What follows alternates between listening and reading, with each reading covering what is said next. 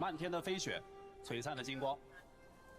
真正的英雄，就是以平凡之躯，对抗着这个岁月的麻木不仁，让自己与更好的自己一遍一遍的在未来重逢。未来还可以继续吗？未来还有属于我的机会吗？未来还可以一直赢下去吗8年前，我没有想过能坚持到现在。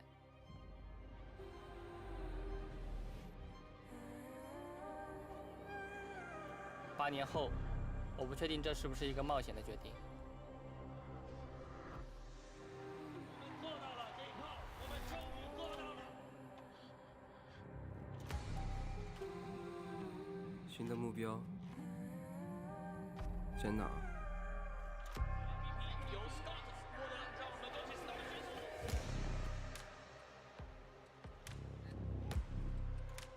该停下来了吗？他们说我已经拿到了所有的荣誉，可我还想再拼一次，因为还想赢。我回来了。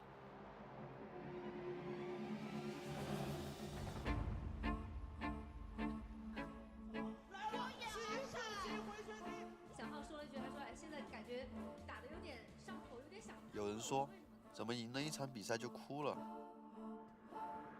因为我知道自己为了那一场胜利付出了多少。队员们都比较的年轻，很敢打。在 LPL 的发挥真的是令人欣喜。无数次的训练之后，胜利的机会依旧稍纵即逝。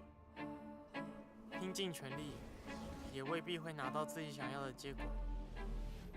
努力不一定就有回报，但是不努力一定就没有机会了。这一次，我们会走出属于自己的那条路，燃烧自己，目标只有冠军。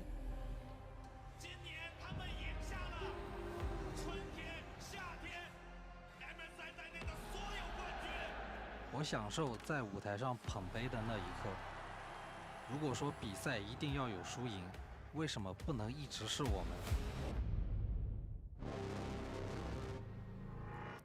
抱歉，这次我们站在了对立面。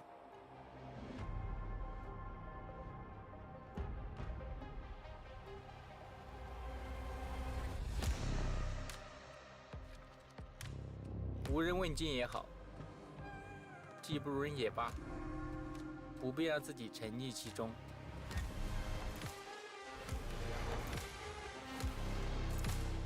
所谓的最强和第一，应该由谁来决定？我们所挥洒的每一份汗水，都是为了追寻不变的目标。成功就是从失败到失败，也依然不变的对胜利的渴望。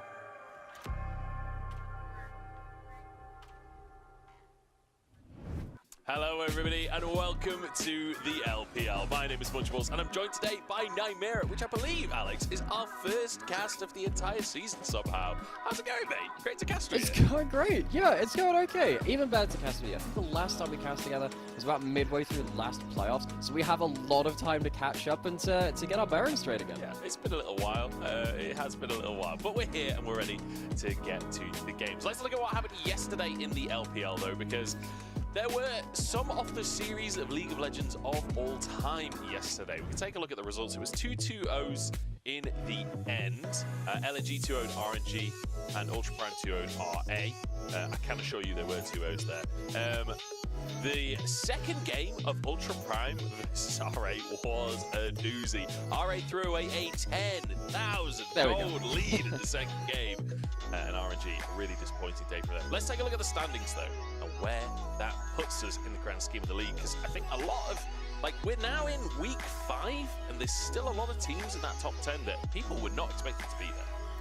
Anyone's Legend, maybe some people would have said the changes would have brought them up to this point, but even then, they're flying pretty high. Fun plus Phoenix, we're seeing them play today as well, 5-3. That's a really good result for them. And as we move over to the second page as well, we'll see the teams are obviously not in the playoffs bracket if it were to be cut off right now. LNG, one of our world's teams, starting a bomb out despite their good result versus RNG.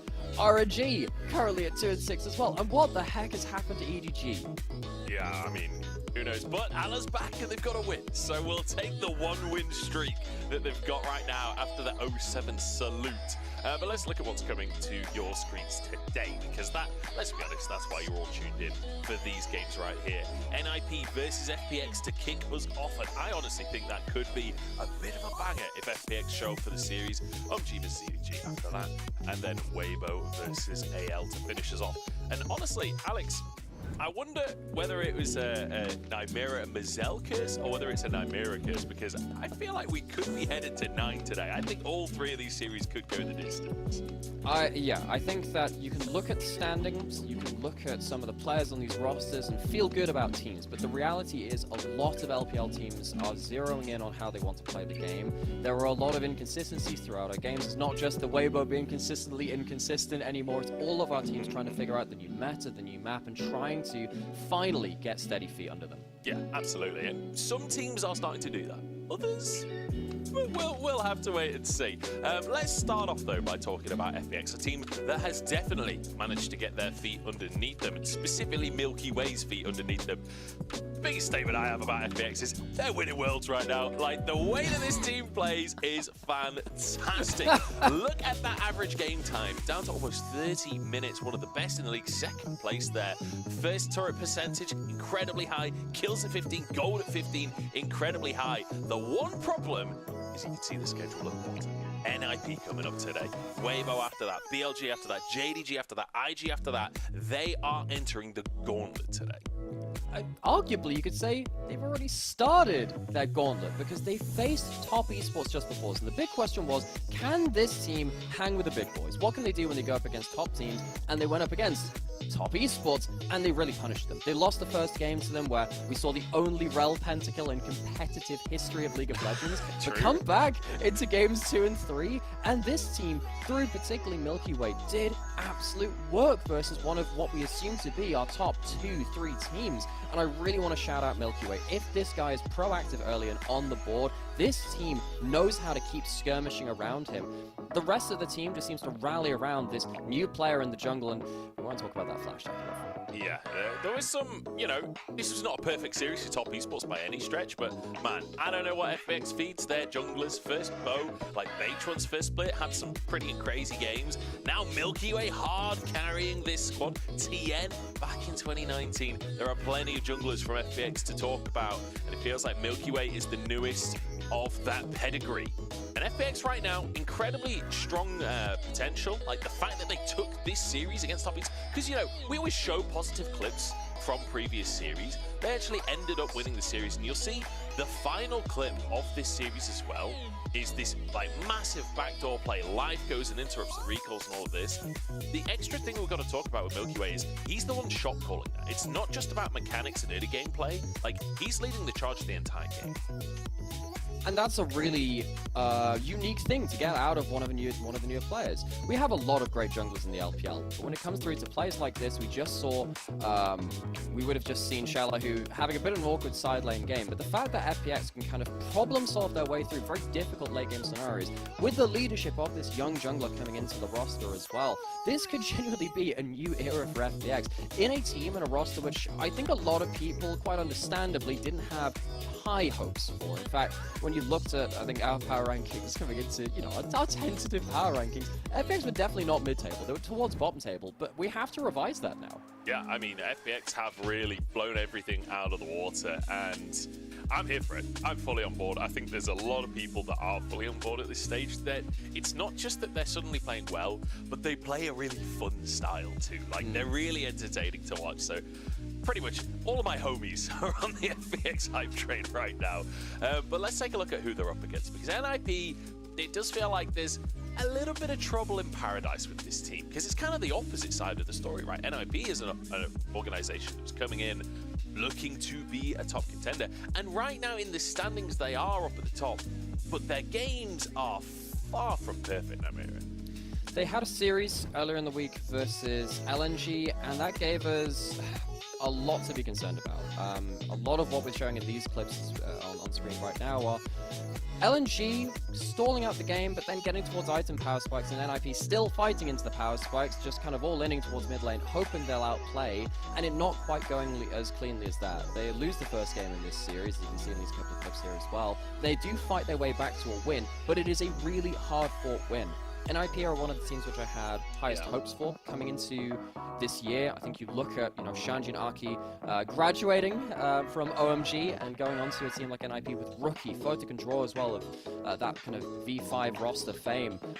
This is meant to be a team which is meant to be a lot of the right pieces playing towards an identity that they can all work around, and it feels like they are not quite settled into an identity yet. They're still winning, and a win is a win, but we do expect more of them. Now, coming up against FPX today, it does feel like we need to see a cleaner style of gameplay. It feels like, we're over halfway now, right? We're over the hump of LPL. We're getting towards the latter half where playoffs is going to kick off. NIP have to be cleaner. We can't have cobbling together wins over a team like LNG, who have also been struggling dramatically.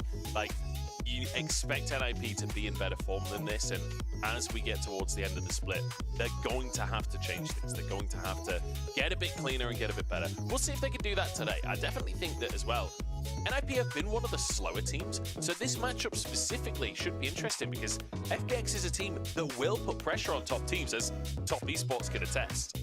And I think what this means is that we really have to see what is going to happen in quite a different matchup. Often we talk about matchups which are going to be between players in the same roles, but I really think it is Rookie versus the Rookie. It is Rookie of the split Milky Way versus Rookie in the mid lane as the engine rooms of their teams. They've really been good litmus tests for how these teams are playing. If Rookie has good KDA, he's going to carry the late game team fights. If Milky Way has any kill participation, probably FPX are going to start firing in the early game, and they are coming out on stage now. So we get ready to get settled into seats for this first series. Just on that note of Rookie of the Week versus Rookie himself, right? I think is the best way to word it, because Milky Way has won he's won 3 Rookie of the Week awards so far in spring. This guy really has been the guy to watch coming in for his first split of LPL. But he's up against Rookie, who, again, has been winning awards as well. He's got 2 mid lane of the week. He's got 1 player of the week as well this split. So both individually playing very well this split. And I think that's important, not just for Milky Way as a Rookie, but Rookie in the mid lane. Last year, I don't think had the best year of his career. Yeah. He's always been a lane dominant mid laner that can take over a game, and I feel like this year his laning is back on peak form again. And I think also just his eye for playmaking feels to be open. It feels like last year the situation with Rookie was that you tune into a series on top esports while he was there, and he'd have 1 good game and then 1 bad game, and then the 3rd game was a bit of a coin toss between the 2 as well. He was still probably, a top half of the LPL in terms of mid laners, maybe in towards the top 5 as well. But the fact that that is in question, it tells you how much of a rocky road he had in that year compared to his own standards. I think also now, coming into this roster, we see the rest of the NIP team come out onto the home stage for Shenzhen today as well. So we'll see them in front of their home crowd. It feels like this team has a lot of good parts of an identity which have worked towards each other. It feels like Rookie last year struggled with Wayward and Tien not really meshing towards the top side of the map. I feel like with Shanji and Aki being a very, very concentrated duo. I think actually Shanji, every single LPL game he has ever played has been with Aki, despite the teams that they've been on. And then the fact that you also have Photic and Draw, who might not necessarily be the explosive bot lane, but be the rock down there, which can kind of allow you to always have that insurance towards late game. I think this team has got a lot of good balance in it. Yeah, I definitely agree with that. You can see the top level potential currently with Shanji's entrance into the LPL, getting all of those solo kills, his Shyvana top, his Rumble, that feels like a while ago now. We're getting a lot of K'Sante, a lot of Udyr, kind of standard top lane picks from Shanji, which I'm totally okay with. That's not a criticism. He's learning to be a meta player, and that's what you got to do if you Like, you know, you want to win World Championship one day, you've got to be able to play everything. But, you know, there's a lot of players like that where, like, Rookie as well, known for thinking outside the box a little bit, managing to win his lanes. Fotik, like one of the best centers in the world, and starting to develop that pool and trying to become just one of the best AD carries in the world instead. It feels like this whole roster has a lot of potential and has a lot of firepower, it's horsepower within the engine. It's just seeing them do it all together. It's seeing them do it as one unit will be the question today. And they're going to have to, because as you can see on your screen, FPX on that stage, and like we said before, this is a roster that has impressed. This is a roster that have changed expectations of themselves. And I think across the board as well, because like I'm looking at the bottom lane here, Doctam and Life really have been so flexible. Not necessarily like the all-star bot lane of the LPL right now, but I think when your AD carry has played 14 different picks across the split and we're only in week 5, that screams flexibility to me.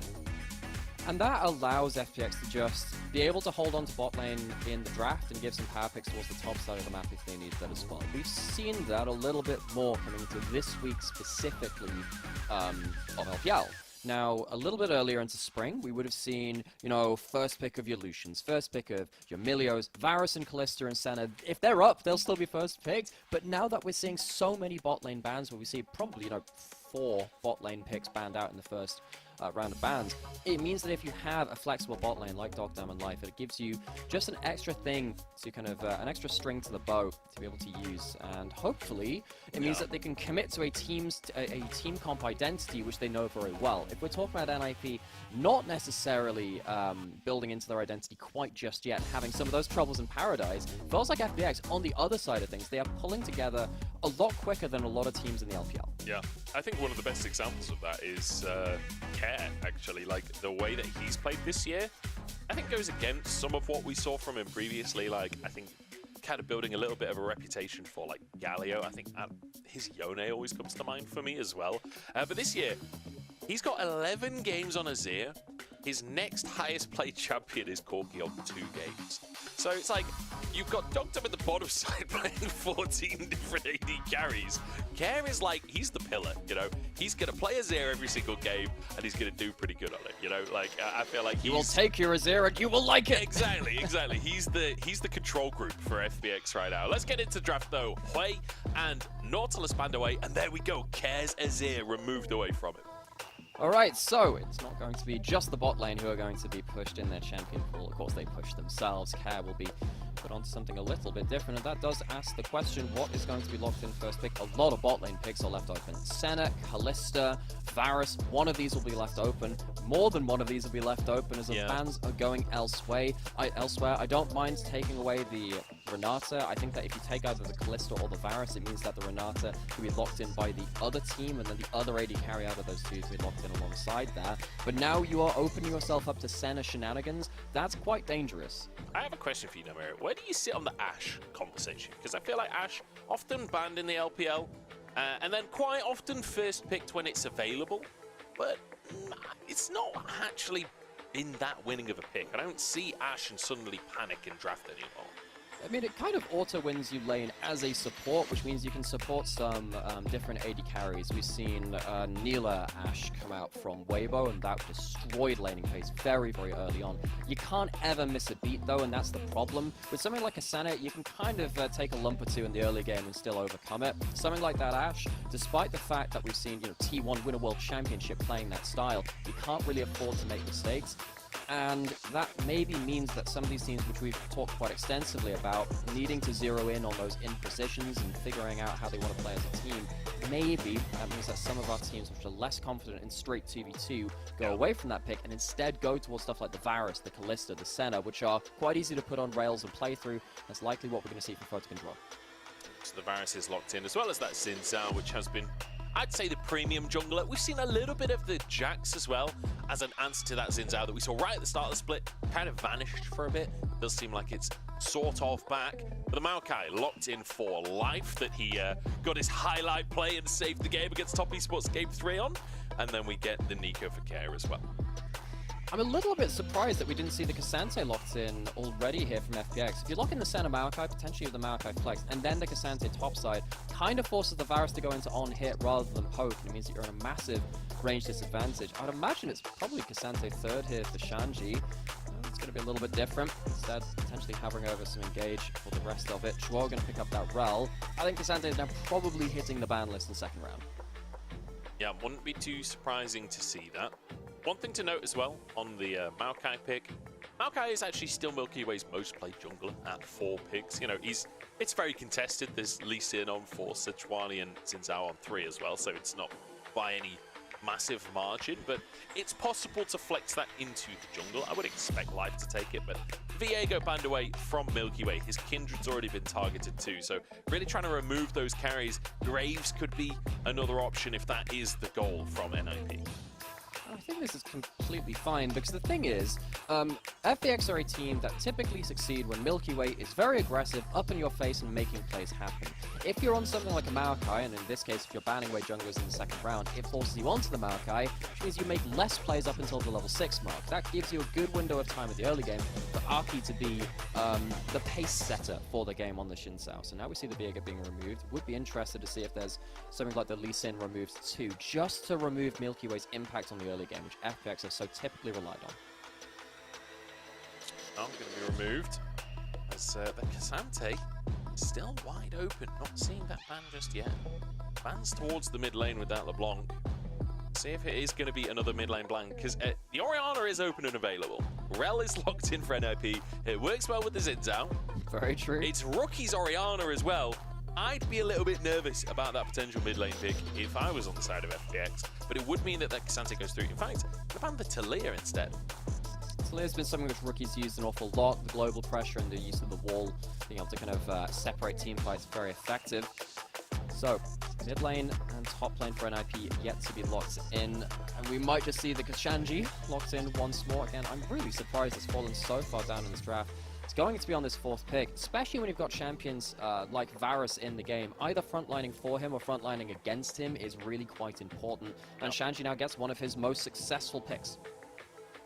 So one thing that is available is the Fiora for Xiaolahu. He's played it 3 times already this split. Oh, you like the 0-7 Fiora game that they beat Top Esports with? That. You like that was a personal favourite top 10 performance for me. Okay, Gwen comes in. This is something that we've been seeing a little bit more of back when K'Sante first came out. This was one of the answers to the pick. We saw it yesterday as well. Didn't really have much of an impact on the game, but you can have an incredibly one-sided laning phase with that Gwen. We'll see what Xiaolahu can do. And we also saw YSKM pick it up for IG and do some pretty nasty damage in their last series as well. It also gives you some team fight access to the backline, because your ult just travels through everyone. You've not got something to block out skill shots like that. And Milky Way, of course, gets his Lee Sin as well. LDL jungler coming up to the LPL. We talked about this guy being an absolute star for his team. He was on RNG's LDL roster, Royal Club. They still keep that name from the early days. And this Lee Sin is one of the champions he really made his name on. He's on an early playmaker. It feels like he can then baton pass over to Care. And then, of course, the Maokai in the support role as well to be engaged threats later on. It feels like FPX, there's a lot of comfort there. They've got a lot of good answers to what's been put out on the other side from the Ninjas in their home arena. But I'm still looking at K'Sante on Shanji as well. It feels like that is just such comfort that it is still worth talking about, despite the counter matchup. The most important thing to mention there is the fact that you said K'Sante on Shanji instead of Shanji on K'Sante. That really elaborates quite how much of a comfort pick it is. But on the opposite side, it's comfort for Xiaolahu as well, because Gwen, believe it or not, is actually Xiaolahu's most played champion in professional play. He has about a 50% win rate on the pick. It's not like he's always gone crazy, but something that he's extremely comfortable in, and locking it in for that counter matchup. So a bit of pressure on his shoulders to perform up against really one of the big name top laners these days on the side of NIP.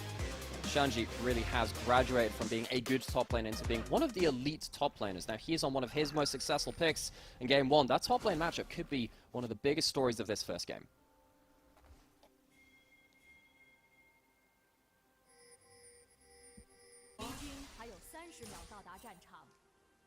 Not sure we're going to get Gyos for game number 1 in the end. We always have to lay out for them. Sometimes it gets It's a nice little to bit check. awkward. Yeah. It's nice to check. And, we're- you know, maybe they wake up throughout the day as well. Yeah, and we will be in Shenzhen here.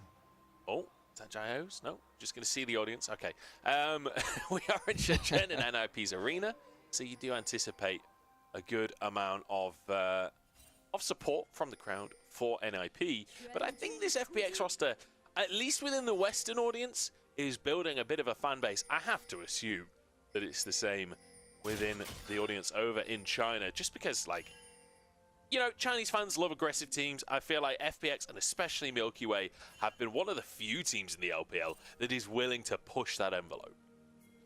They are, and it feels like they've adapted better to the current season than a lot of other teams, and a lot of it is through this guy on the screen. I know we talk about him a lot, but we have to. He's so good, especially for how much work he's been doing for this team. He needs to really try and get an advantage for one of these snowbally kind of matchups. If you can get Care ahead, get him to multiple items, that'd be important. If you can get Xiaolao ahead as well, that individual matchup could be so potent, being team fight and side lane viable against that K'Sante. NIP on the other side, I think if they get to just sit out this early game, fight for standard 5v5s and stop those side lane kind of angles being played through, I think they're pretty happy on the other side of it.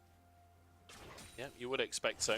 Just want to point out the double Doran's items for FPX. This is, if you've been living under a rock a little bit, if you've been out of the loop on LPL, we are seeing this more often now, especially in center lanes, I've noticed, where you do need a little bit more presence. You want to be fighting for prio a little bit more. You won't necessarily win it automatically. The extra Doran's item does just give you a bit more presence there in that lane, and it does mean that. And then on the first reset, you grab your support item and go for the usual route for life, or actually probably in this matchup for I mean, Doctor. Yeah, because the thing is, support items don't give you stats. The stats don't help you fight, and particularly in pro play, first few waves of bot lane are so important, and when you've got such aggressive junglers too, you just want to give them as much ability to play around the map as possible. It feels like, you know, obviously looking at it now, it's not going to be huge jungle intervention towards bot lane very early on. Dogdam and Life, they're just going to collect the wave at turrets, and they're going to be looking for their first reset a little later. Milky Way hanging towards the top side of the map right now. Interested to see if he walks into the enemy jungle, puts down a ward to scout out Arky's second clear. Yeah, and worth mentioning as well that as you're talking about Milky Way pathing up towards this top side, a lot of that will be down to the fact that you've got Xiaolao who up there on this Gwen. You're going to get priority pretty much consistently against that K'Sante, aside from, you know, when the wave's crashing into you, etc., etc. But Care as well, able to get priority in the mid lane, means that Milky Way has control of the top side. Grub's coming up in a minute and a half. I'm curious if he's just going to return to that top side, because it'll be his bottom camps that are spawning. We'll have to see on that front, because it would be really nice to get the grubs for the side of FPX, because we're assuming that they're going to have side lane pressure, because you have the Gwen into the K'Sante, very good individual matchup.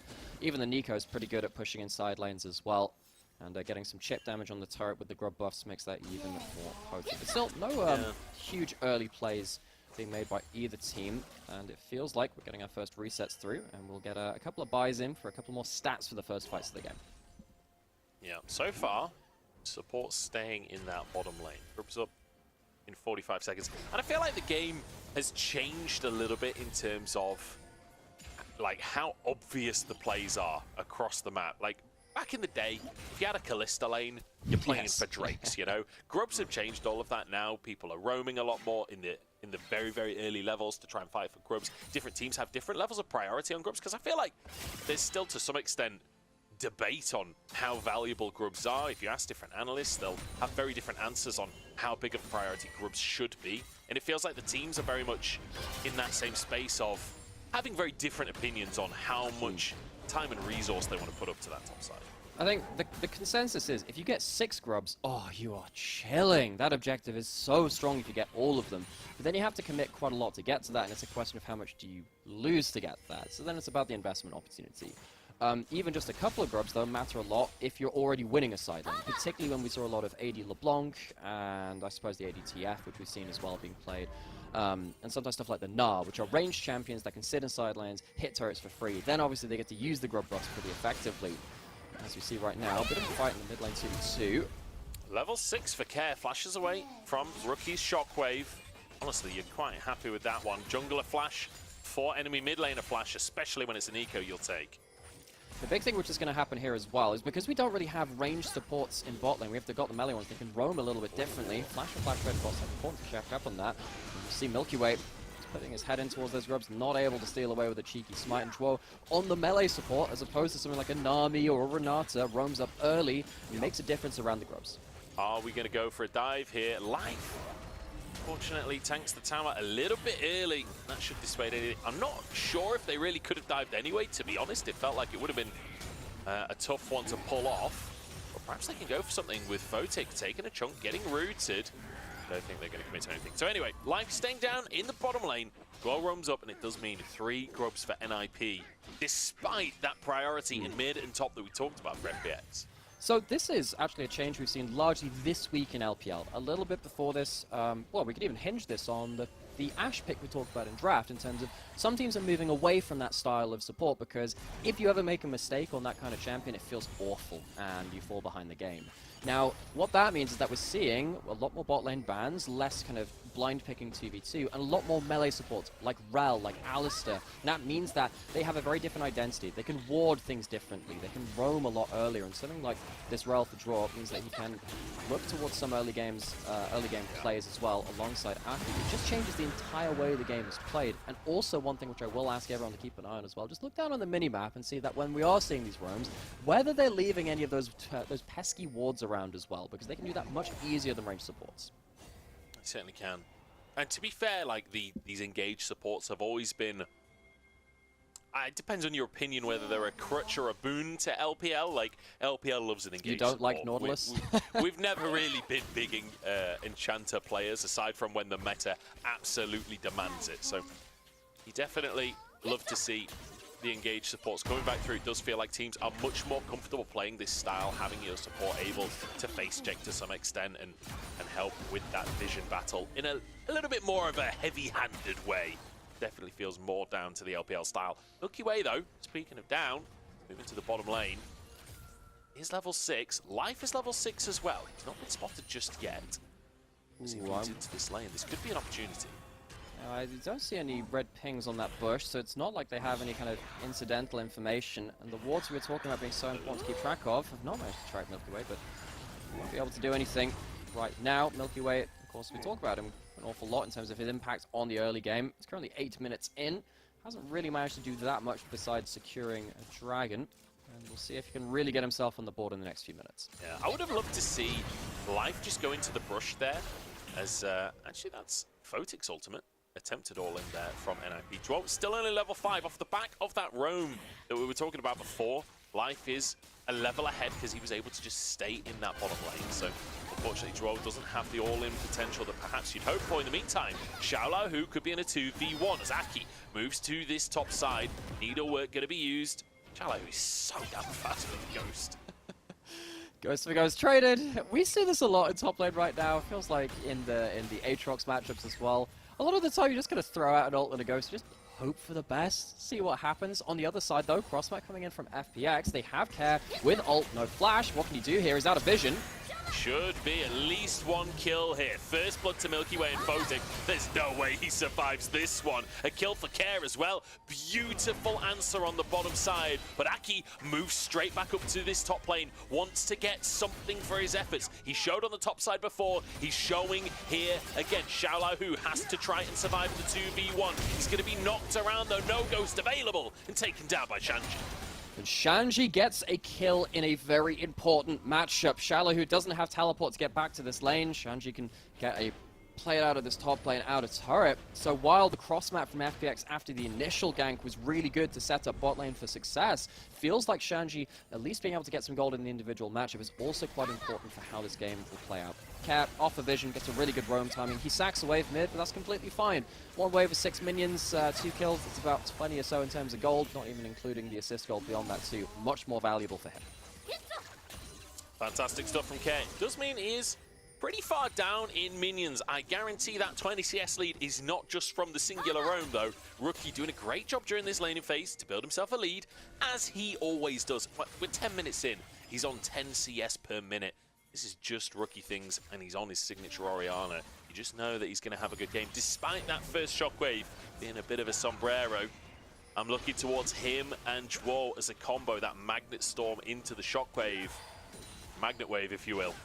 Zaki looking towards the 6 grubs here. This is pretty great. Oh, here we go, the combo we just talked about. And it takes FPX apart. Milky Way, 1 HP, and Rookie will flash to finish the kill as Dwo looks for a bit more onto Doctum, and it's Aki to grab the bonus point. NIP pull the trigger, and FPX are just not respectful enough of the Rel coming out of the Fog of War. Great combo from Dwo. It's going to open up 6 grubs to be taken from NIP. And one thing we said is that love him or hate him, 6 grubs is such a powerful buff. Teleport in from Life and bot side. He has an ult, but he is currently alone versus Photic. I'm not sure how much he can force here, but it's a good amount of damage. I'm pretty sure he wins this 1v1, honestly. Like, he's got armor, he's got a Barbie Cinder. What can you do as Varus in this 1v1 matchup? Life has just annihilated Photic. Support Life. Life finds a way, somehow, just as this pesky Maokai support gets a great teleport onto a ward left in lane to kill off Photic. So NIP, it's been a bit of a give and take. Sadly for them, this rock of the bot lane, Photic and Dwo, it's hard to get under their skin. But Photic, he's been falling quite far behind now. That's a bit of a concern for NIP. He's a lot of the continued DPS for this team. Which replay we're going back to? Alright, okay, we're going back to the big combo. On top side, Dwo, fantastic CC combo. Rookie's right there to follow up. Feels like, oh, Shellah is just dead. Is this a 1v... Oh, it's Aki. It's just 1v1ing the enemy top laner at this point. That's not how this is meant to go. NIP now with a fantastic position to just shred through this tower. Obviously, not got Herald just yet, but those 6 grubs are really starting to pay off. So, it's a really split map in terms of the gold that we've been given. NIP now have 6 grub buffs, that'll be very powerful for them, but the dragon stacking from FPX and on a Mountain Rift as well, that's going to be a late game win condition in its own right. NIP, they are going to have to use the investment of the time which they put towards those grubs really well now, because if you're going to be playing towards late game dragon fights, you're going to have to stack them up more against the team who's already got 2 early. They need to make sure they can actually hit towers to make sure these objectives are equal. I have to say, I am loving this series already. We're only 13 minutes in, but this has been entertaining, and I feel like, you know, we talked about FPX being a team that's willing to put the early pressure on. NIP are coming alive today. I don't feel like this is just FPX putting on the pressure and NIP responding. NIP have been making proactive plays, and I think it comes down to this Rel pick that you were just talking about. The roaming from Dwo. When you look at his champion pool so far this year, it's been Milio, it's been, you know, Tahm Kench, Renata. He's got a few games on the Rakan, but like this style with the Nautilus, the Rakan, and now the Rel coming into that mix as well, it feels so much more comfortable for NIP. It's so funny comparing certain different supports across the LPL well in terms of how they can how they work. I'm going to use this expression top side. Because if you compare, say, Dwo to Crisp from Weibo, you know Crisp has not won a single game on melee supports, but won pretty much every game on range supports. Sometimes just players need a certain champion pool to make the best of their kind of identity. See that Dwo doing quite well in regards to his early roams. Of course, it has come at the cost of Photic's individual power. We now see that Photic is in the mid lane. He's pushing up towards this Herald, which is being taken by NIP. Shockwave in the mid lane, which is caught out. Dogdown only really chunked him out, but it does stop FPX having the HP to really contest early. Herald taken by NIP. No, we don't get the fight that was perhaps brewing. Aki having that objective, though, could be dangerous. Shellah, who has had a ton of pressure towards him. It's funny, because when I looked at this draft, when I saw the Gwen there, I sort of expected it to be Milky Way focused towards that top side. With the Senna in the bottom side, quite often you do see that kind of quote-unquote weak side bot with that, but no. It has been Aki really putting the pressure on top side. 6 grubs, has the Herald, has ganked this lane multiple times, and it has been paying off for him, but it means gold, as you said before, is pretty much dead even. Where that gold is on the map is pretty different between the two teams, and importantly as well, those Drakes stacking in FPX's favor. So we'll be looking towards that next Drake spawn as potentially a catalyst, honestly, in this game. I think that NIP really can't afford to give over early Dragon. Now, the problem is that means you're on a little bit of a timer to find a good fight. You've been winning well around topside, but if it comes into like a 4v4, 5v5 around a Dragon, it means that Photic has to start playing in the team fights alongside Doctime. And Doctime and Life right now are going to be far more impactful on the whole than this Varus, who is 0-2 and only at the Blade, which is still a good item breakpoint, but I'm really quite worried about NIP when it actually comes to the proper 5v5, so eyes on that. Eyes to see if Dwarf and Rookie can get the big combo, which stops it being about the bot lane. Big fight potentially as Dwell was hiding in the Herald pit there. Goes in with the Magnet Storm, but it's flashed away from. Milky Way could just walk forwards. Railgun across the team's life. Flashes out safety. Great kick from Milky Way to save his teammates. And FPX, they just get a pick and walk away. So, what were we saying? Yeah, let's wait for Rookie and Draw to get the combo, which means it's not about the bot lanes. They don't get the combo, and things kind of fall apart. They do get themselves a little bit of time to take down their first tower of the game towards topside, but that's a little bit of a warning sign for the Ninjas. FPX, it feels like they're getting to a point of power when it comes to these 5v5s. How did the start? Of course, it started with Draw looking for that combo, but he doesn't hit the Q stun. If he hits the Q stun there, then the whole combo follows up. It's just not as easily done as it was the first time around. No, good flash from Doctum to survive that one. I will be looking at Doctum this game. The helicopter sounds come into play, as they so often do. I will be looking at Doctum this game and looking at his soul count as we go on, as he's up against Photic today. Photic, a player that he's built a reputation on this center. Feels like Doctum, you know, up against one of the biggest center players in our league. You expect him to show a good performance today. He's going to need to. I think he really does, as feels like Doctam was the beneficiary of a lot of the pressure towards bot side. Now there is a obligation to carry, obligation to have some really big value in these fights, as we do have this Dragon coming up. We said, hey, got some worries about NIP. How can they fight around the big fights? They're looking for the big play. Draw has flash. He has his ult. He's got a lot of gold in hand as well. Herald forcing the play in mid lane. Feels like a big commitment for the Root to come out from Life here, and Aki will be punted back underneath the tower. Needlework flying across the team. Does chunk Photic in the end. Tower defended for FPX as Drake came onto the map, and it's NIP that have control of River. So, big ultimate used from Life in the Maokai though, which means that you won't be able to start off the fight necessarily in the way that you want to. Care potentially going to teleport back onto the map, but where is he going to teleport? He's going to teleport lower into River, and that's exactly what he's going to do. NIP on the Dragon, Care on the flank. Pop Blossom available, but no flash for Care. He's pretending to be a caster minion, but I don't think they're going to believe him here. Blast Code could get him into the play here. Photic and Rookie will be his targets. Keep your eyes on that caster minion just above the banana. Zaki tries to threaten him. Dragon still on 6k. Dwell has found a fight, gonna fall. Magnet Storm to kick it all off. The Shockwave doesn't really land though, and FPX still going strong. The Pop Blossom lands, and Photic barely surviving as Shanji jumps into the front line to carry this fight. NIP somehow still going after the Pop Blossom, and somehow will take the Drake. I think the HP bar advantage from NIP at the end of it is really what solves it. Even though Care gets into the backline, it's only the 1-for-1. And NIP, the worries we had about the 5v5 and how it potentially could work out in FPX's favor and not theirs, those worries have been put a little bit to rest. NIP just about walk away with the Dragon and the 1-for-1. I feel like Shanji doing a lot of the heavy lifting for NIP in this fight, the all-out. After Joel goes for his Magnet Storm, you see Shanji pretty much just charges through the entire FPX roster. And even though the big combo lands, it's not quite in the follow-up from the Shockwave. He doesn't get the AoE stun afterwards as well. So it feels like the fight resets a little bit, and that means that with the big ultimates down, it means that someone like K'Sante can have a lot more value as he just runs through with consistent value. NIP walk back out onto the map now. Not afraid of having a soul against them in the next 5 minutes.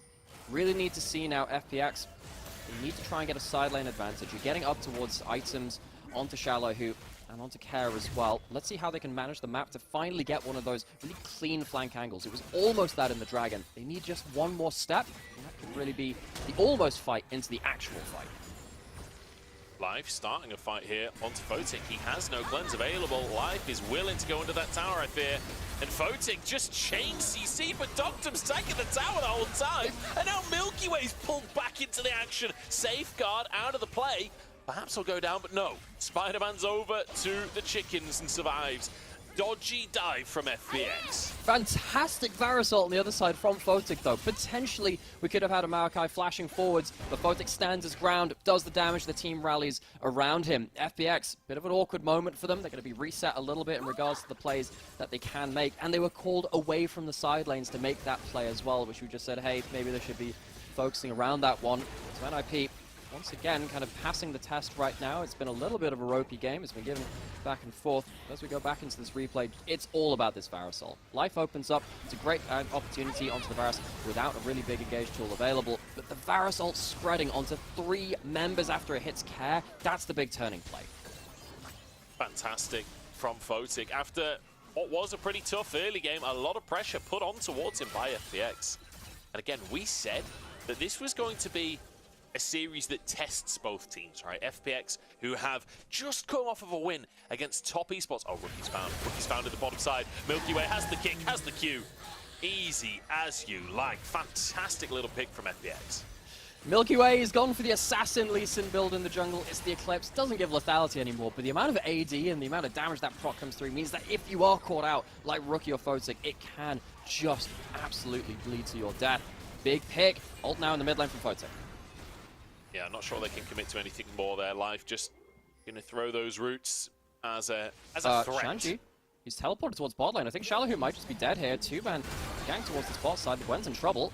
Okay, tier 2 taken here by Xiaolahu as he tries to escape. He's running the wrong direction. That's a lot of sustain. Aki almost went down. Xiaolahu's over the wall. Oh my god, can he actually get away from this one? Perhaps looking for an execute. The Can he teleport out? Procking. Shanji is moving into the play. He's so low on HP. Xiaolahu gets dashes very often. So does Shanji, but there we go. The W forward in the end finishes the job for Shanji. So the 2v1 eventually works out for the side of NIP, but you can see that FPX, they're starting to get that power in the split fights around the map and with these individually powerful members inside lanes. Shallow, who we mentioned, the 0-7 Fiora, it won, but that's kind of sometimes what we expect from this guy's champion. This is a similar philosophy this game. The 0-3 Gwen, like, yeah, sure, he died, but at the end of the day, he got the tier 2. And in the meantime, his team got the tier 1 in the mid lane as well. Like, I genuinely think that was a positive trade for Xiaolahu, even though he ends up going down. He even buys the teleport out of Shanji, you know. It is a good death. It works for them. And I really want to see FPX start to, again, pull NIP around the map. Make sure that they can't set up for the 5v5, which we're a little bit worried for FPX on if the big combo lands from Jwar and Rookie. Nice Q from Life, but I don't know if he survives this one as Shanji knocks him back to the team. Forces out. Piercing Darkness. Nearly called it Piercing Light there. That's the Lucian one. I do wish that they would, I get it, it's Lucian Center. I do wish that they differentiated it a little bit more. Piercing Darkness is the Q. Is it Dawning Light? Dawning Shadow? Something like that on the ult. Either way, he doesn't have that now, and it does mean that as the dragon is spawning, FPX down that important ultimate as we get in towards this 5v5. FPX, they don't have a flank angle. A flangle! They don't have it right now. NIP, you need to be careful if that does come to be. Reminded me of Plane not having a phalange at this point. As Drake started by NIP. Rookie is really chunked, but in the meantime, Shala, who crashes away to mid tier 2, I wouldn't have hated him just threatening that objective instead, but Care on a flank right now. There's no way they know that caster minion is Care, right? Like, caster minions always do that. Trying to zone away the rest of the team as FPX just move in onto the Drake. They take it right from under Aki's nose. Life pulled over the wall by Shanji. Perhaps a pick, at least in answer for the Drake that has been stolen. Flash Force from Life just before the play. Dies in the Dragon fight, but it doesn't lead to NIP being able to do anything in Photic. Oh, you gotta be so careful. And now Shanji's found Care. Oh, which one is it? Not that one! Shanji baited and outsmarted. Classic misdirection, and he's not even playing LeBlanc. Couple of split fights towards the end of it. As Photic, he doesn't have Flash. If Milky Way manages to get a ward hop forward into a Q, that potentially could be death. Again, this is such a powerful Lee Sin. They found Aki now instead. That will dissuade the play. Do you know, if Aki's not there, that is a dead Photic, because the flash before from Milky Way would have paid off massively. And again, Xiaolahu getting all of this pressure elsewhere on the map. Kick out in the mid lane. There is pressure on the rest of the map from FPX, but they do give up finally. Mid lane out of turret, both mid lane turrets down. Of course, one of the big things which happens when mid lane turret is down, it makes it much easier to put down wards in the enemy jungle, which will lead to big plays like this. Again, a lot of this players are based on how much vision and information NIP have. The reason they don't commit fully to this fight is because they're really afraid of the Neeko flank on the bot side, which means that they can't go just piling towards the dragon. It means that it is just a steal attempt and nothing else from NIP. They're lucky that Shanji gets the Uber for life, take him into danger, take him into harm's way, and gets the kill, at least in recompense for the dragon. Other taxi services are available. Yeah, I'm not sure if I was live, I'm not giving a good review. No, definitely not. 4 stars at this point, which, you know, that's the end of the driver's career, the poor guy. 26 minutes on the clock does mean Baron is in play, and you can see both teams very aware of that fact, looking for vision control at this stage. And right now, it's NIP that have it, but I am loving that we are literally 200 gold apart in this game, Nymera, as NIP start the Baron. And NIP are forcing this play while FPX don't have topside vision. Xiaolahu on the bot side, they're looking to force his teleport, but actually they can finish the Baron. FPX, they're way too slow to respond to this. Honestly, at this point, it's Bauslahu. He's just off in the side lane. He's got a negative scoreline, but he's going for an in-hip tower. In the meantime, Troll has been caught out. This is a 4v5 that FPX are starting right now, but they just want to stop the recalls. Rookie cannot get back to base. Milky Way now threatening his Rookie, caught up by the Pop Blossom. That's a bit of damage coming out from Care. And in the meantime, Xiaolu's just going to try. He's ending the game! They're doing it again, Nymera! How can this keep happening? Xiaolahu forced away this time. The needle work just ain't enough. And now on the opposite side of the map, Aki in a 3v1, Shanji threatening onto Kev. He can't quite close the gap. Aki goes down. Rookie, the next target is life, closes the gap. Doctum still going strong. And FPX, not only do they take an Nexus tower, they take the fight off of the back of the Baron. This will be 3 for them as Shanji desperately tries to get onto Doctum. There's just no way. FPX, they are playing the map beautifully. The Flames of the Phoenix put up such a smoke screen that NIP don't know what to do around the random map plays. FPX got damn near end the game. The Baron power play is at 0 right now after the immediate gold of the kills goes right the way of FPX. It's a good timing for them. They get a great amount of damage onto the Baron because they have the on-hit Varus. Things get weird after this. Care dodges out on the Varus ultimate because he hides as a minion this time. And that means that that's one of the big pick tools gone. Things get really weird after this point, though, because FPX, they're not really committing to a single target. The big point here is that Aki uses his frontline ultimate very early into the fight. Doesn't really mean that they can fight back beyond this point. He's forced to all in, he doesn't have any dashes out of his way to safety, but because Rookie is solo HP and he doesn't really have a frontline at this point, he can't really play around this either. And honestly, credit to FPX managing to pick up the pieces with their extra mobility and follow up skirmish kind of damage. Absolutely phenomenal, and like really, really great. Obviously great by Xiaolahu to put the pressure on in the first place, but great non-committal fighting from FPX as well. In essentially the 4v5 to start with, a couple of the recalls come on through, and then committing to the fight. Like keeping it close enough where NIP can't all escape, but then committing at the right time. Doctum keeping his distance, getting so much damage down in the extended skirmish. And FPX, I mean, this map play has been fantastic to witness. It was great against Top Esports. And the 0-4 Gwen getting so much done is just phenomenal to see. I swear Xiaolahu, his KDA is just inversely proportional to how well FPX are actually doing. When he's feeding, oh, you know it's a good game for FPX. And now with Dragon coming up, FPX being able to stunt out the Baron push as well and keep vision control on bot side. They're looking towards, at minimum, Mountain Soul being threatened. And they can also still threaten the rest of the map with Xiaolahu back in top lane with teleport. If FPX win this game, I really hope that we get an interview with Xiaolahu. I want to hear from him. I want to hear if he's... How does it feel to feed and still win? I just want to know if he's like a huge Baus fan, like if he's just always watching the stream. Like it does feel inspired, that's for sure. 0-4 right now, 3 items on the ground. And the thing is, like, sure, you can laugh at the scoreline, but at the end of the day, this is a 3-item Gwen now. Like, regardless of that scoreline, he is going to be terrifying. If he does join one of these team fights, that needle work will shred Photic and Rookie. Absolutely. And this is the thing about being stuck in a side lane and getting a lot of individual tower gold. It gives you that benefit despite how the early game went. Now, Seoul, Mountain, taken by FPX. They're starting to push against the Baron, which is now, of course, timed out as well. FPX, this team are so exciting to watch. If you told me this team would be playing like this just a couple of months ago, or even just a month ago before the split started, I would have called you a liar. This team is really starting to prove expectations wrong. Certainly are. IP kind of pushed to the brink here to some extent. Photic on 3 items on the Varus. Does feel like during some of these fights he's struggling to get his targets. You know, Life, pretty much the only easy target for him to go on, even when he gets onto Milky Way. Milky Way is so slippery in these fights, and if he goes close to Care, he will just get one shot. It's feeling like these fights are quite tough on the side of NIP. And one of the big reasons for that is look at the gold which Milky Way has even in the jungle too.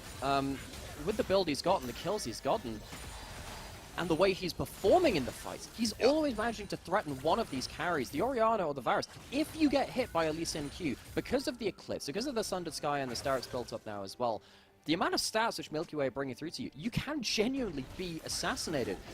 NIP need to be so very careful not to give too many angles to FPX. And the problem is, there are a lot of angles you have to watch. You have to watch Xiaolahu potentially on a flank, or, you know, ending the game. You've got Care on the Nico, who's, you know, been a minion on the flank and not always gotten the big teamfight ultimates, but the threat is there. And you've also got Milky Way, and while all that's happened, you've got the Maokai ult flying at you from the front. NIP feels like everywhere they have to stand is treacherous terrain. Does feel that way. I just want to quickly point out as well, Doctor, on 121 souls right now. He's getting real close to the 125 mark. That is a big old spike for the Senna. He's already got the opportunity there, headed towards some armor penetration as well. Xiaolahu could be picked off. This Rookie was waiting in the brush there. Recently, we did see Rookie finishing off that death cap. Now, the shockwaves this game, honestly, we saw the one early on. Since that point, they've not been particularly notable. Despite Rookie, you know, having a great laning phase, getting up in CS as he always does, not seeing that much from him this game in terms of the team fights. Part of the reason for that is the team composition of FPX don't have to clump up. You're probably going to have the center stood behind the Maokai, but besides that, who else really wants to be stood together? Well, you want Care on one flank, Milky Way also on the flank too. Who's really going to be corralled into the same position? It means that it's much harder for NIB to kind of like prey on the instincts of the enemy team comp to get a good combo. Now, realistically, they might just be looking at a Baron steal, but I think FPX, they're pretty happy to just sit here, not finish the Baron, and give some time for Xiaolahu to work out an advantage in the bot lane. I mean, the thing is, they can sit and DPS this all day long. Senna is just going to keep Milky Way topped up. And in the meantime, pressuring all 3 lanes. You saw Life was pushing the mid lane as Care goes top of Xiaolahu bot. And in the meantime, Milky Way and Doctum just continue to DPS the Baron. NIP, their macro knowledge is being tested right now, and Zhuo caught out 2 ultimates to take that support, but honestly, maybe worth it. In the meantime, Shanji's looking for a solo kill in the bottom left corner. Rail got across the team, and a blast is huge. Photic flashes into the enemy lines as Doctor finishes the kill. Shockwave only onto 1 from Rookie, and this is disaster from the side of NIP right now. Life is trying to find another 1v1. He already killed Photic, and he do the same to the mid lane, and no, Rookie gets out with his life, but Aki left alone, and the carries move in to sweep up the kills. The only thing which saves the game is that Shanji gets the solo kill. Xiaohu's at 0 and 5. Sadly, this was probably not a good death, but either way, FPX, they don't finish the Baron, but they get so many kills, they're still going to be very happy with how this played out. They're going to reset, use some of that kill gold, go back out onto the map, secure vision control again, and probably just do the same damn play again. And they can keep doing that up until Elder really spawns in the next few minutes. It's going to be maybe a breaking point in this game. What happened down here, though? Xiaolahu, who did he end up even getting the inhibitor out of this? I can't remember if it actually fell in live. He was focusing a lot of his DPS on the structure itself. Shanji says, okay, I know you've got a lot of items, but you still have to pay attention to me. And Shanji, one of his most successful champions, manages to just about win out this 1v1 and hold on to the game. Very well kited there by Shanji. Not staying long enough for Xiaolahu to just stack the Conqueror, stack the passive, and get the big snips off with the true damage. Trying to play it very slowly, using those Qs effectively. Here we go, Life going to use the ultimate to try and zone away. This is Elder Dragon, Mountain Soul already in play for FPX. We're just going to 50-50. There's no smites. This is a disaster, and Milky Way takes it. Disaster for NIP as Doctum taken over the wall. Shanji at least gets one. 1 for 1 so far in this player's care, looking for Shanji. He's not going to let him get away with this one. Shanji doesn't have an escape route right now, and with FPX, full Elder buffs in play. There's the Pot Blossom, the route to follow. Milky Way here to help with the kill, but he misses the Q. This is going a little longer than you would hope with Elder Dragon in play, but there we go, finally taken down.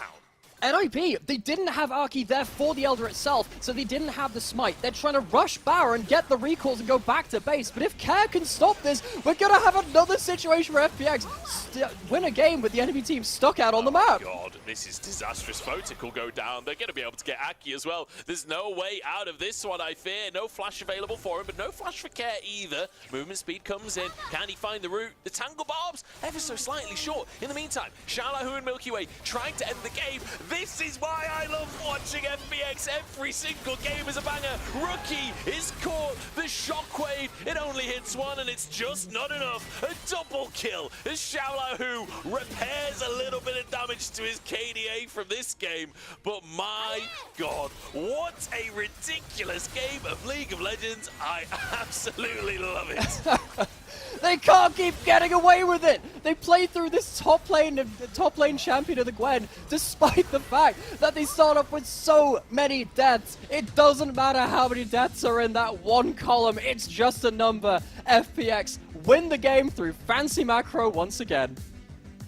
I feel like maybe NIP didn't watch the top esports series. It's the only explanation. The fact that it nearly happened again during the Baron play earlier on, the solo pressure from Xiaolahu, and then the whole game is decided off of essentially just, well, it wasn't quite a flip on Elder, but it felt like an Elder flip. Oh, just sheer chaos. I absolutely love it. We're going into a break. We're going to need one after that game number 1, and then we'll find out what on earth NIP are going to do about this.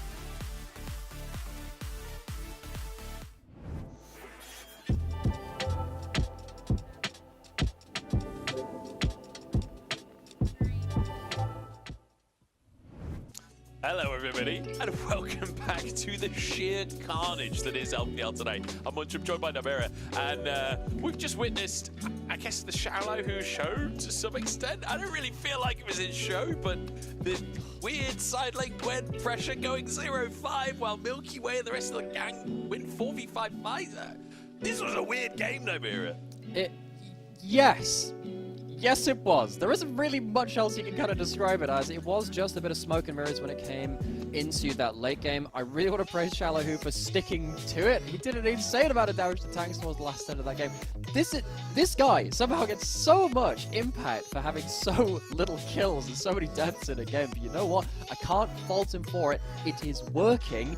And it feels like NIP, they really struggled to match FPX's tempo. We've called NIP a bit of a slower team at some points where they've needed to kind of build up to big plays. They weren't given that time. Milky Way walks away with the MVP. I thought he had an exceptional Lee Sin game, as he always tends to do. Build up the Eclipse, assassinated the backlines. Part of why they could play around the side lane is that this guy was such a threat in the 4v4 that they could never safely retreat with the ninjas and deal with that Gwen. I just want to mention as well, like, Milky Way on Lee Sin has only won 1 out of the 4 games he's played prior to this one. So evening up the odds slightly as well. I don't feel like Lee Sin has been his strongest champion. I've preferred him on like the Kindred, the VA, or these like the sort of classic carries. But I feel like the way he played Lee Sin in this game was a carry performance of Lee Sin. Like he was playing it like he was on a VA. Yep. And this is what he does on this champion. It was his most successful champion down in the LDL. It's the champion which I think he probably attributes most of his success to as well. It reminds me a little bit of 1xSen as well as an AD carry, who we know is great on Aphelios, but doesn't always have the stats to back it up. I love this guy in the early aggressive champions. I love him on the Xin Zhao. I love him on the Lee Sin. I was really surprised to not see the Lee Sin banned away in second round of bans in the first draft. And I think, you know, NIP have to now start kicking themselves and think, we let through the Gwen, we let through the Lee Sin. That's a big issue. They need to walk away and readjust their instincts for this second draft. I'm really curious what the approach will be for NIP, honestly. Like, I'm not entirely sure that this is a way of winning the game that you can just ban out, you know? I don't know what champions he banned to ruin this strategy. It's not like what Xiaolahu did on Gwen, you can do on a multitude of, like, that would work with Trundle, that would work with Fiora, that would work with a great men. Even Jax could do that style of play. It does feel like it's more of a stylistic thing as opposed to a drafting for FPX. But let's wait and see. As the Azir and the Kindred banned away once again, NIP sticking to their strategy so far. Very similar bans from the first game. Very few bot lane bans, which means that likely we're going to get something like a Senator again. Exactly the same bans through from FPX. With NIP still being on red side, though, I wonder whether we're going to get that red side counter pick for Shanji instead of leaving it for one of the other members. Now, if you get a counter pick top lane matchup instead of the Gwen into the Kasansei, maybe you can stop that side lane pressure. Senna's going to come through as the first pick. I think that's very understandable. Also wondering now whether we're even going to get a look at something like a Kalista or something that can actually dominate the laning phase versus the Senna. That could potentially be another angle for NIP. Felt like the Varus was a bit of an issue. Actually, the first big change from the first draft is the Maokai taken away from life. Alright, so Maokai off the table, that sort of instant engage option. And with Nautilus banned as well, we start to run low on Senna combos. Obviously, the Tarn Kench still open and available. I feel like FPX are almost forced to pick that, but then again, we've seen this Ornn as a support locking in a couple of times. I think we've seen it twice so far in the LPL, to my memory. Most recently, Ming playing that, and I believe it was RA that grabbed it before RNG. There we go, the Nico for Care as well. It is going to be pure scaling from the bottom side, though, of FPX. But it's a very similar archetype to the Maokai with the Senna because it is an engaged tank from the support role but just got the full gold from the bot lane. It's something that we see a lot more in the LCK. I think Beryl played a load of it. I'm trying to remember if Keria played a game of it too. Dr. Life, of course, coming in from the LCK this year, carrying on a lot of that similar champion pool and some of the styles of play. Carrying the torch a little bit, you know, they've not really kind of like given up entirely their identity. They've not been subsumed by the madness of the LPL just yet. But what this means is that you still have very, very long range engage, and then you also have Care being able to follow up on a flank as well. With Varus being locked in, you've still got the huge issue of where does Varus stand in these team fights. The Lee Sin is banned away this time in the second round of bans. I'm very surprised that got let through in the first game, given how good Milky Way is on that champion and how well He ended up playing with it. Now Milky Way needs to find something else that can actually threaten the back line. It's going to be harder to do so now. I mean, this comp from NIP, almost the exact same as the previous game. Obviously, you've got the Maokai instead of the Rel, but carries are the same, jungler the same. The Graves, though, up for Milky Way if he does want to go for that carry once more. One minor issue you might have is the Varus and the Orianna. You could struggle to get in range if NIP play the fight well. We'll have to wait and see. As yeah, only time will tell how FPX. I never know what to think when I'm going into an FPX game. Like normal, like trying to break down. We a draft, I leave feel like our usually is preconceived fine, notions at the door. We just leave it there. It's just broken my brain. This team has broken my brain, and do you know what? I love every second of it. The thing about the Graves is that in a game like this, when you have the Senna, the Ornn, and the Neeko all-inning, you don't actually need to get into melee range like the Graves sometimes kind of has to do. You just have to throw your ult over the top with the lethality build. You have the K'Sante, so it's not going to be the top lane split pusher, but it is going to be double front line with then huge range of the Graves ult and then the Senna ult as well, hopefully being able to zero out the quite static carries of rookies Orianna, Photix, Varus as well. Shanji, he's going to lock in a tank answer on the other side to help some of that frontlining potential. It kind of feels, though, like NIP have walked into a bit of a difficult team fight in its own way, though. 2 static carries versus Ornn, Graves, and Senna ults is really quite awkward. If Care ever gets a flank, that's going to be a bit of a mess. I think the bonus they do have, though, is that Milky Way doesn't have the same early gank pressure or the ability to potentially, counter gank in the same way. If Aki has a good Xin Zhao performance, he can maybe start to snowball one of these lanes into oblivion and hopefully allow NIP to break open a gold advantage. We'll have to see how it's going to go. The one big difference between this game and the previous game is the top lane matchup, right? Shanji last game having the K'Sante, this time be in the hands of Xiaolahu. Now, ordinarily I'd be like, yeah, K'Sante on our side, that's good. Like, you usually very positively looking at the K'Sante. But the fact that Xiaolahu can't really go for that split push style on this K'Sante, he's going to have to join the team a lot more. So we will have a more, or I expect we'll have a more, like, quote-unquote standard game of League of Legends here from FPX. Which, so whether that's a good thing or a bad thing, I'll leave that up to you guys to decide. Get ourselves into this second game. I'm just trying to puzzle out how NIP find themselves in this game, really, because I don't think they have easy win conditions themselves. It looks like they picked a team fight composition, but feels like it's going to be quite hard to play against the Ultimates. I think a lot of it hinges on this early game. Get a big enough gold lead that you don't have to worry about these ults. So we go on to the Rift. Here we go. Game number 2 of the series. FPX versus NIP. And so far... Oh. Giles!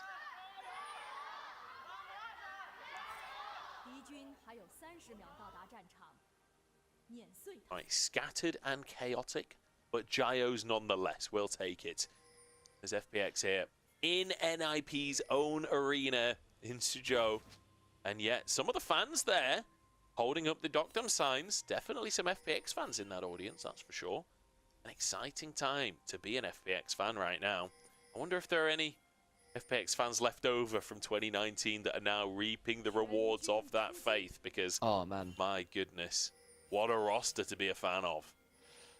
No, FPX, they were one of those, it was a strange team to support, because I think that when they ended up winning their World Championship, it was after a couple of years of building towards that, particularly with the likes of Doinby building up a reputation for himself and then finally cresting towards that real pinnacle of League. They really didn't have an easy time after that point, though. They had one of the largest falls from grace of one of our champion organizations. And it did kind of feel like this kind of roster in the last kind of era was one of a real try and go back to grassroots, try and find out a way to rebuild from bedrock. This is the first time that we've really started to see that come to fruition, though. They've tried that a couple of times. Now with Milky Way, this guy in the jungle, how much can we talk about him? It turns out quite a lot. He's been a big part of how this team is playing, alongside some of the slightly older rookies, I suppose. Shala, who's kind of still in that bracket. They've started to build something really good for themselves. I will say there's like... Oh, hang on. Is Xiaolahu about to die? Okay, he's fine. He's alive. Just on the topic of FPX and their history, I do just want to, like, kind of remind everyone, because I feel like there was a year that just got forgotten about. Like, 2021, FPX did look really good. So 2019, won the World Championship. 2020 then kind of plummeted to some extent. Then 2021 actually finished in second place in both splits in the LPL. And then, well, in playoffs, sorry, they actually finished first place in the summer split before playoffs. And then at Worlds, you know, went a little bit pear-shaped, finished, you know, 14th to 16th. It's not an ideal finish for the second seed of LPL, is it? I've heard of better finishes. And I feel like that Worlds result kind of erased what was done that year by FPX. You know, there was a lot of debate on whether they'd always been frauds, you know, that entire year. But the second place finish is still fantastic. The DoinB performances, I especially remember his Lee Sin that year, was absolutely incredible. So it's definitely been an organization that has had peaks and troughs, you know, like 2019 massive peak, trough in 2020, 2021 back up to a peak, and then the last couple of years it's been a pretty sizable trough. Perhaps this is the moment again for them to start peaking again as an organization, but NIP will be the stumbling block for them, or at least they'll try to be the stumbling block. As Aki on this top side, Milky Way a level up on him, but Rookie's moving over. Milky Way's got to get out of dodge on this one. Flash for flash between the junglers, but Aki has overcommitted to the play. He's overshown his hand, but no! Aki's the one to get first blood, and Care just about walks away with his life. Milky Way just about misjudges where Aki is on the map. The re-engage then afterwards, so close, but Aki on the Xin Sao comes out ahead of that play. He's going to get himself the top side scuttle. He can maybe go towards the bot side scuttle as well. I don't think actually he's going to get there in time. The recall, the reset from Milky Way going to be fine after that point. What did we say coming out of this draft? NIP might be some difficult team fights ahead for them, but if they can get an early game advantage, if Aki can have a good early game, then things are probably going to be okay for them. A kill like that, a first blood, is a good start. Milky Way just runs straight from the Nexus to the mid lane here to try and answer the play. That's a flash from Rookie. So, you know, you may have lost the gold in terms of the kill, but you've got both flashes out. Maybe that can lead to something. So Milky Way obviously lost track of where Aki was, maybe trying to punish Rookie walking up towards that mid lane. And it's a very close run thing. Great early burst. He has the fleet footwork to give him a little bit of disengage. Aki's cooldowns just about come back up though to punish him. The gank after is actually what I was really interested in, because I think what happened was Aki thought that bot side scuttle would be the knockback. Oh my god, it's a disaster for Shang-Chi! Xiaolai, what is that shield? What the hell is that shield? Shang-Chi just went from 1 HP to 300 in half a second. Oh god, stop! We've got to stop talking about all this jungle pathing. Flash and mid lane's already gone. A follow-up route as well. Doctum's here and Care takes down Rookie.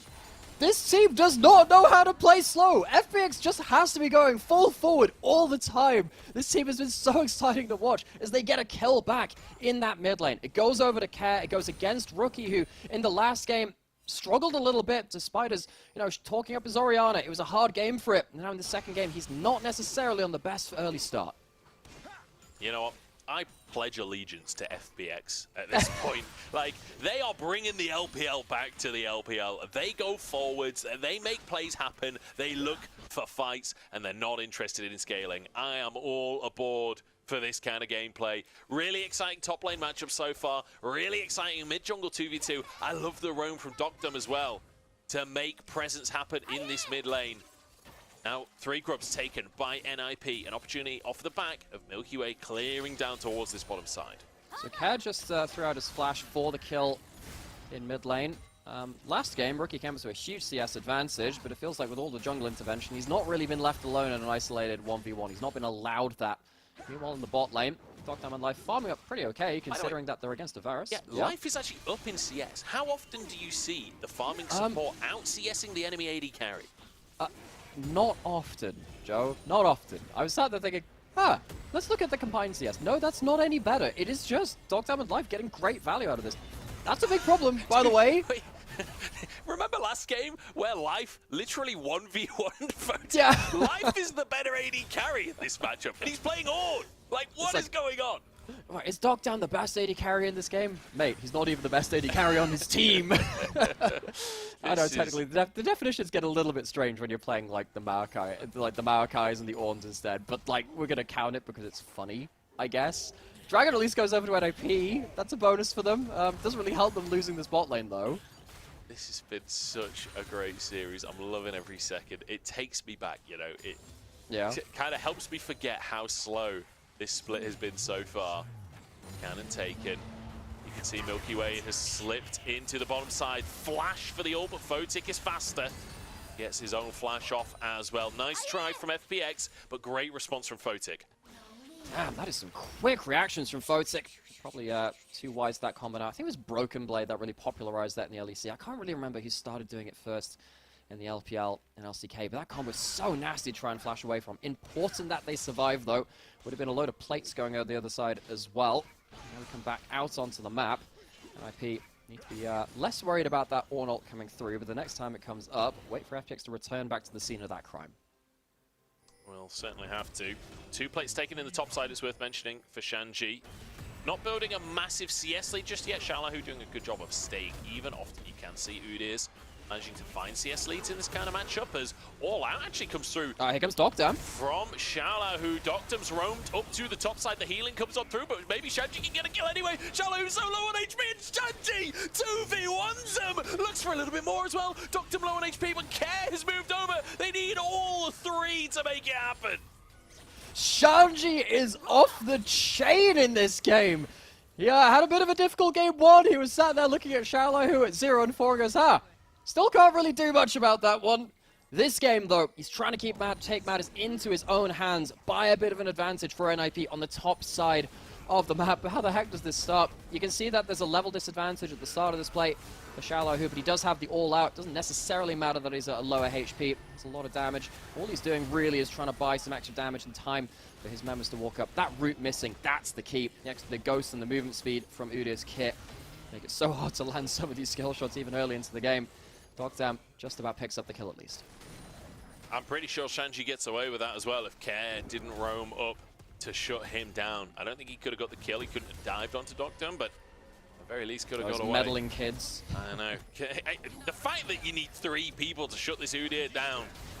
This was the K'Sante picked first. Care, Pop Blossom onto the rail, got across as well. Aki's just eviscerated. Joel will be next to ball as Care walks away with his life, and suddenly Shanji doesn't like the odds in this one, and the root hits this time. The shotgun is mightier than the Man-Bear Pig as Milky Way just about gets away with it, and FPX find yet another fight. And while this is happening, you know, bot side is alone in a 1v1, but it's not even like Photic can really stop the Ornn from farming or get access to turret. Life has ult if he wants to stop Photic getting towards that tower. So NIP, they are losing everything across the map right now. Shanji, very strong on this Udyr and very obnoxious. We can talk about that for all day, but once you get everyone involved, the big ults from FPX are the big advantage here. The Orianna is in a similar state to the last game. It's hard to really force a clumped up ult and get huge value out of that. And you don't have the Rel this time to force everyone into a big clump.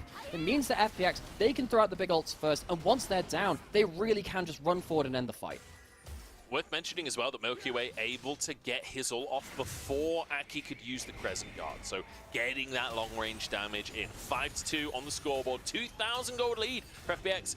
And I want to give credit here to Doctam, right? Doctam, he's an AD carry player, and he's playing the support role extremely well here. The roaming coming out from him is fantastic to see. And it's something that, honestly, you don't see many AD carries, especially in the LPL, actually having that great of a grasp on when you can roam on this center and when you can impactfully hit the rest of the map. Doctam giving us a masterclass today. So that's a really good point, because I was just thinking of a couple of other teams which have shown this as well. Invictus Gaming also showed a similar style, and we've also seen this from Doctam on the center before this as well, where sometimes when there is a top lane matchup which isn't necessarily going your way, you can also just shift the center towards top side, leave your support, whether it's the Maokai or the Ornn in this case as well, to safely farm as long as they are okay to do so, and you can start flipping matchups all across the map. Although Doctam, you got to be careful of Fog of War. You certainly do. Forced to flash. Not the end of the world for him, but looking towards that next team fight. Rookie Shockwave, if he can find it onto the center, could be devastating. First Drake did go to NIP, and the next one spawning. I don't know why you just said that, force the flash. It reminds me of those memes of like born to ghost, force to flash. I don't know why, it just made me laugh. Fine's just in a weird place today. Dragon's coming up, important stuff. Right, NIP, they could get themselves a second dragon if they do secure this one. Big ults back up and available though from FPX. NIP, they need a better Crescent Guard from Aki in this next fight to actually hold the door shut and deny those big ultimates value, but they're not into River just yet, and that makes things really, really difficult. I'm not sure you can fight this, honestly, as NIP. The railgun comes through. This long-range damage combo. It's only Life that really needs to commit to the fight, and FPX still get the kill. Yeah, Shanji's walking out. He's popped his ghost. This is super speed. Shanji is just charging at FPX as Care will go down. Just sacrifices himself. Doesn't even use the Pop Blossom as Life. Just trying to push the wave in. I think perhaps overzealous there. Maybe could have got away with Care's sacrifice. I think Shanji's activated the secret extra stance of Udyr. It's the hedgehog stance as he goes absolutely sonic and goes smashing into the backline. Feels like FPX, they over-aggressed just a little too much, used a couple too many of their ultimates. You can see how the combo wants to work, and NIP, they are going to force some, they're going to have some issues with that later into the game, because it feels like when you have so much gold now onto the Lethality Graves, that ultimate alone can really change things, but that could be a shockwave to kill him right now. The shockwave actually pulls Milky Way closer towards the tower, and now TP in from Life as well. Are they going to commit to this one? There's the knock-up, there's the brittle proc, but Doctum, no ultimate available. They can't finish the kill onto Draw. Incredibly close run game here. It's still a 3,000 gold lead right now, and Rookie forced to flash. A bit of a weird one, honestly. Yeah, Care was hiding a little bit there and manages to force out the flash all the same. Rookie, he's not had an easy game. It's been a hard game for an Orianna. I think he's played it okay. It's just a hard draft to play towards. These big ults, though, from FPX, this is what we were worried about with this composition. NIP, they need a huge gold lead. They need to make sure that FPX can never be in position to really, truly use these big teamfight ults. Luckily, in this case, FPX do actually overstay a little bit. They go a little too far into enemy territory, and after their big ults are down, they can't really turn the tables. It's a good punish from NIP. You need to find some ways to really get past this big, big R-button comp.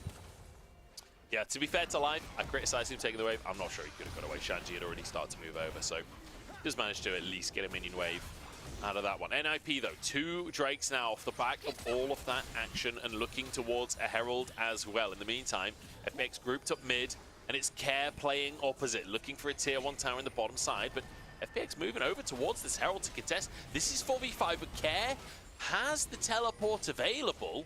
Doesn't have any great wards to get to. Can maybe teleport to the pink ward top side of River. He's going straight into the middle. He has flash. Here come the ults. Here we go. Ornhorn called, and the all-out pulls the jungler out of the play. It's smited. It's taken down. The Pop Blossom just a space away from Shanji, and the root hits him. The Q3 hits him, and it's a double for Xiaolao Hu. FPX, this is gorgeous. I love these compositions which FPX are playing. They show that they understand how their comps work. Now, sometimes they're pretty easy. You press your ult button, you sometimes just win. NIP, they line up towards the Herald. They get to it first, but they can't really secure the fight afterwards. And FPX, with the amount of gold they're getting, with a composition which scales really, really well, I'm getting really worried that NIP are going to be facing a 0-2, despite being the 7-1 team heading into this series. FPX, this is the start of a gauntlet for them. They faced top esports, they beat them, they've got NIP here, and with fights like this, they're looking to close out this series and set themselves up for real success. They get, once again, this big wombo combo coming out, force someone down very early into the play, and despite the big shockwave coming through for once actually in this last couple of games, it's not enough because the other ults on the other side of the map have meant more. So far, an incredible performance from FPX. And, you know, we talked, like you're saying, you know, the gauntlet begins for NIP. This is a team that have shown weakness. Even though they're 7-1 in the standings, they've gone to 3 games in a lot of series. And against teams that are massively underperforming, like LNG, going to 3 games is not a particularly good look. These series wins for NIP have not been particularly clean. And FPX have been sort of the underdog rookie story here of the LPL. When I said that they were going to put pressure on, I was sort of saying it hopefully, but it is feeling like that story might just come true here as Doctum steps very far forwards. Joel tries to punish, but Doctum gets out of dodge. The Ornhorn sounds, and Joel takes a good chunk for his trouble. Aki trying to get damage down onto this K'Sante, and NIP do dissuade the play. NIP, a little bit over-aggressive in that mid lane, but they just about force out the flash from Dokdam. Dangerous things, Shanji. That was a full combo from Garen. It barely broke the shield. Yeah, Sorry, I guess I didn't was mean like, to no, it's completely fine. It's actually a little bit concerning though, like, yeah, that's a bit awkward, because he's not even built up any magic resist, by the way. Now, the thing is, not everyone at NIP is as tanky as Shanji is, and that's the big problem. If it goes on to Rookie, Photic, or even Drow at this point, really, he doesn't manage to stop that recall there, then things get to be pretty problematic. Milky Way and Shallow, who on the other side, they can also be frontline, they can also be backline access. And as the Dragons coming up in the next minute or so, NIP, they will need to once again ask themselves the question, how the hell do we deal with these big ultimates from FPX? And I just love that we're seeing so much growth from FPX this year, because I don't want to sell the wrong story. I don't want to tell people that like, sell it me all the same. What's the right story to sell? Yeah, I don't want to say like FPX came in as a favorite this split or have been playing this well the entire time. That's not the case. They have evolved over the course of this split. And Milky Way joining the roster is absolutely a part of that, and it feels like he's very much a leader within this team. And I would love to see more behind the scenes from this team. I'd love to see what the conversations are like behind the scenes, whether it's the coaching staff getting involved in these conversations as well, because you've got to remember that their head coach is Sin, who won the LCK on King's Own Dragon X back in 2018, went to MSI as a part of that squad as well. He was in RNG in 2016 as well, coming second place in summer. Like, this is a coach with a lot of experience, been a part of some legendary rosters.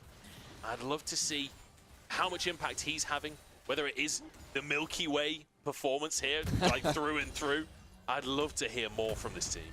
Yeah, and I think on the other side of it too, I don't want to necessarily pin it all on one player, despite Milky Way being the player that we focus on, because this is a whole team understanding how to play their damn team composition. Absolutely. We have seen other teams in the LPL have individual great players but not be able to stick things out because they actually don't understand how to play the entirety of their team composition. In fact, that's been a bit of a concerning issue with the LPL so far. Good players, but actually sometimes these teams are zeroing in on the imprecisions which they're currently suffering from.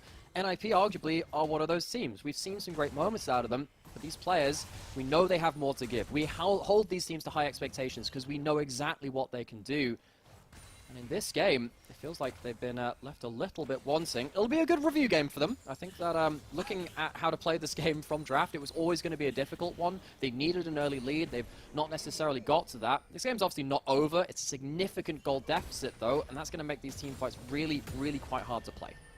Yeah, it's not going well when Naomiraa's best way of finding silver lining is, this will be a good one to review. Yeah. Like, that's not a good statement to hear as the play-by-play here that's hoping for some bag of team fights. I think if it's like the parent-teacher evening where we sat there's like, so, NIP, here's your report card. Now, we know this series versus FPX didn't really go so well, but we think it'd be really good for you to review. So let's use this as a learning opportunity, a way to build into the next series.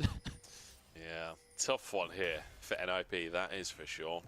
And they might be grounded after this one. I don't know if Mum's going to let them play on the PlayStation later tonight. They're going to take away their Xbox. Oh, terrible. Nightmare. But I will say, like, I don't think the it's FPX particularly box, yeah. nice. I don't think it's a particularly like individual issue either. I don't think it's like one player on NIP massively underperforming, like in a way that you can just place blame. Like, there's a lot of rosters when they underperform across the world where one player seems to take the brunt of the blame from the fan base, and often unfairly, but a lot of the times you can kind of see where people are coming from. In this roster, I don't feel like there is one player specifically that's like dramatically underperforming. The rest of the team are trying their best. Like, I feel like this is a roster-wide issue for NIP, and that's a problem.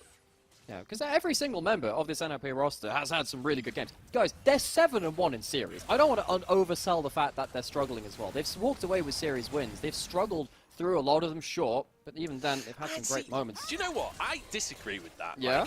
Because the thing is, yes, they are 7-1, but there's a million teams that have been 7-1 in the LPL that when it comes down to playoffs, they've just immediately lost the best of 5, fallen out before they even get to the gauntlet stage of things. And it's like, yes, sure, NIP, you're 7-1, great stuff. And I'm happy for you. And I hope this is a team that I want to succeed. I love Rookie, I love Photic, I love this team, right? I would love to see them succeed. However, this kind of play is not good enough when it comes to playoffs. And if they don't fix it, Like, it doesn't matter that you went 7-1 if you just lose this gauntlet, or even if you win the gauntlet, if you're still playing this messy. Like, I don't want a team that's playing messy to do well in the LPL because we've got to go to MSI and we've got to take on the Korean teams. We need our teams to be in damn good shape, and right now, NIP is not that team. You know what? That's fair. You know what? I'll take that. That's absolutely fine. Now, NIP, we have to hold them to high standards. We just talked about the LPL and we talked about the region having some issues this year so far. Now, it is a region which, of course, sometimes has to figure out how to play on the new season, and it takes a little while. Luckily, we have a lot of series to figure that out. We are, however, halfway through our regular split. Things are starting to come to the breaking point sooner rather than later, just like in this game. Could be a bit of a breaking point around this next dragon spawning up in the next minute. FPX, great way to tell how they're doing in the game right now is look at all the wards which they have on the enemy side of the map. There is not a single NIP ward in even the river. That's such a hard thing to maintain. Even in losing games, you can see teams get a single ward just into the river, into one of those bushes. NIP, they don't have information to play anything with right now. And speaking of, as you're saying that, Aki finds a window to sneak a ward into the Baron pit because he's so nervous about the lack of vision that they have right now. FPX, though, playing towards this Drake that will be spawning shortly. 15 seconds on that one, or maybe 10 seconds at this point. And it would be their second on the trot if they can grab that for themselves. NIP potentially could try and threaten a race on Baron if they commit too many members down to the bottom side, but I don't think FPX are going to fall for that. No, I don't think so either. I think the big bonus that FPX have right now is that they can just send a lot of members into different places and have some really long-range response timings, because they have the Ornal, instant response pretty much from one lane to the adjacent lane as well. You have the Senna ult, similar with the Global ult too. The Graves ult even can be a big factor in a lot of these plays. NIP, it's not even like they can find someone truly isolated because of the range of FPX's composition. The more I think about it, I really like what they put together. They've managed to put together a very difficult draft for NI to play against. They get out team fought, they don't have side lane advantage, they don't have scaling advantage because they're outranged by stuff like the Senna, and their front line is weaker than the Kastance and the Ornn too. NIP are pretty much outclassed at every level, it feels like. It feels like they're playing like, you know, it's like FPX's team comp, but a light version. It's the diet version of it. It's not the full fat Coke. As it feels like this team needed the early advantage or to play some smoke and mirrors. Might just get caught out by those smoke and mirrors. Speaking of both smoke and mirrors. Oh no, they actually get a double pop blossom, and Rookie's caught by the root as well. In comes Live to try and finish the job with the brittle procs. In the meantime, Doctum and Milky Way keeping the rest of the team busy. How the hell are NIP losing the pick onto Care that they started? Shockwave onto Doctum, but the sustain comes through and he flashes the arrow. It's 2 kills for FPX and it's gone from bad to worse for NIP.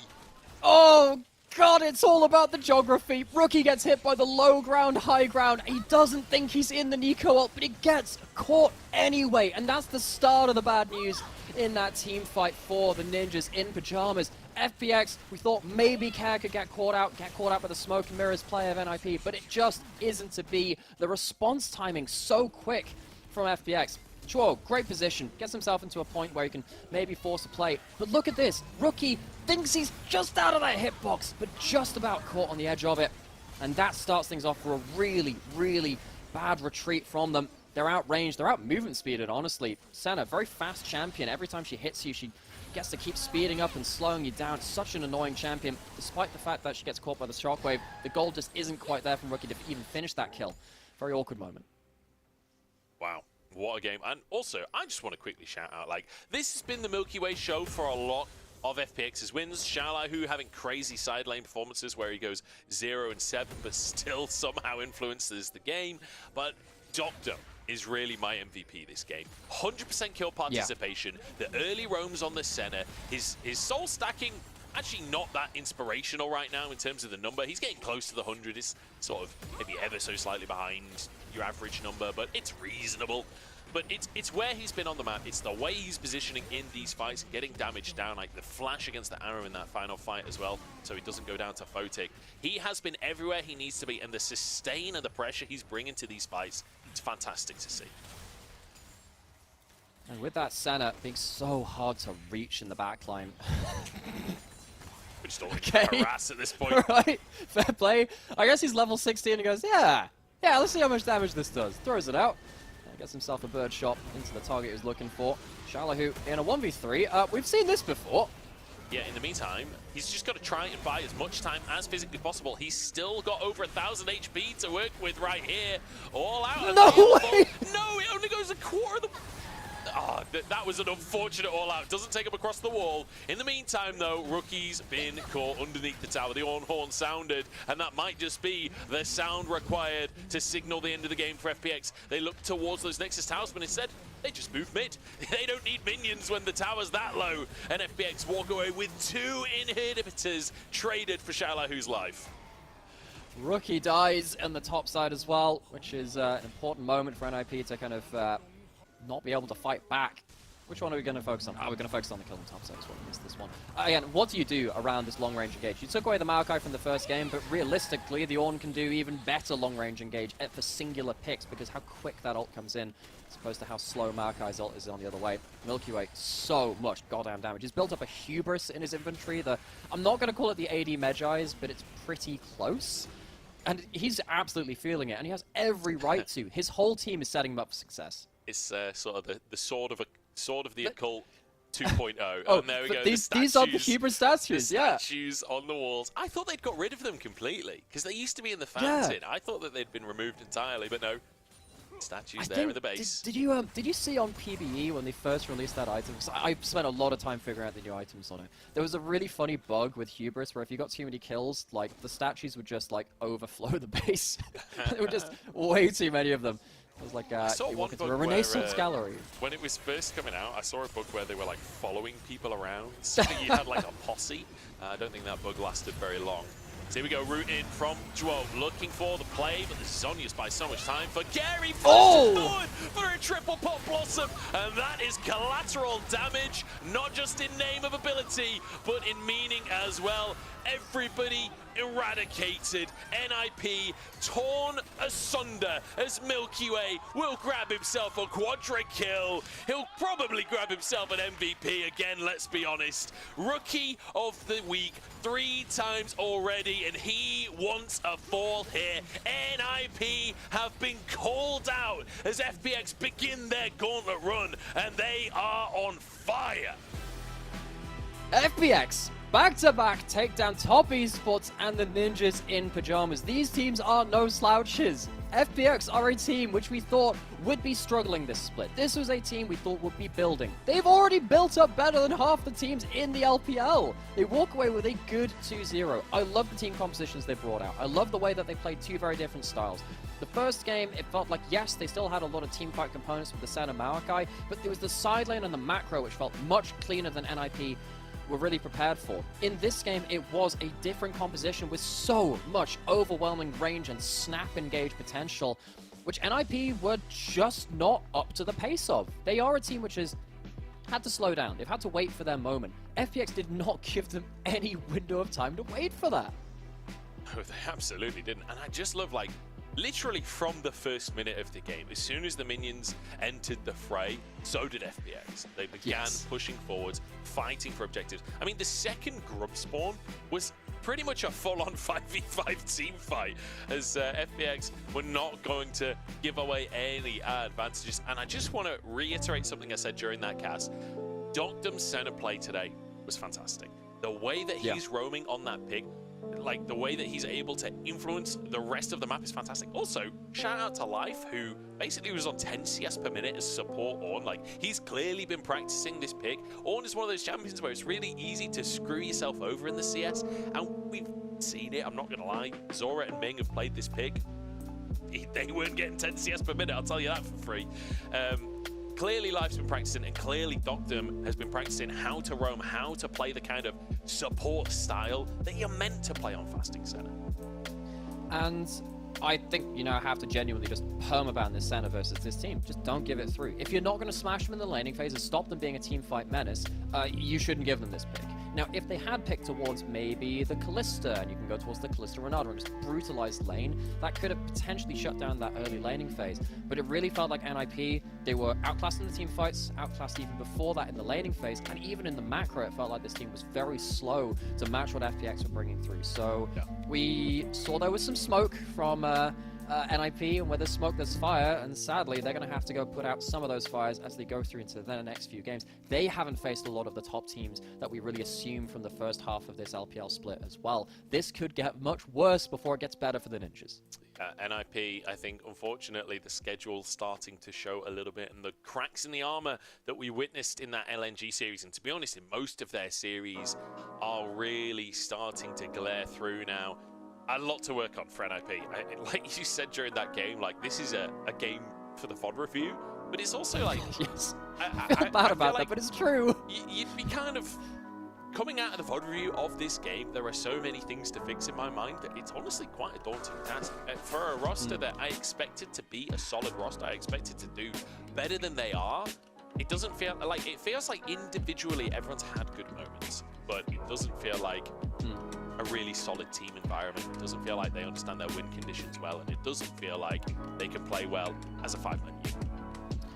And, you know, a lot of that does stem from draft. I feel like FPX were just miles ahead of what they wanted to do right away from the picks and bans. It felt like Rookies Orianna in other games could have had those game-winning shockwaves. Very hard to achieve that when you're so hard outranged that the enemy team comp doesn't really have the obligation to plump up and give you those great shockwaves. He had 1 or 2 moments, but he was not in a position to really be the game changer. Shanji, I think you can't really ask much more of him in this series. He did about it as well as he could, and NIP walking away from that, you know, you can't even put out it's something which you've been saying a lot too, in terms of, it's not necessarily an individual problem, it's a team-wide thing. It's a whole lot of systems, and that can sometimes be harder to fix than someone just showing up in lane or showing up in team fights. Yeah, it's a difficult thing to fix, because a lot of it is down to understanding of the game as a unit and like how you're approaching League of Legends as opposed to how you're playing in the moment. So, I mean, we'll have to see what the future holds for NIP. I really do hope that this team can pull themselves together and figure out some of these problems. I honestly think playing towards the center yourself is one of the best ways forward for NIP. They have Photic! Yeah, they've got Photic. Like, they could have chosen to go blue side here in game 1-2. They chose not to. They chose to go on that red side. They gave away the center, and then sort of got on the opposite side, right? They went with the Varus, and it's not like Varus is not a strong pick. It's just, unfortunately, kind of getting a bit outdrafted, honestly, in these games, and it felt difficult to move from that point. I do want to focus on the positives, though, here, and talk a little bit more about FPX, because this is a team that, to some extent, I was nervous that this would be a flash in the pan, that this would be just them kind of dunking on some lower tier teams. You know, they got the win against Top Esports, and as scrappy as those games were, the way that they finished that series was kind of poxy, you know, the backdoor end, like stopping the backs, all of that. It was exciting, but it's not like, it doesn't fill you with confidence that this is replicatable. But this series, I feel like, almost winning in the exact same way gives me faith that maybe actually it is, but also then winning more cohesively in the second game. Yeah. This series has given me quite a bit of faith in FPX that they can keep this going. Yeah, and for me, I always praise the understanding of the game, which is replicable, over those moments of brilliance. Now, the moments of brilliance, sometimes they come after you have learned how to prepare yourself for these kind of games, because you're so comfortable with how it's being played. FPX, they looked so comfortable with how they played out a lot of this game. They never really felt like they were out of options. They always had a little bit of extra magic to give. I think there were a lot of unsung heroes in here. I think Care bought an awful lot of space with his ults. Was he getting the game-ending ults all the time?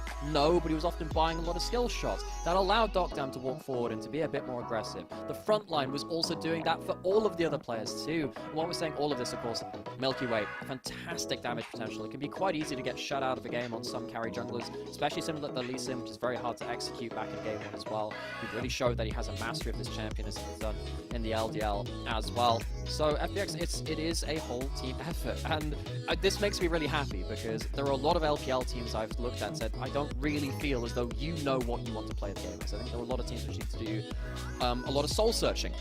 I think LNG are a team like that. I think RNG, EDG, some of our real great organizations, and it's FPX, and a greater organization which some people have kind of left by the wayside. They are the ones to really pick up the slack so far in spring. I really hope this continues.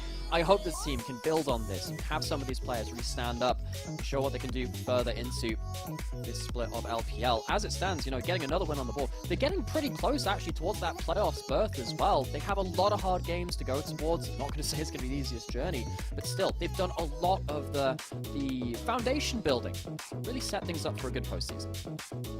I definitely agree with that. It feels pretty good right now for the team, and I will say Care as well. Like, I'm amazed at how often he was able to get massive ults in this game in situations like, I mean, the ult catching Rookie and where it looks like he's big. There's been quite a few moments where I was quite impressed by Care during the team fights. We'll have to see if they can keep the ball rolling. They sort of remind me of OMG a little bit, honestly. I was gonna say that. It feels like OMG vibes. It's not necessarily the same picks or not even necessarily the same style of play, but like the way that they are kind of surprising everyone in their play, the way that they are playing extremely proactively and aggressively, it does give me those vibes. It's sort of ironic, really, that they are taking down Shanji while reminding us of OMG. The one thing that does make me nervous is if FPX is this kind of OMG style team, does that mean that the first time they do really well in a split, they get to playoffs and they're just completely banned out and taken apart? I certainly hope not. We'll have to wait and see. Only time will tell. Let's look at our MVP. I think you all could have guessed it. Look at the goal difference at the end of the game. Almost 7,000 individual goal difference as a jungler. That is unreal. And I think it's really telling that in both games in this series, Milky Way was so present in every fight as a huge threat. I think that his smoke screens were really good too. In a composition like this, maybe something we should have hit on more is that when you're playing the on-hit Varus to try and kill tanks, how do you do that against the smoke screen? How do you do that against a Graves, shutting you down with so much extra mobility than you can do because he has the dash, he has the ult and the burst as well. Yep. Milky Way really finding his position here, and you know, the thing which makes me really excited about this team is that they have this team-wide understanding. Where that often falls apart is that sometimes you do need that person to also have those really big carry moments and those miraculous kind of moments of magic. I'm starting to see that now, obviously, from Milky Way. He's had himself every single Rookie of the Week we've had so far. I know we've had 4 weeks, but there was one combined week between 2 and 3. He's gotten all 3 of them so far. And honestly, I'm looking at how he played here. There's a chance he walks away with Player of the Week as well, as a Rookie. I really hope he does. I feel like he deserves it right now. And we were just talking about how FPX is reminding us of a previous version of OMG right now. Well, we're going to be looking towards the current version of OMG. We're jumping into a break, and then we head into our second series. EDG was 0-7, and finally got themselves a win in their most recent series. Let's see if they can keep that ball rolling up against OMG.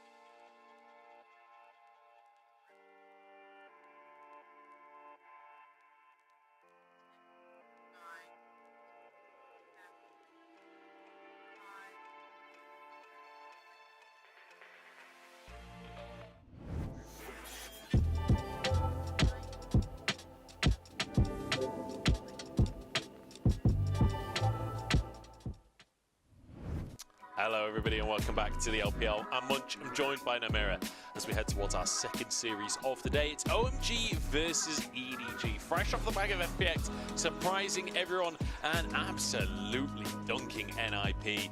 This one I feel like is a series of proving oneself, right? Both OMG and EDG have left things to be desired, and let's start the conversation by talking about EDG, right? Roster changes after roster changes. Ala comes in, gets double MVP, they get a series on the board. Now another roster change down in the support role today. So, important notice, EDG have had 5 unique rosters so far by switching both top lane and then also jungle in the last series, and then AD carry as well. They've now changed support. Vampire's out, Xiaomu is in, who was a player for EDG Youth. Now, EDG's youth team in the LDL has done very, very successful things.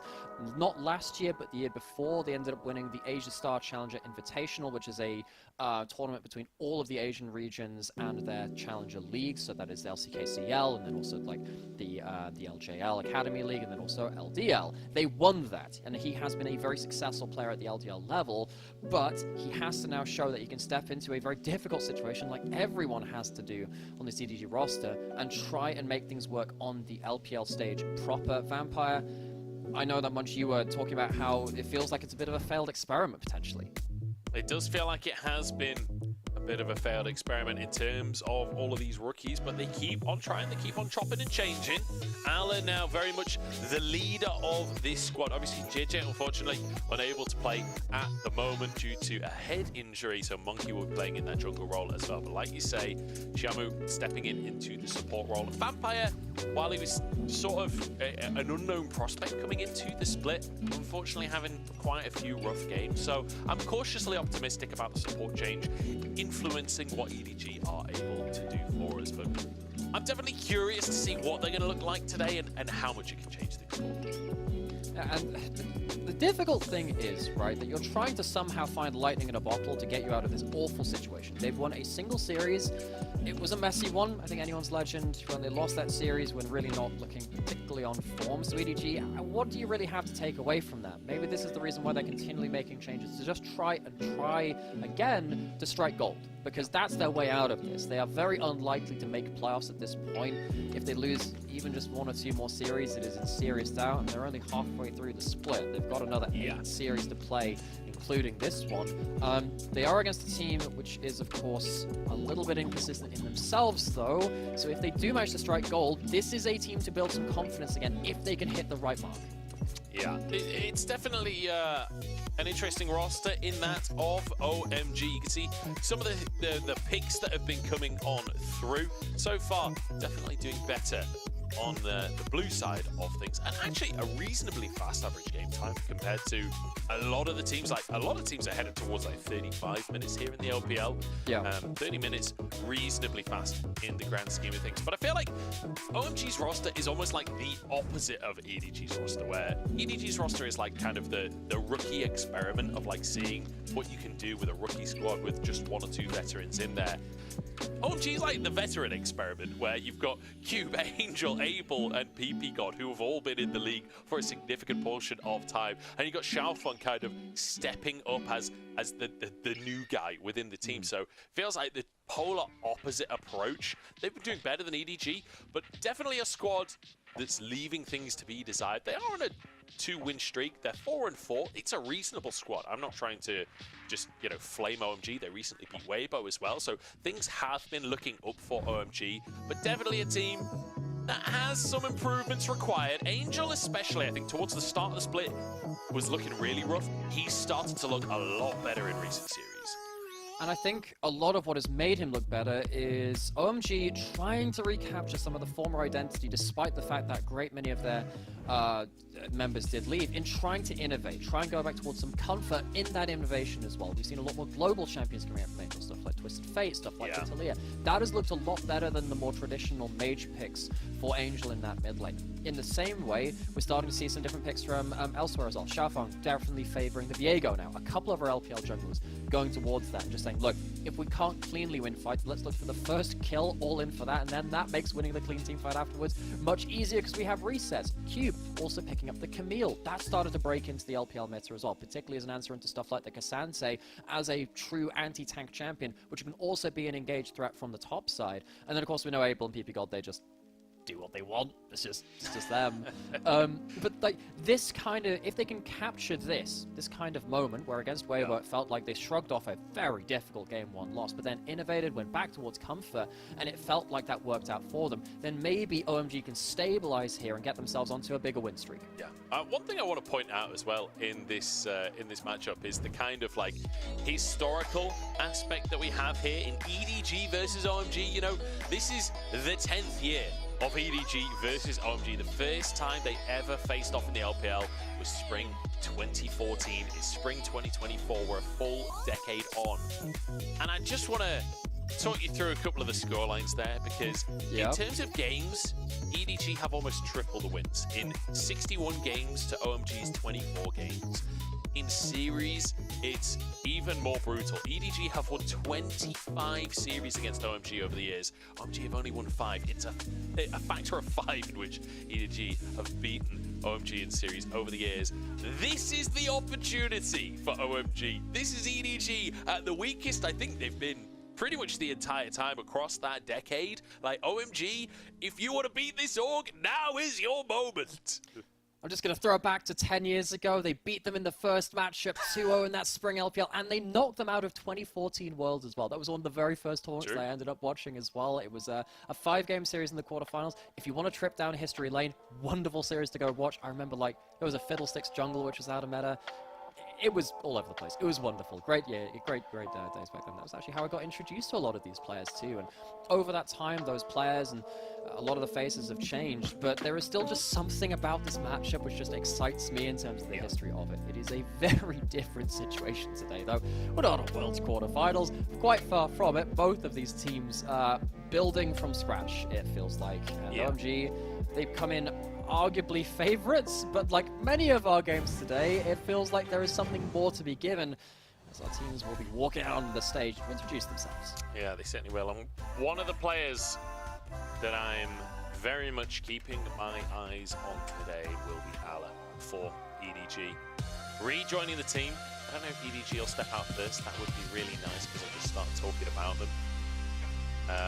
But yeah, there we go. Okay, won the coin top. Ala is back. You see him on your screen right there. He came back into the LPL, came back into EDG, and immediately got back-to-back MVPs in their series against AL. Now, it wasn't like a runaway performance where he just like dominates top and carries the game. It was K'Sante Gaming, and he was able to have a huge impact on these team fights, having some really impactful ultimates as well to start off essentially 5v4s for significant objectives. Like, some really, really impressive stuff from Ala, but importantly, impressive stuff on coming into this roster when they're struggling so heavily, and that presence being enough to turn things around a bit. So very, very positive to see. Excited to see what the squad can do here tonight. I felt like Ala, the way that he plays on Tank's front lines, Shamu's first appearance on the LPL stage, but the way that Ala plays out team fights, it just stabilized this thing so much. In the series versus AL, it felt like when Ala wasn't with the team, they lost. When he was with the team, they'd win. Clearlove coming out onto the stage as well. What a player he has been across them. As a coach, it's so strange to see him there, man. It's so funny that like Clearlove steps out onto the stage, and even with the crowd mics not like fully on, you can hear people screaming. Like, how many coaches in the entire world get literal screams from the crowd when they step onto the stage? Truly a legend of the league. And, you know, a lot of the players on this OMG roster looking to be legends of the league. There's a few names here that have been around the block. You know, Angel, previously going all the way to World Finals back in 2020 on Suning. PP God having his fair share of late game runs in playoffs. Now back on V5, made his name. Certainly a player that everyone's going to be looking towards as a potential veteran, as a potential big name that people look back to in the future. But he needs to make rosters like this work if he wants that to come true. you know, alongside PP God in that bot lane, Abel, who is, you know, one of the 3 Genius AD carries. This player who was behind Uzi on the legendary RNG rosters. This guy was always meant to be that next potential star. Has he always cracked that potential? No, not always, but he has always been just in and around that envelope. And sometimes he just shows that, those shines of brilliance. I think that's... it's a really apt storyline, isn't it? The 3 Genius AD carries. For anyone who doesn't like know that quote, Abel was like when he joined the LPL, he was in the class of him, Uzi, and JackeyLove were named as the 3 Genius AD carries. They were all these like big prodigies essentially way back in the day. And JackeyLove and Uzi have both since then sort of become legends of the role. Abel not really been able to put that to his name just yet. Maybe this OMG roster could be the start of that. Like the last couple of years, he has been impressive, honestly. I think he's one of the most impressive players on this roster, this split. But perhaps not in the legend status just yet. I think at the start of summer, start of last split, I genuinely thought he was world class. He couldn't quite keep that up through the entirety of that split.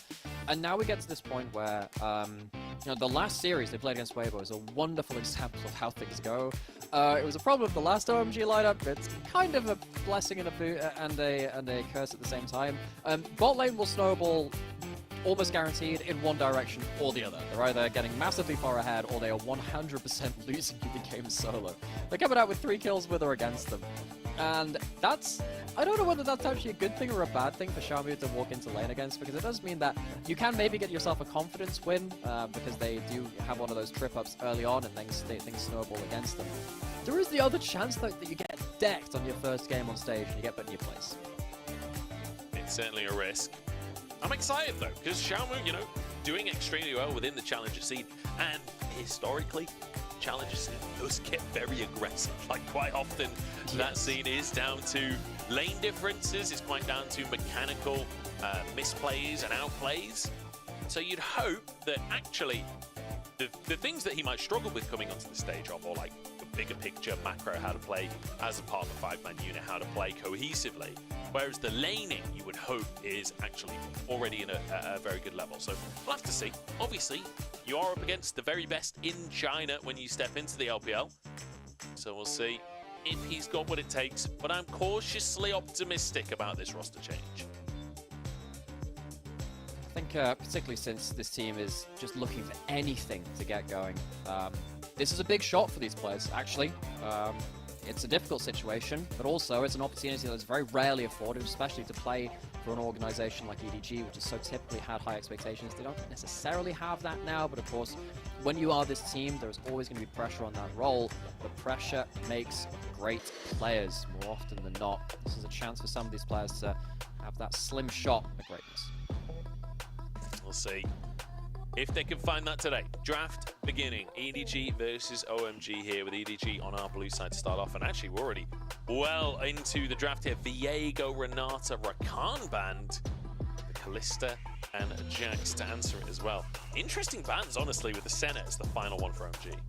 So you still have Varus available. What else do you have in terms of the priority AD carries? The Varus is the big one you're thinking of. But the thing is, when you have the Karma, it doesn't necessarily matter what AD carry you have. The Karma can empower it from multiple different roles, and it's quite an easy champion to play around. One thing I do want to mention as well, the Rakan actually banned by EDG, but the Snake, I think the only AD carry in the entire league who his #1 played AD carry this split is the Xayah. But we are flying through this draft, and we are not looking at Xayah. Okay. Varus locked in, as well as a Graves Monkey.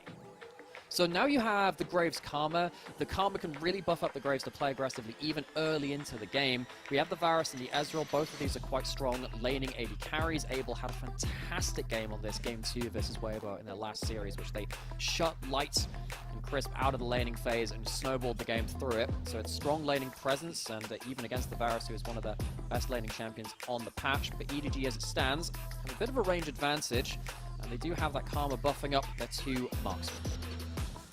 Certainly will. I like the Ezreal as well. Very safe typically, but also a lot of skill expression. We'll be talking about Abel, very mechanically gifted player. Is Abel's Ezreal safe?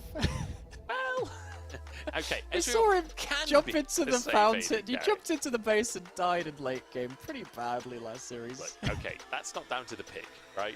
He would have done that on Samira too. You know, yeah, that's one of those. But yeah, a lot of skill expression anyway. We'll see if he can make it work for himself here today. As Nautilus now going to come on through, the Taliyah banned away from Angel as well, which has been one of the picks that he's sort of leaned towards. We talked about these global picks, the Taliyah. Twisted Fate still open for Angel if he does want to go for that style. On the other side, though, EDG, they really do need some more teamfight engage from somewhere or other. Whereas it's going to come from support role.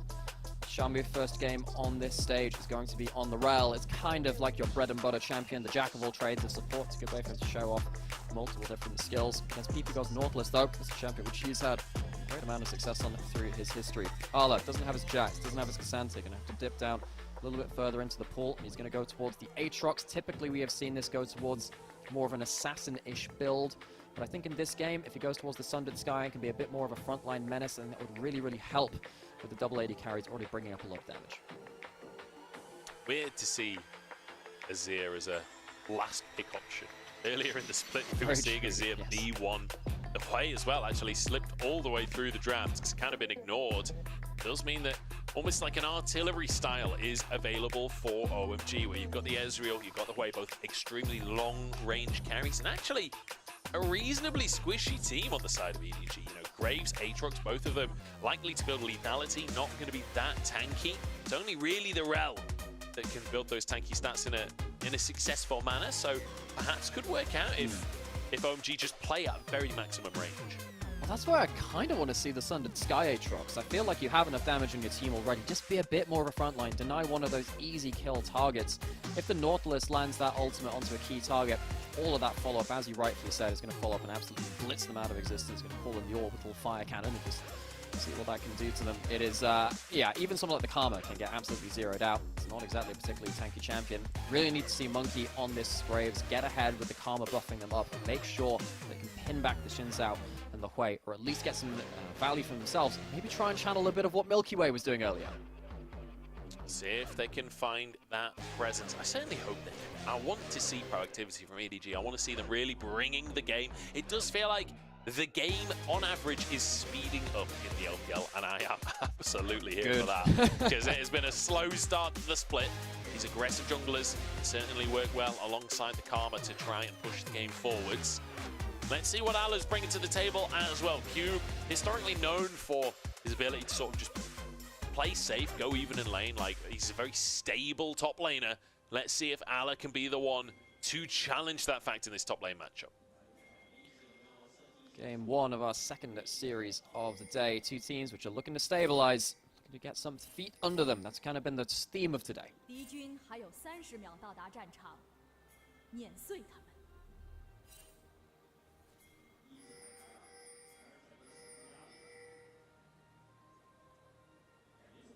It's like a game of chicken, isn't it? Yeah. It's like, do we talk first or do the Gyos come first? I think it's going to be us talking because that crowd doesn't... Oh, we got a G2 fan! We got a G2 fan in the audience. With the cool jersey with the, like, dragons on as well. That was a sick jersey. That's I a feel like great G2's jersey. had some great jerseys over the years. I have that jersey, funnily enough. Although I have currently got in the mail a BLG and a JDG jersey from last year to celebrate how they did last year. See what they actually turn up. They'll be here at some point, I hope. But yeah, there were some nice jerseys too. Yeah, I feel like we've been spoiled for jerseys here in League of Legends. One of my favorite jerseys, actually, not a League of Legends one, is the Paper Rex jersey from Valorant with all the dinosaurs, the like fossils on it. Really, really cool jersey. I like the FlyQuest ones. Those yeah, they're cool. Fun. They are cool. Starting off, as we need to go on down to this bottom side route onto Xiaomu. Let's see how he does during this laning phase. You can see the Observer's already focusing on him. The crash down into the brush. Ignite popped. Oh no, please. It can't start like this. He'll survive. He'll walk away. The Snake gets a reasonable trade back. He's going to pop a pot, but he doesn't exactly have a heal on his AD carry. Snake gone for the ghost, gone for the on-hit. I think he needs to do to try and cut through the front line. It just means that Xiaomu sat here, just sat there going, oh, yeah, that's what happens when you miss a combo at level 1. PP got able. Who said, hey, they are going to snowball one way or the other. If they get early lane dominance, that's not a great sign. The nice thing is you have so little health at level 1 that by like level 3, you're pretty much back to full health anyways. Oh, not if you get all in. Good shield comes out. Shimu is going to be okay. You can get back up to full health by like level 3. The problem is you lose complete control of the lane in the meantime. So fortunate trade there as we see Xiaofeng pathing up towards the top side. Opposite story for Monkey. The wave pushed very aggressively on that bottom side could lead to an opportunity potentially for Monkey to just move into the lane. Potentially see if there's any setup which would really stick with Ezreal having Cleanse Flash and E available now. It'd be quite hard to find a great timing for it unless there was a very good setup from Xiaomu. See that Monkey on the Graves. The great thing about Graves is that if nothing ever presents itself across the map, you are very happy to just hoover up farm.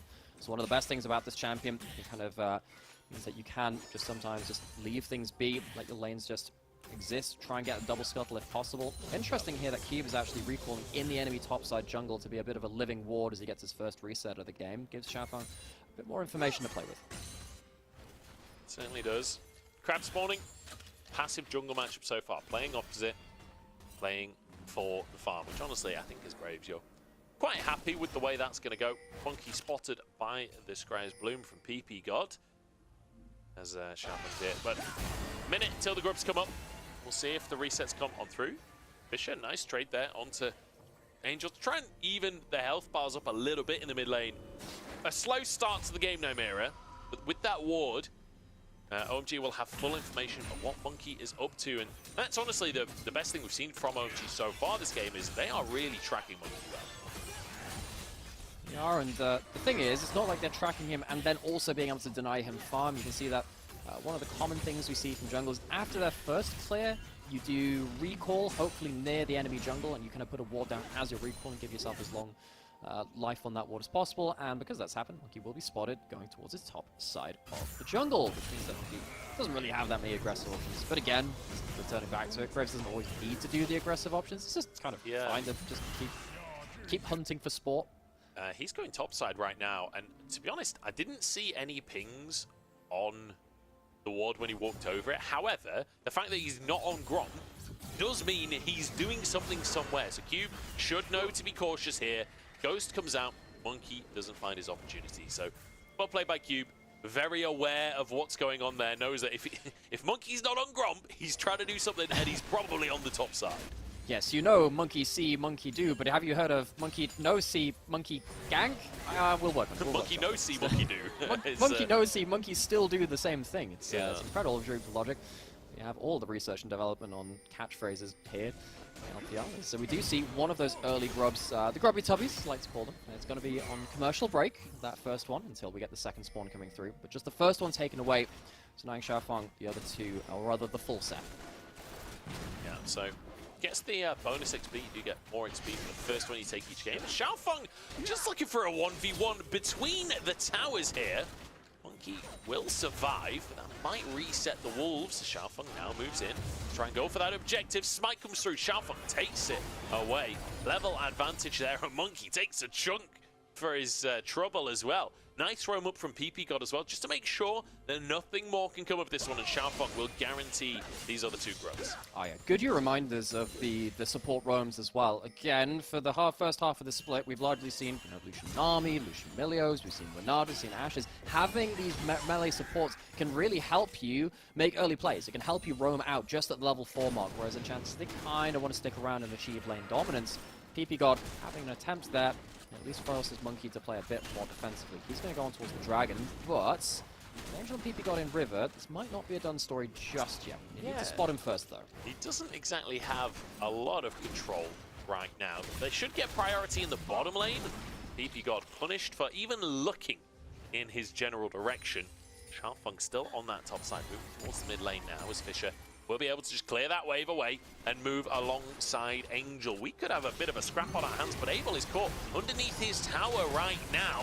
Bit of damage onto Monkey. That's the Spiraling Despair on cooldown now. Xiaofeng jumps onto Fisher, but he's okay for the time being. The Snake pushes forward.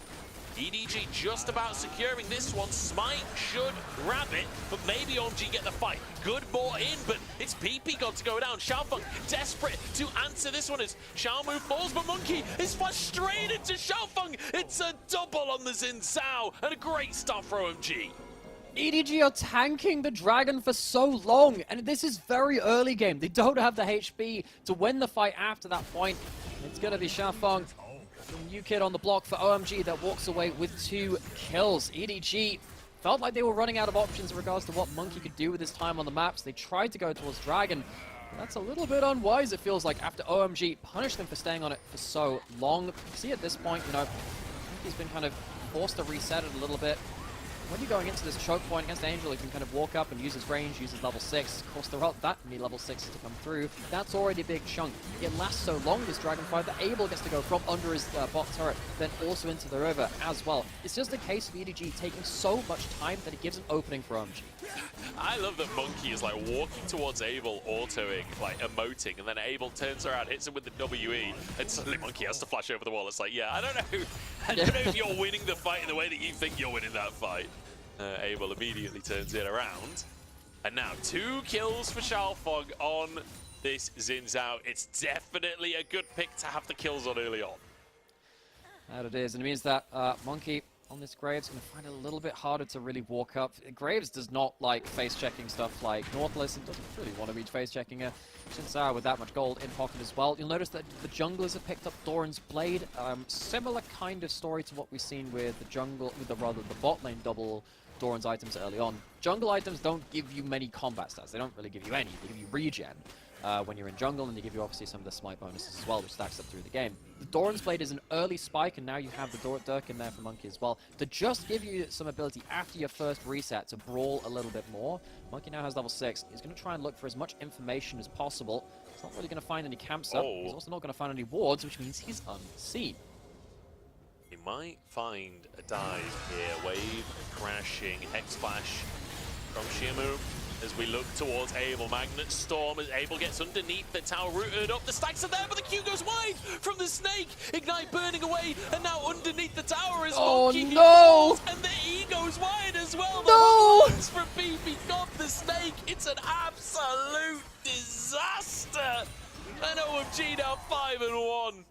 Oh, the EDG youth brethren of Monkey and Fisher, who've come up together into the LPL, fall together under the bot lane turret of OMG.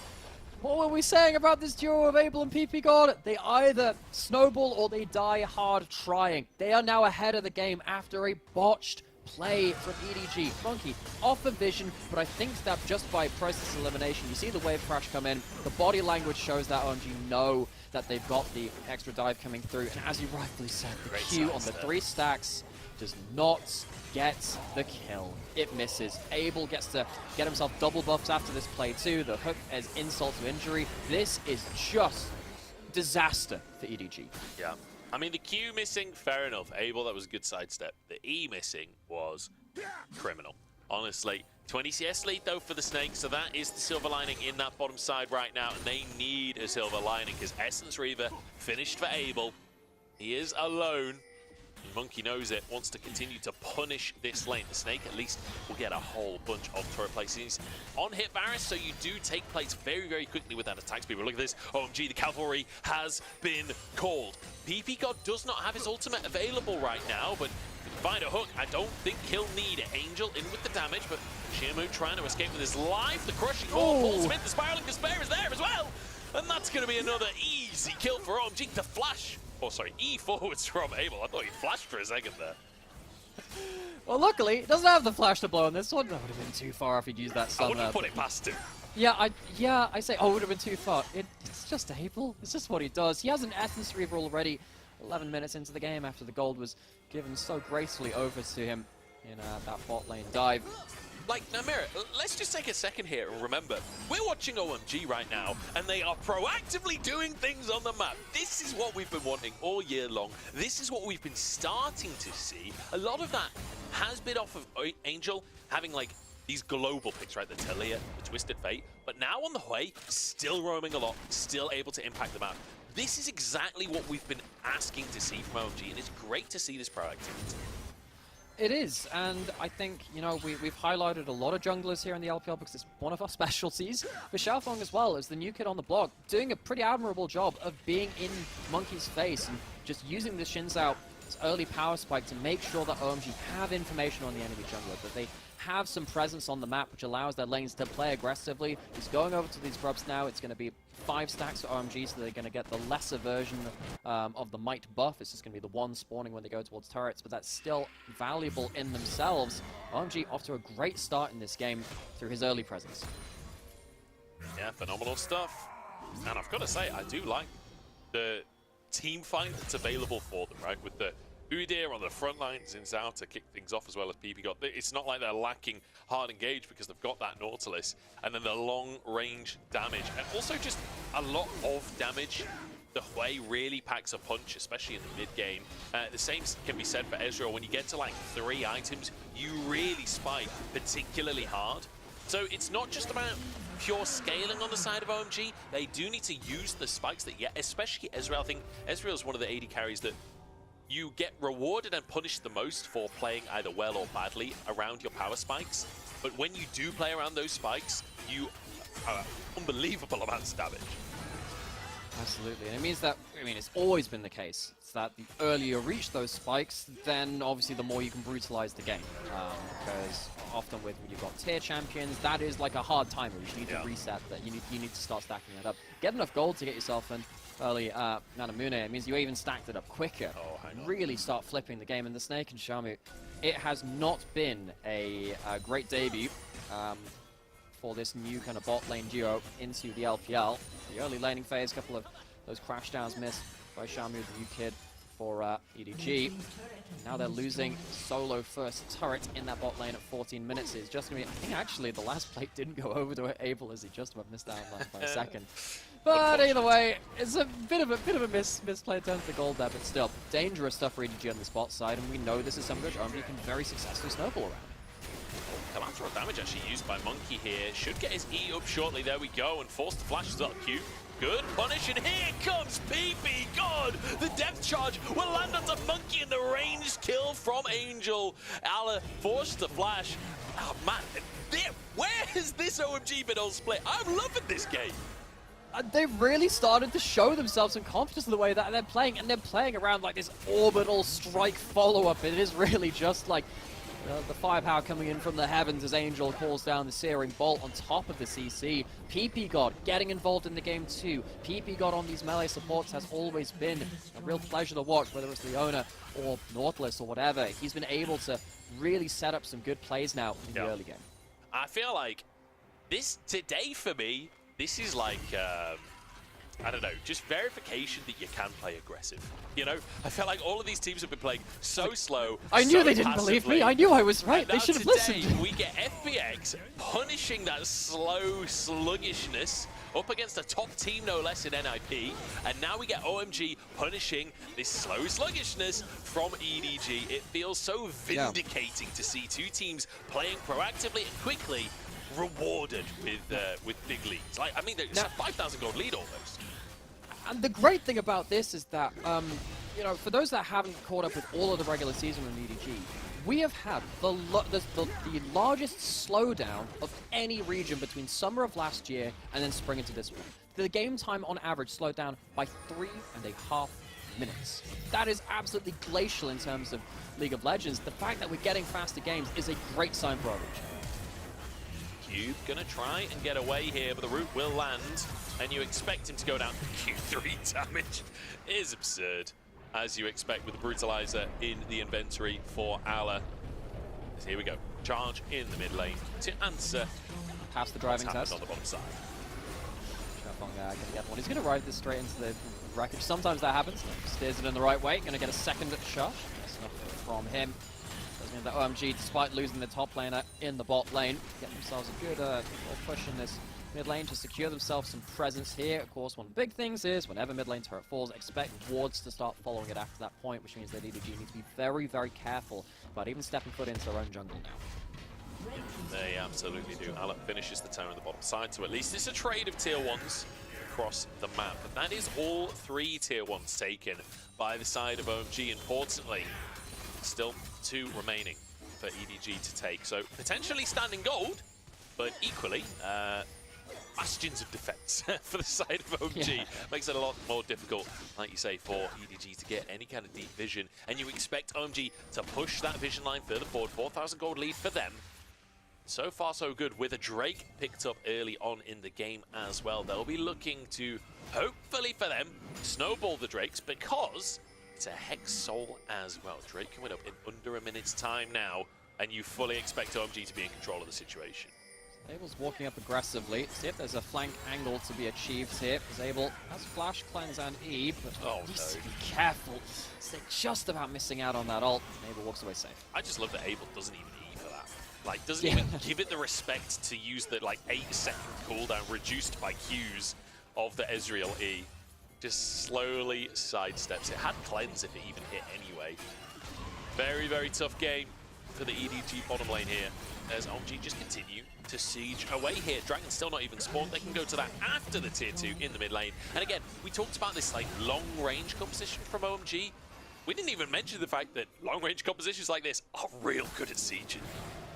Yeah, even if, you know, they go towards big team fights too, like they have the huge CC to then pin people down to be nuked in that kind of sense, but it feels like with OMG winning those team fights, there's the threat that they get Dragons, get the Baron, and as soon as they get that Baron, that siege is going to effectively end the game. This could be a 1 Baron game because of the threat of that siege, as you rightfully pointed out. The items are going to make that even worse. Once you get Horizon Focus on Hwei, it means that once you hit long-range skill shots, you do even more damage. With Ezreal, no need to really explain this. Miramana is almost online. OMG, it gets worse from here. I'm sorry, EDG. This ain't getting better for you. Yeah. I want to go back to the conversation of power spikes as well for the Ezreal, because you talked about how brutal that can be when you're against the Ezreal. And I think that's key word, because it goes for the Shrildas next. Obviously, the Brutalizer are part of that build. That 3 item is a massive spike for the Ezreal. Despite you know, Shrilda's getting changed in the off-season, still can be an item that's incredibly effective in the Ezreal. So, funnily enough, the person who I tend to just, like, follow as my Bible for Ezreal is Dragdar, one of the EU Ezreals. He's actually been a fan of Shojin recently, too, especially when you're not against heavy tanks. There's a chance you could go towards that.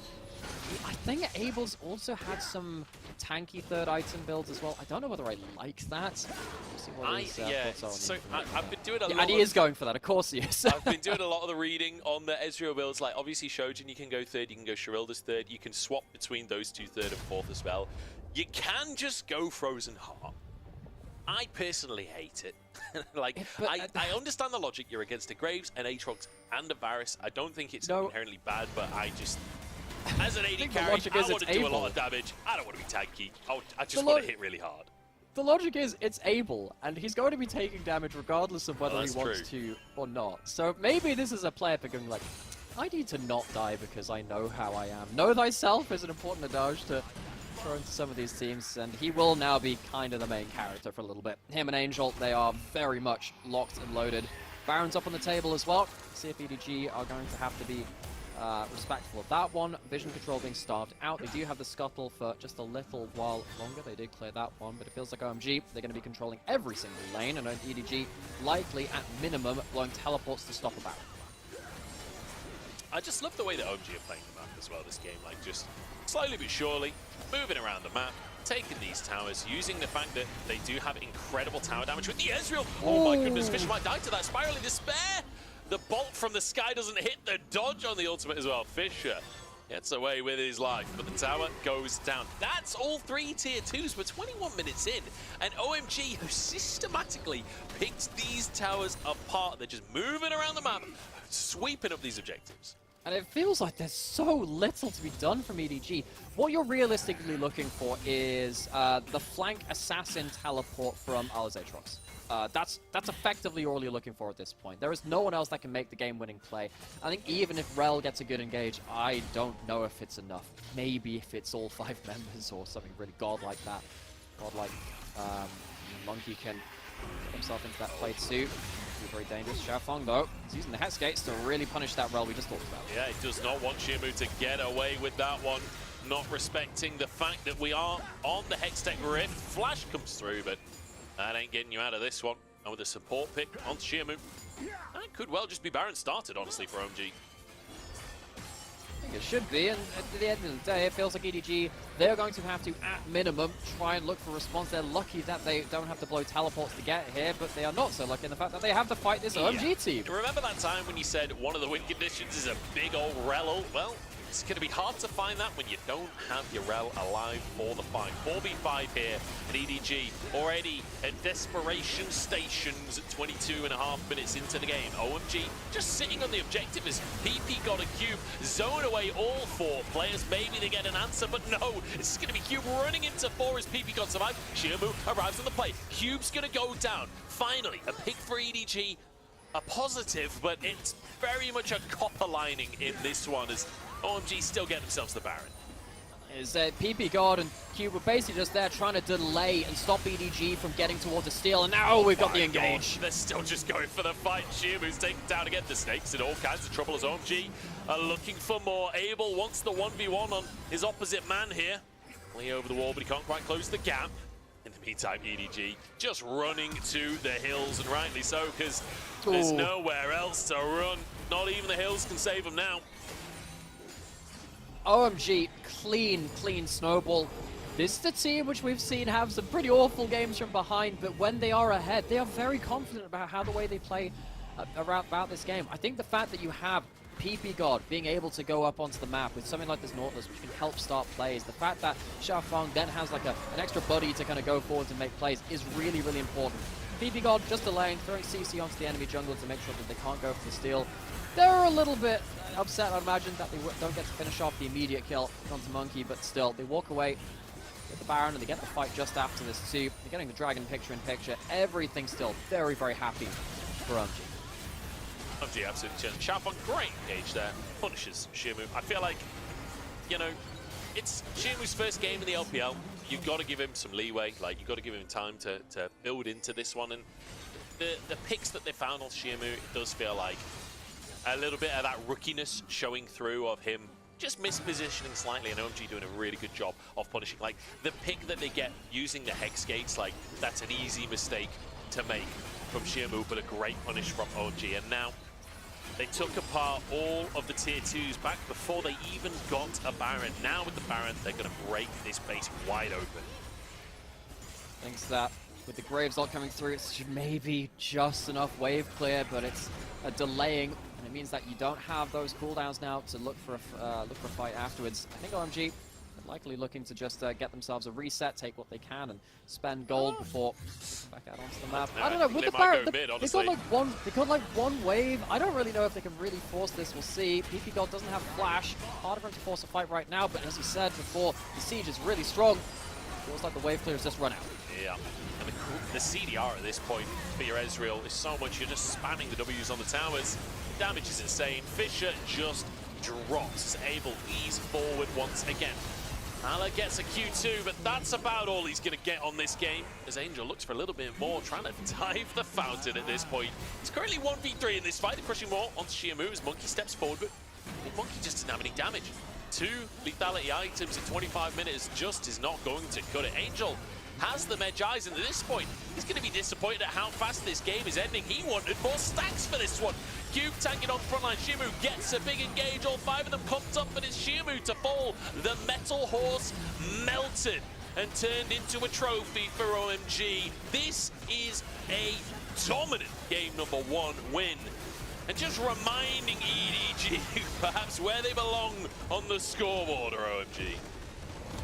I think I've been corrupted a little bit by how slow the games have been in the LPL recently. Because I sat there thinking, oh, they'll just reset. They'll go spend their gold. Nope, this is OMG. They are one of the teams which are trying to up the tempo of the LPL. That's one of the big things we talked about between OMG and FBX and some of the other teams that we've seen. It feels like this team have really started to up the tempo, pull things a bit faster. And it felt like as soon as that bot side dive went wrong, it felt like Abel and PP God just accelerated. They were a platform for the rest of the team to play very aggressively. They didn't let up. Love the tempo play from OMG and using that Hex Rift as well to accelerate things forward. Fantastic game number 1. We'll see if they can follow it up after the break.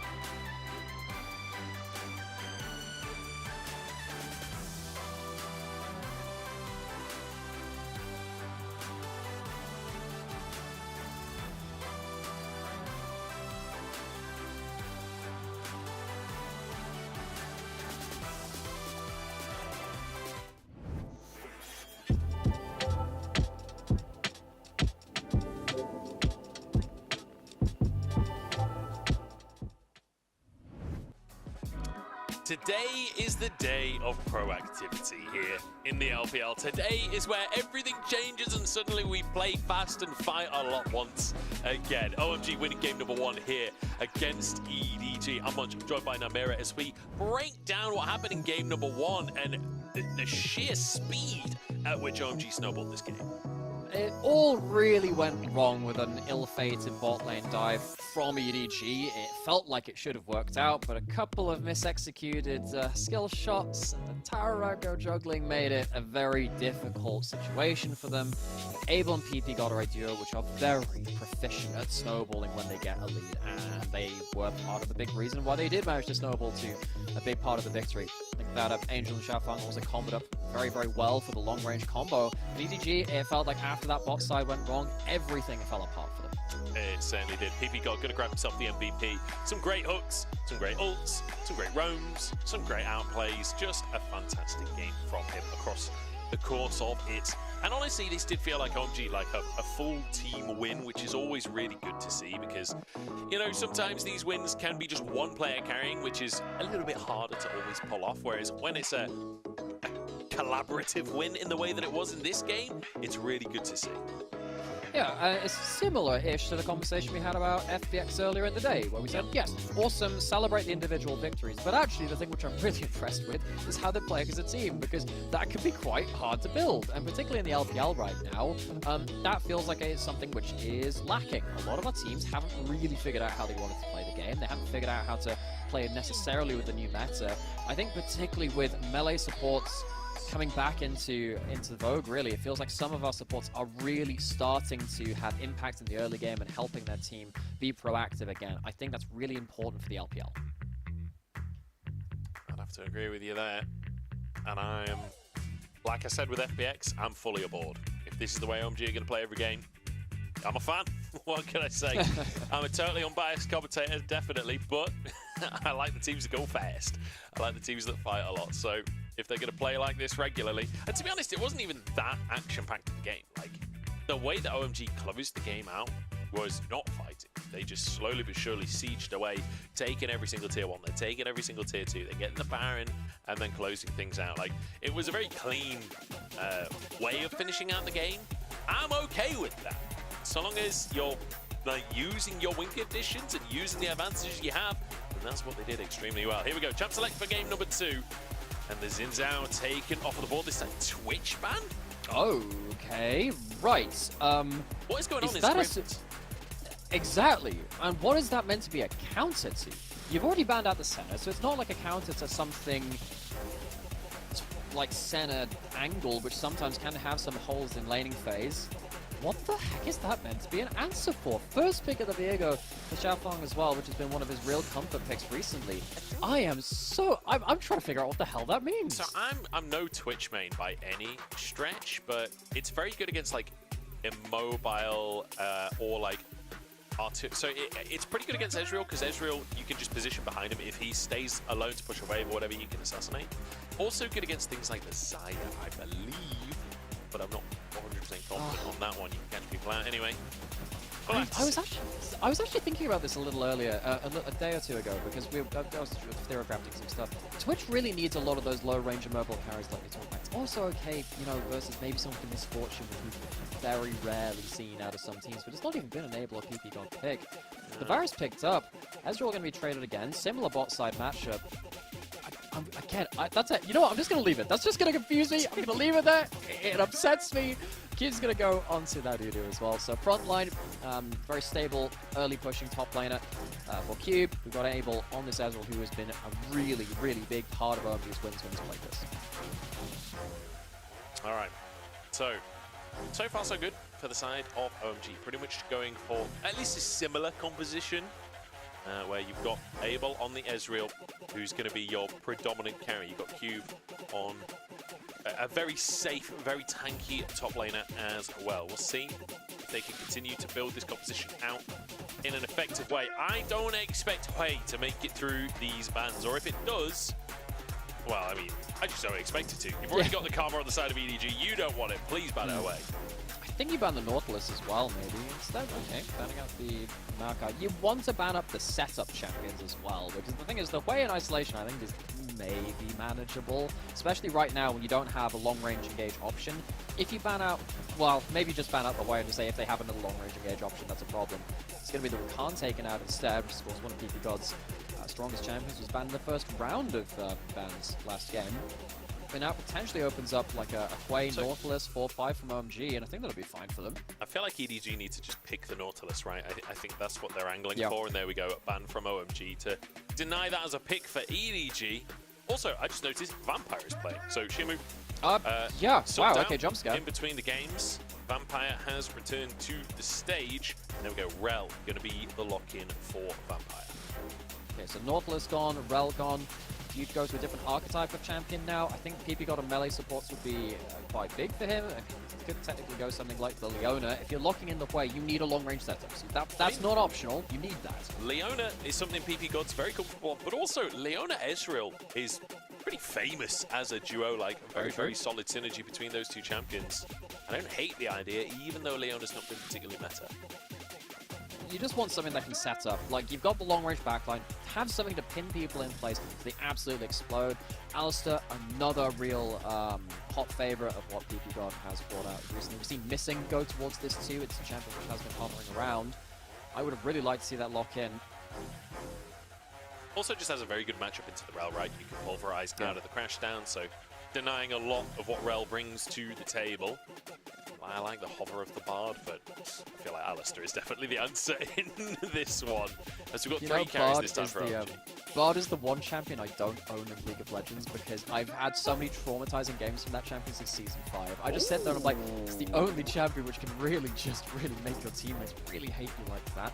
Ala, though, taking matters into his own hands. We see very rarely Jace games in top lane right now. It's kind of fallen out of the meta almost altogether. We see occasional games from players like Zeus or whatever who are very proficient in top lane matchups. You can bully out top lane matchups. I'm interested to see whether this will be Conqueror for real heavy trading or whether it's going to be Phase Rush to survive a little bit more. Does mean that this game is kind of like it was for Shamu last game, very much on Vampire to be the initiation threat because you have damage from triple AD long-range threats. You need to pin someone down to really make sure that damage lands. Jace, a pick that Ala has a reasonable amount of history on. 21 picks, 12 and 9 across history. Certainly a champion that you can take over the game, and I feel like Ala does need to be somewhat of a carry for his team. With the way that things have been going recently for EDG, he was the back-to-back MVP in the series they won against AL. And right now, against the ropes is OMG, a dominant game number 1 win. Ala gets a carry. This Jace has to go huge in the matchup against Udyr. It's going to be a little bit difficult in some ways. I'm interested to see exactly how he can play around the top jungle 2v2 because Jace has got a target on his back most of the time when you pick this champion in top lane. Because he often gets pushed and then there's a gank threat in the long lane. And Viego will threaten him more than the Graves will be able to help him. So EDG, it's a pretty dangerous statement to make. This is quite a hard draft to play. When you're struggling this much, yes, give carry potential to your carry top lane player. Ala is fantastic at carries. He has done so much for this team, but the team is going to have a hard time executing this draft. OMG on the other side, it's back to basics for them. Let's see. Going back to basics can save them as we head into game 2.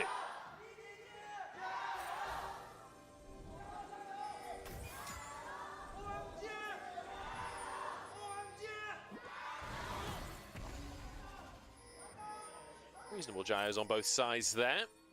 And I'm going to be honest, like, Ala is going to be going for the Conqueror on the Jace. Like, very much carrier performance required from him. But I'm also looking at Vampire, subbed back in this bottom side. The Snake and Shimu kind of getting destroyed in game number 1. We need to see a little bit more here for game number 2. Angel might just face check into Vampire. This is a little bit dangerous for Angel. The whole gang is grouped up, but Angel saw the Snake before, and there we go. Big Q from Abel. It gives up the ghost of what was to come, and EDG, I think, is still going to go for the invade anyway. This is getting spicy. Looking for the chickens. I don't know if this is a fight that they win at this point. TPGod potentially threatening a flash pulverize. EDG have to back off, and sadly for them, they don't get anything out of that, even stealing. Oh, it was okay. That's fine. As long as they just draw the attention of what's happening here, Ala can get himself a bit of a matchup here.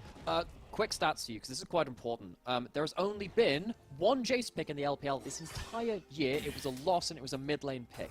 Now, last year, it was one of the most prominent champions in the entire meta. 192 picks in the LPL, split between mid lane mostly and then top lane as well.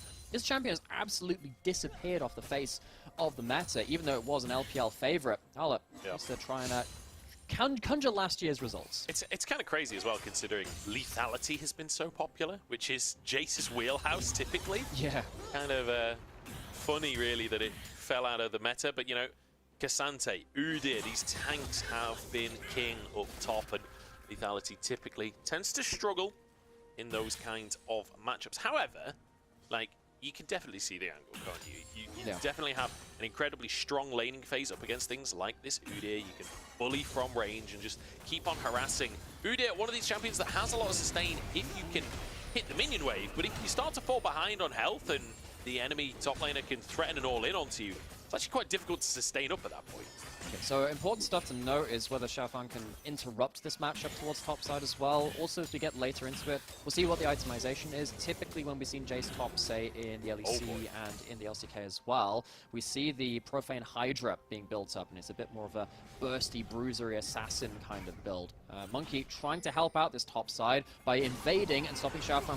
Oh no, Ally, don't walk into this. Ala's moved in. He wants to try and get Xiaofang down, but Ala's chunked himself to make this play happen. Cube walks away with his life. Ghost used as well as he moves back to the top side. Has the sustain off of the minion wave a little bit, but 10 CS down up top right now. Ala starting strong, and Monkey with this invade off the back of that pressure. Okay, this is really important. One of the big taglines for this game that I want you to remember is this is a difficult composition to play for EDG. Getting stuff like this right early will really make it a lot easier. Making sure that this Jace can use this first phase of the lane to just lock Cube into this never-ending lost lane where he has to kind of like teleport back and still be down CS. If Monkey can isolate this lane, that is a huge win for EDG. You can see that the Snake has gotten the memo on the bot side of the map and says, this game is not about me, I'm buying a cull.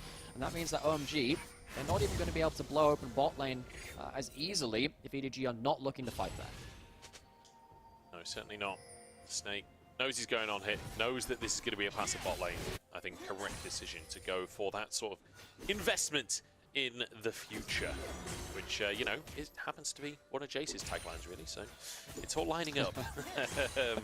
Speaking of, new season of Arcane this year. That's exciting. Yes. We get all of those memes back in Twitch chat. Oh, you know, the thing which I really enjoyed about this, so I introduced my parents to Arcane and a lot of other friends, so a lot of people who've never played League of Legends really enjoyed the show, which is great. It shows there's a great piece of media which transcends the kind of game boundaries as well.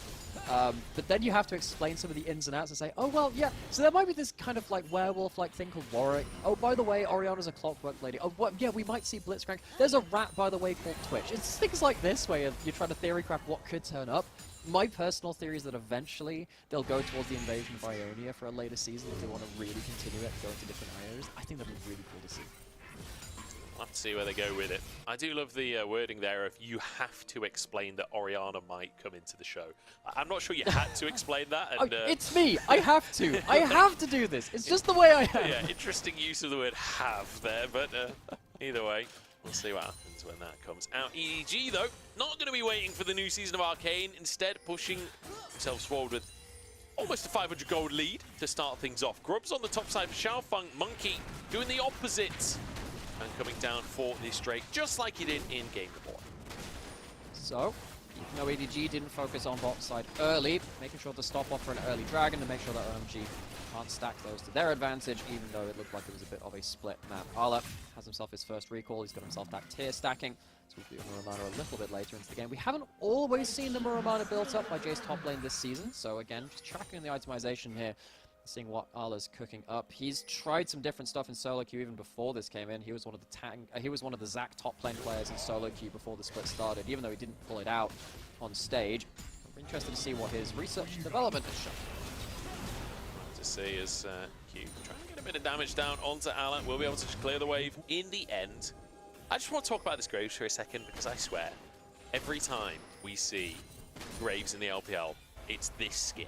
That Mafia Graves skin. I swear, you're in China, you're in solo queue, you see that locked in with that skin, you know you're going down.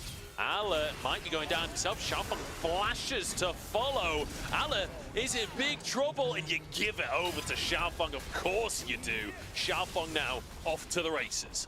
Oh, well, you got the Crime City Graves. That's criminal in the top lane, though. That's the real skin we've got to talk about. Ala, you can't die like that in this matchup. This composition, very hard to play. The legwork was already done for you. You had that early isolation of that lane. Monkey and Fisher isolated your lane. If you die like that, in the one time you're in a 1v2, that is so difficult to swallow for your team. Because now that Jace is not going to have nearly the same ability to go through laning phase, it gives some extra gold over to the other side and slows down the snowball. And in the meantime, we witness how this 2v2 functions in the bottom side. Vampire tries to engage. PP God says, not today, buddy, and punts him away again. You don't expect much action down on the bottom side of the map, which means that this denial in the top side is all the more important. Absolutely. And again, you've got the Cull on the Varus. It's not like you're really looking to get huge explosive fights there. I mean, Rel Alistar, it's a matchup that people have played so much. It was a huge matchup back in 2020. 21, rather. That was when it really started to come to bear. Now, Rel has changed a lot as a champion since then. The stun on the Q means that you can kind of outplay the Alistar sometimes by stunning him and then doing the crash down. But it's not really, again, the most explosive matchup. Like we've seen in regards to actually successfully making the big players. Actually, it's both supports kind of just looking to deny the other one, or just like completely avoid them. Yeah, I do think like on average, Alistair does the best in the denial aspect of this matchup, right? Because even when it comes to the team fights, you're trying to get the big magnet stop crash down. Headbutt just ruins everything. That single ability. So who would win? The Iron Maiden Ferromancer on the horse? Moo. Just banging his cowbell. Here we go, Xiaofeng moves up to the top side once again. You can see Monkey on the minimap. He's moving to this top lane. It might be too late, though, as an all-in on the bottom side. Level 6 is hit. And it's a bit of a punishment, but no! Vampire is in all kinds of trouble. Abel flashes forward to get the kill, and now Xiaofeng in the top side. Abel still, still no flash available, and Angel's here as well. OMG have read the play, and it is not well written. No, it is not. You cannot expect this Jace matchup to go well if you are letting him get jumped on 1v2. 2v2 is okay eventually, but it's not there quick enough. And EDG, 2 deaths on this only second pick of the LPL Jace this year is a huge, huge loss for them. It's a disaster. Losing out in the 2v2 on the bot side as well. A 2v2 that we sort of set up as uninteractive, unaction-packed, but PP God wasn't 6 yet. EDG thought they had a window. Abel shows them that they were wrong. Now Xiaofeng getting invaded as PP God moves up to contest here. Fish is here, Angel on the way. This should be blue buff taken by EDG. Good use of the priority in the mid lane to take something on the map. And again, melee supports on the roam. It has been the story of the LPL this week. That's probably if you wanted to have a big takeaway from the LPL this week, it has actually been about the support meta changing an awful lot. Now, big thing about this play and the next one's to be made, PP God has ult, and Vampire doesn't. Fisher forced the flash. PP God in a real point to threaten now with that ult. It certainly is. Vampire doesn't have his, so OMG can threaten. Xiaofeng moves in. If they can get these 2 grubs, this would be 5, but EDG don't want to just allow that to happen. An extended standoff here for the grubs as EDG move back in. That's 4 now as Monkey caught. PP got those stunned as he goes in, so it's just the headbutt away.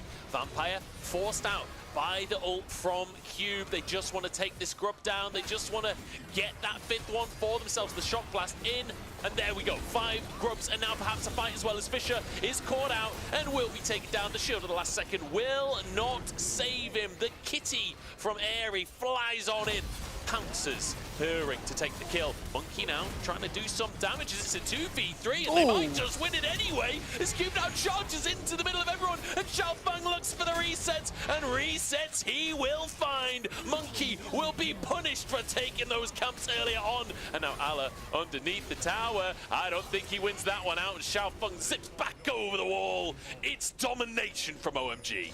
Oh, Xiaofeng is wise to the tricks of the EDG youth members. He faced them down in the LDL when he was on top esports challenges. He comes into the LPL as the new kid on the OMG roster, surrounded by this veteran experiment that we've been talking about. Now, with the teleport bot side, things are not ending yet, just for OMG. They certainly aren't. The Snake, good flash from him.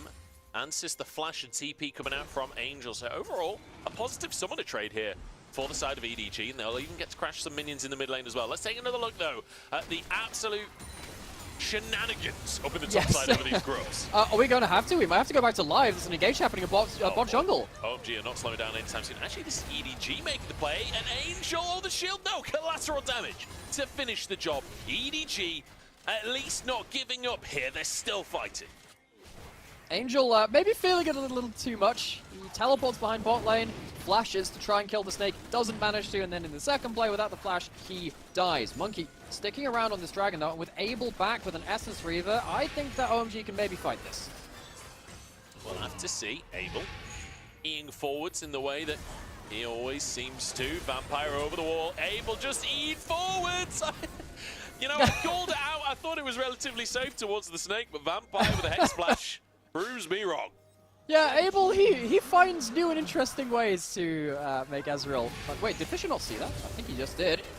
Okay, Xiaofeng, nice flank from him. Can he finish a kill here? Fisher's so low on HP, but the reset isn't there.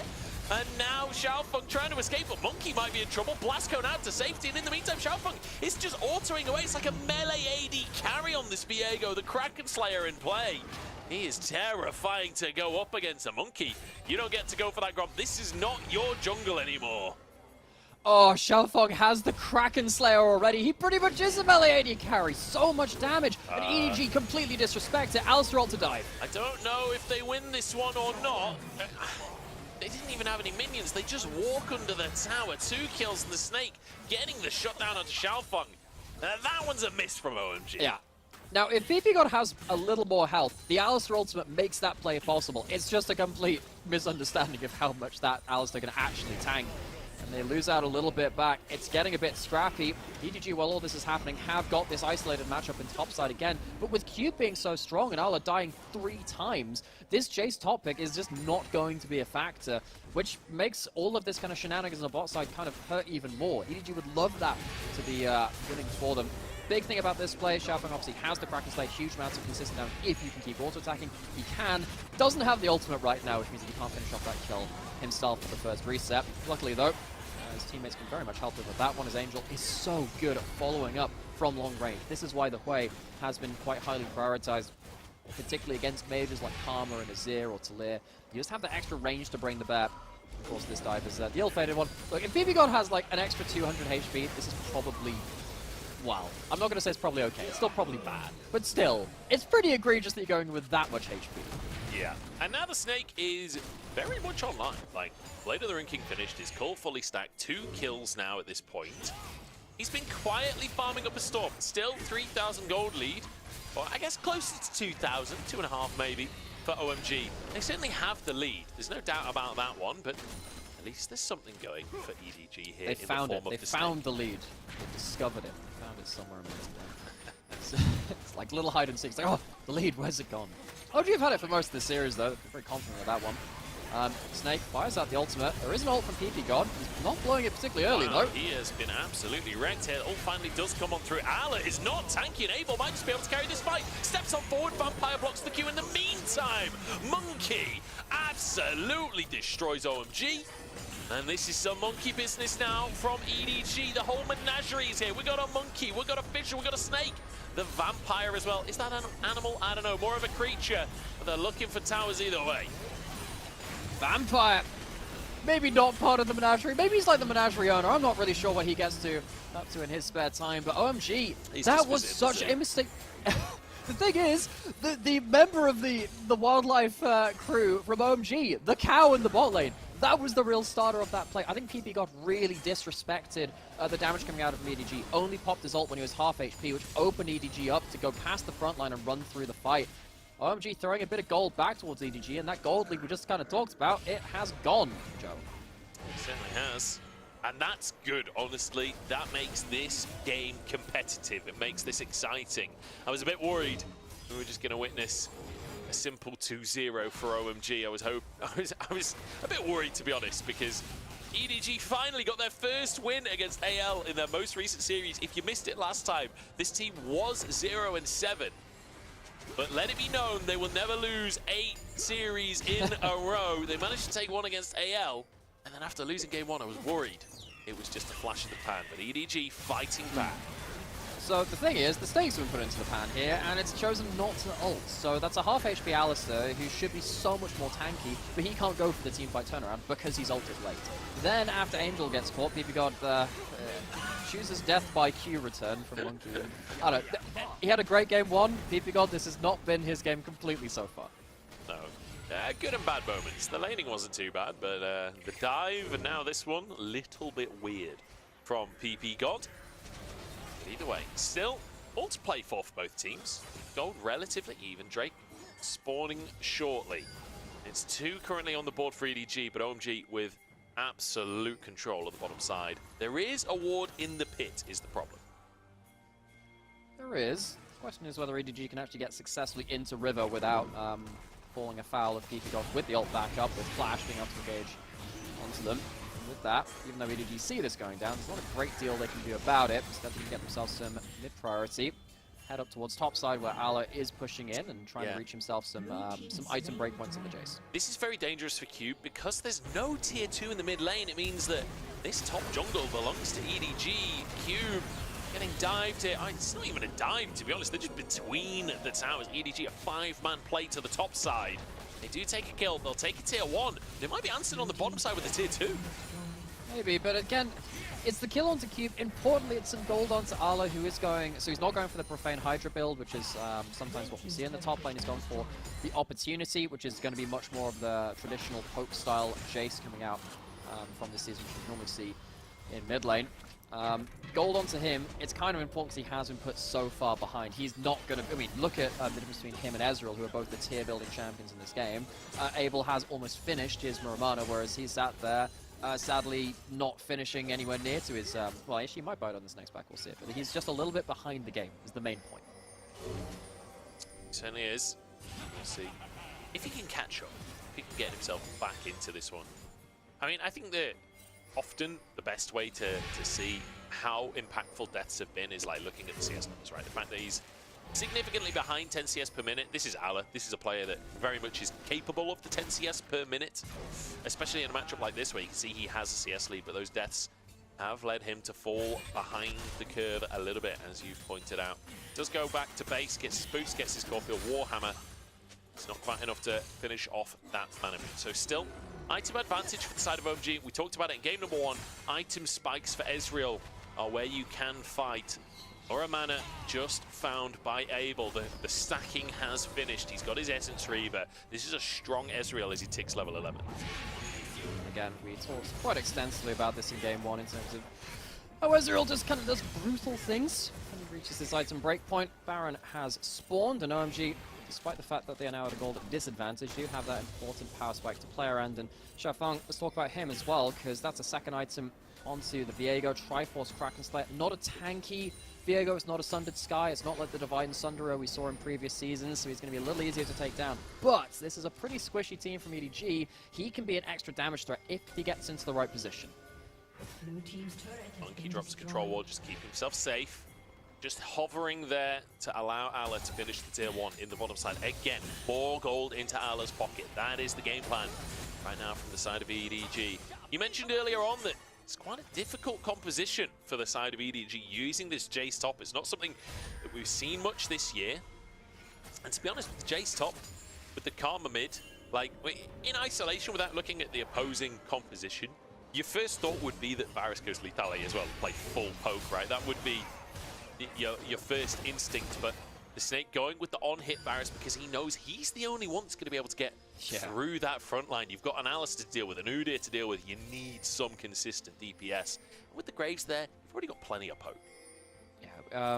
Yeah, it typically tends to be, you know, if there's a tank on the other team, you can't really go poke. You can sometimes if you have an Azir, because then they pick up the DPS with lack. PP God going to be face checking here. Xiaofeng just alongside to Arla has himself the Muramana now. He has himself a decent amount of damage now, even though he was set behind. And with Baron spawned, EDG can use that range. Potentially they can look to starve out some vision, look for some poke, and see if they can get themselves pulling a way to pull ahead in this game. Already the poke starting to land.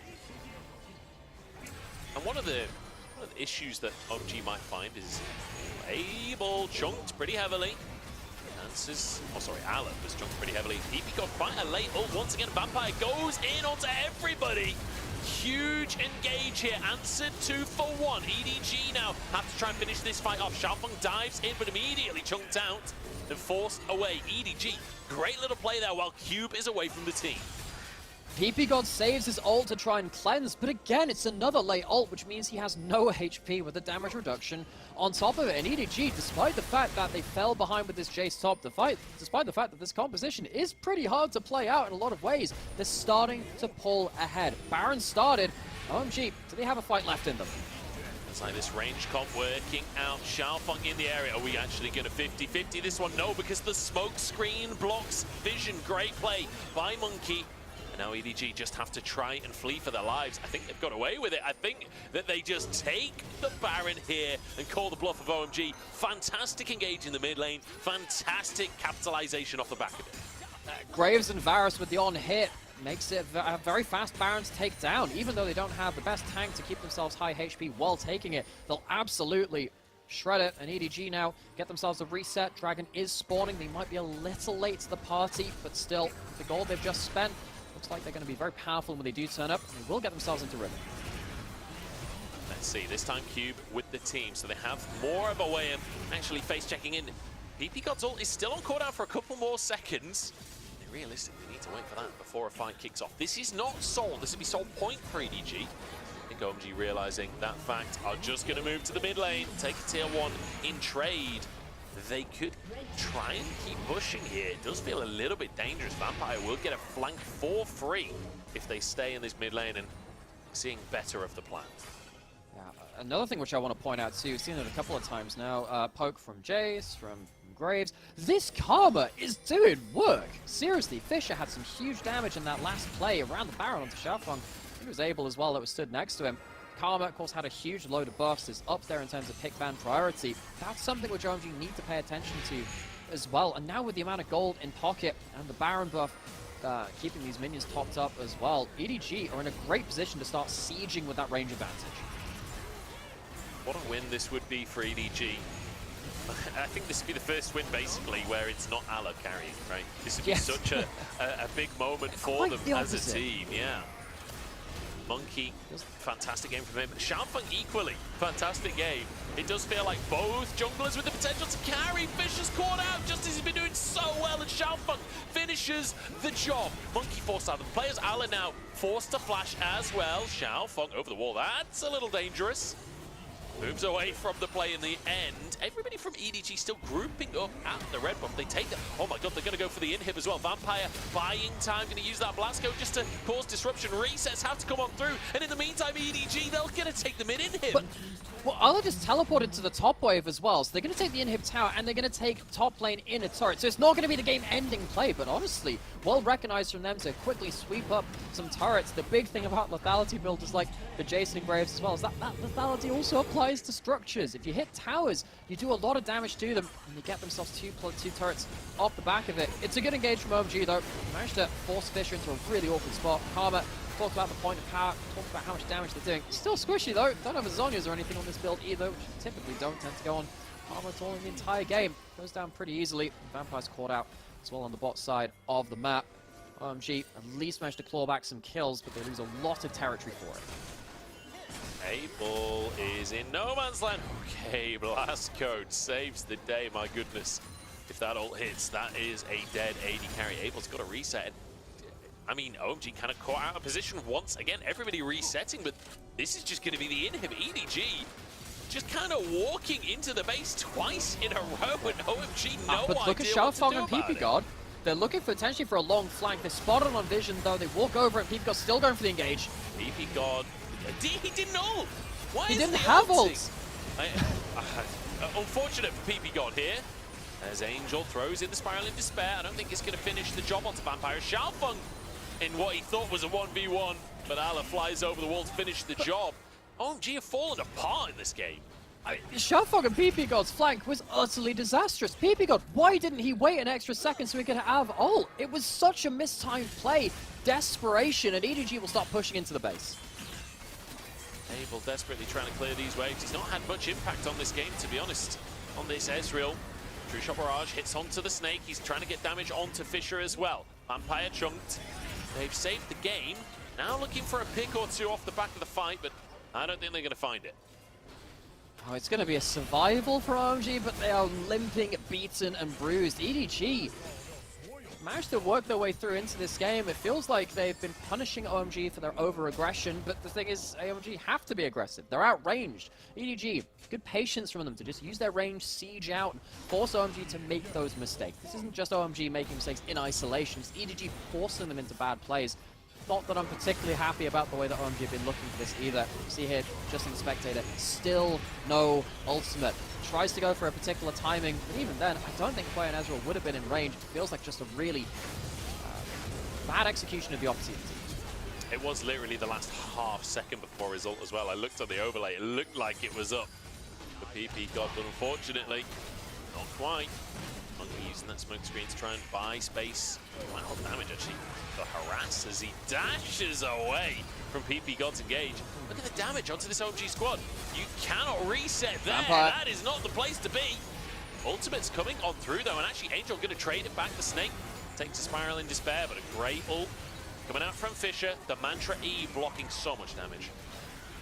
And those shields in this game have really stopped Angel and Abel being able to really start closing down these kills and get those resets going. Cube is trying the front line. Oh. He's quite tanky. Big damage onto Vampire here. Cube, he's fallen tank. He's practically invincible at this point. The amount of punishment he took in the previous play, and Selfbar basically didn't move. Drake has spawned onto the map. Monkey starting this one off. This is Infernal Soul. If EDG can finish it off, Xiaofeng knows that he's moving into the play. It's too late though. Drake's taken. And there we go, EDG. They get themselves an Infernal Soul. You thought that lethality might fall off in this game. Not with Infernal Soul, it won't. Absolutely not. And EDG now with Infernal Soul on top of the poke is going to be absolutely disgusting. You can see EDG teleporting to contest this Baron. Ala can go back in with a huge amount of damage and try and burst them off the Baron. OMG desperation play here, to be honest. Abel moving forwards, they're looking for Ala. This would be a pick that can set them up for Xiaofeng. Forced out the other side of the play, and Ala still goes 1-for-1. EDG in a phenomenal spot now to finish things out and push us to 3 games. Fisher chunked low. Abel, you've got to carry this one. This is the moment for you. Flashes away from the Varus ultimate, but he can only run so far. Managed to find one answer onto Fisher. Ala's down as well, but there's enough members remaining to finish this out. Super's in the base already as Cube is chased all the way home. The Supers are already destroying the Nexus towers, and here comes the Snake and Monkey to finish the job. EDG have only played 8 series, but they have only found themselves in those 4 wins. They're looking for their 5th individual game win. Xiaofeng does have his ultimate available. I don't think EDG can end right now. They could be in trouble of an answer. PP Gold can't close the gap. If he could have got in, if he could have pulverized them up, Xiaofeng maybe could have cleaned that up, but EDG stays safe for now. Perhaps should have made the call to go for the top inhib instead in hindsight. Yeah, I think that's potentially something that which they'll be ruining, but they can go back towards this Baron. There's no teleport. There is Cube's teleport, but no real position for them to contest either way. OMG will give up that objective. They're against the Infernal Soul either way. Running into this Baron pit, I don't think they're in position to really fight, though. Certainly not. They'll decide against it. Baron taken for EDG here, and a great comeback in this game, honestly. Managing off the back of Ala kind of getting destroyed in the early game, let's be honest. Botch dive for OMG was what started this EDG lead, and they have run away with that fact. The big thing I want you to pay attention to here is the fact that even though they get the kill on Ala, where's the Viego? Not there for the resets. They don't get to turn around with the lethality. Jace being able to use his basic abilities in this team fight, potentially get some more damage down. That damage being gone means that it is so difficult for OMG to roll through the rest of the fight. If they can get a good enough reset at the start of it, maybe this is different, but they can't pull it off. And a pretty tragic play from Angel as well, as they're about to get the pick onto Ala. Angel just sort of walks into dive range of that. Jace flashes to achieve basically nothing, so the flash now on cooldown. Still goes down, means Ala can trade it. Bit of a disastrous fight from OMG. Top inhib will fall, mid already down. EDG looking to close things out if they can. Still 2 minutes on this Baron, so they can just keep this siege up all day long. They have a siege composition, they've got so much poke, they do not need to fight this. Let's just see if Abel can get any choice Qs off. He can wave clear with it. PP God can use Defender's advantage. He's close to his home base. He's got home guards now. Slows landing onto the enemy team. EDG, there's a chance of an engage coming through. Big damage on Vampire. If they can finish the job, Spiraling Despair to do exactly that. PP God actually ulted this time. That's progress for the side of OMG. The Snake trying to answer onto Q, but does not have the damage to take the Zudir down. Again, because OMG is so close to home, they can just go back to the fountain, top themselves up in EDG.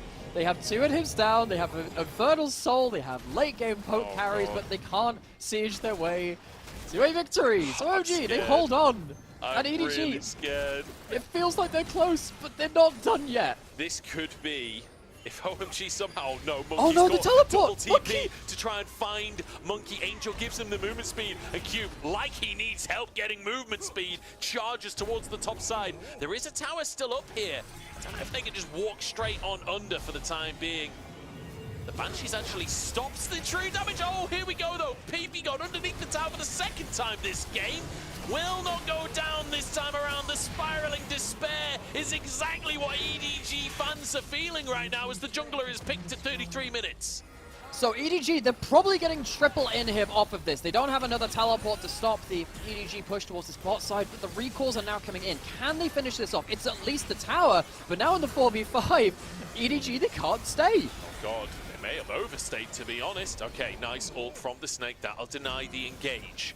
OMG keep themselves in the game. The pick onto the jungler basically ends the Baron play. EDG at least get the bot tower. But my god, this is tense. If EDG lose this one, it will be heartbreak. That will be a difficult loss to recover from. Ala doesn't want it to happen. Xiaofeng the target as he now dives onto Cube, who's got to try and escape. OMG just massively overstaying their position on the map. They try to contest the Elder, but they walk into enemy vision, and now EDG have a complete advantage over this. There technically is a smite available, but Xiaofeng, well, he was actually on cooldown. It's technically not even that. But he couldn't get into the pit either way. Just as OMG get a pick onto the enemy jungler to see this game out a little longer, EDG smack back with that big buff in the late game. And now with the poke and the Elder Burn on top of it, the Infernal Soul, OMG, I don't think you're lasting through this one. This has got to be it, right? This has to be it. A poke composition with Elder Dragon with essentially 3 inhibs down. I think the third one about to be taken by EDG. This has to be the end of the game. If they can't win this, they can't win anything. Oh, Abel, you got to be a little cautious there, buddy. That's not a trade that you win anymore. So be careful, though, on the other side for Fisher, because if that ult hits him, it would have been nothing but the Spiraling Despair, getting some poke. They're just trying to see them off the base. Trying to protect their towers. Angel down to half HP. The Elder is just so powerful. PP God can't survive this one. The burn is taken away and he falls, as does Xiaofeng. Abel desperately trying to carry, but there's just nothing you can do. Forced back to Fountain and slammed into the floor by Ala. Redemption for the top laner EDG after a terrible laning phase, and a victory in the end. 1-for-1 here in the series. Only the 5th individual game win for EDG of 2024 so far, despite the fact they are now into their 9th series of spring. But they get it done. It's been hard fought. It felt like they had thrown away that early game after the obviously pretty bad deaths from Ala towards topside, but they managed to recover. And now OMG find themselves going to a game 3, and we revisit some questions about their consistency. Yeah, I feel like both teams with reasonably strong wins for themselves, but both teams with questionable moves in their losses. I mean, honestly, we'll just have to see what happens here in game number 3. I don't think either team is reliable enough to truly believe it at this stage. So let's just give it up to fate. We'll find out after the break.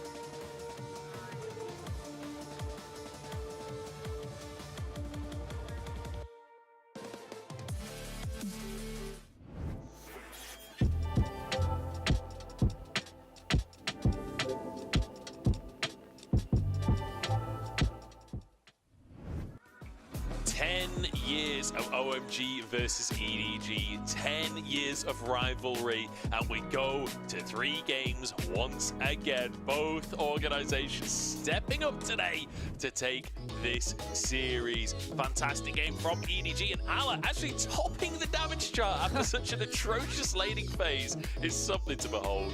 Feels poke, man. Ala comes in after a pretty rough early game, which honestly I thought should have solved the game. He does a really good job coming back into it. I think EDG did a good job of reaching out in breakpoints, playing patiently, holding on to a piece of territory and poking the heck out of OMG when they tried to engage. I think OMG threw a couple of really bad plays their way too, so it's not... There are two sides to this, but it's still EDG coming back from a difficult composition, a difficult state of the game with a difficult composition to win out game 2. I think really good game from the Snake as well. Good to see him.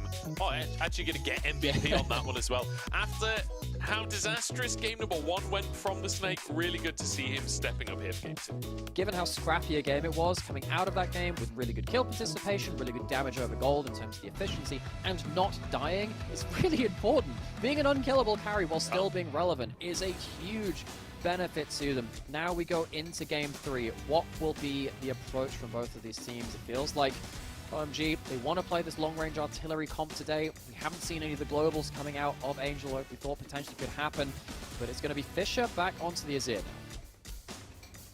We'll see. The Azir B1 pick here. Going to be extremely valuable for EDG, looking for that scaling, but Cube and Xiaofeng immediately just run it back from last game. Okay, so Xiaofeng, that's now 6 games of Viego in a row, I think. Maybe, no, he had the game 1 on a different champion, but still, he's had so much presence on this champion. Just really helped OMG snowball through to some skirmish wins. It certainly has. Let's see if they can keep that running here. It's a very fast draft so far. Both teams knowing exactly what they want for this one. OMG, let's see how they're going to continue this. In fact, just Ezreal again. They're loving the Ezreal. It's weird to see so much Ezreal when there are so many strong AD carries open and available. But in fact, going to change away and go for the way for Angel. Hey, so no Twist of Fate, no Talia for Angel today. It's that OMG, they are really falling back to this one tried and tested comp that they have played. Kind of splitting the difference on the games with, though. They've had some great games with it. They've had some awful games with it. They've fallen behind. Able not picking up an early Ezreal in this game. I mean, that means that's going to get banned out. We'll see whether that one hits it. That's immediately going to be taken away. It's kind of funny, honestly, to see an Ezreal ban when, like, there's so many AD carries that have been priorities this split. Ezreal is not really one of them, but in this series with Abel playing it, it's been the focus, and deciding not to pick it up, going for the Hwei instead, means it's taken off the board.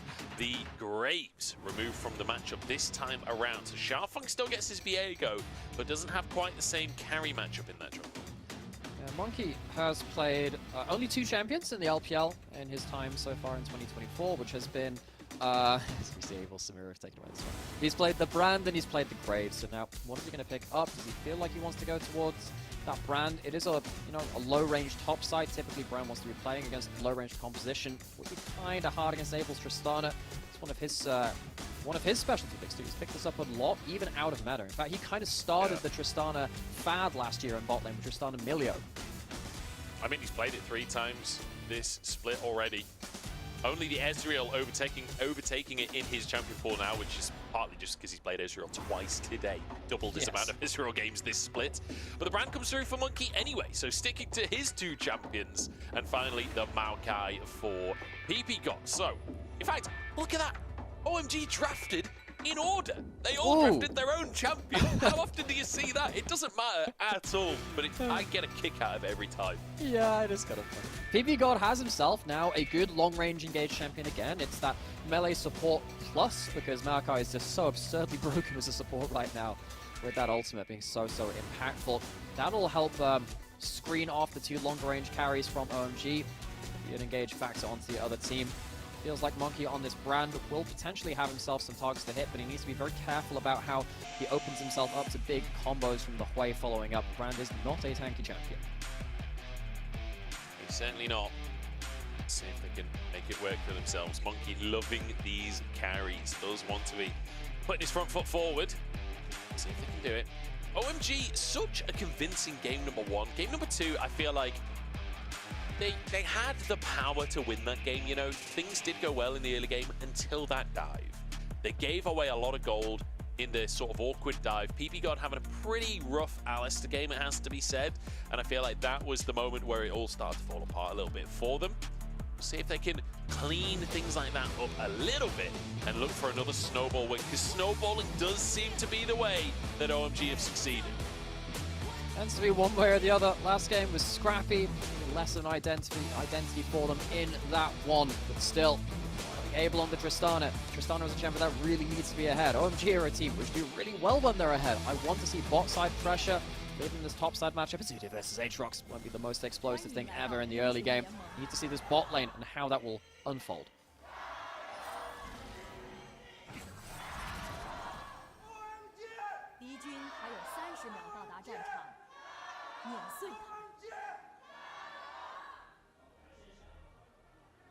Oh, that guy's going for it. Yeah, really you can hear the crack in the voice. His throat, honestly, yeah. As I will say, I've got a little statistic for you. Yeah. It's not a great statistic for EDG, but it's a good statistic for us viewers, right? Yeah. And that's that EDG, their statistics not fantastic. In most categories, they're right down at the very bottom of the scoreboard. However, there are a couple of categories where they are near the top.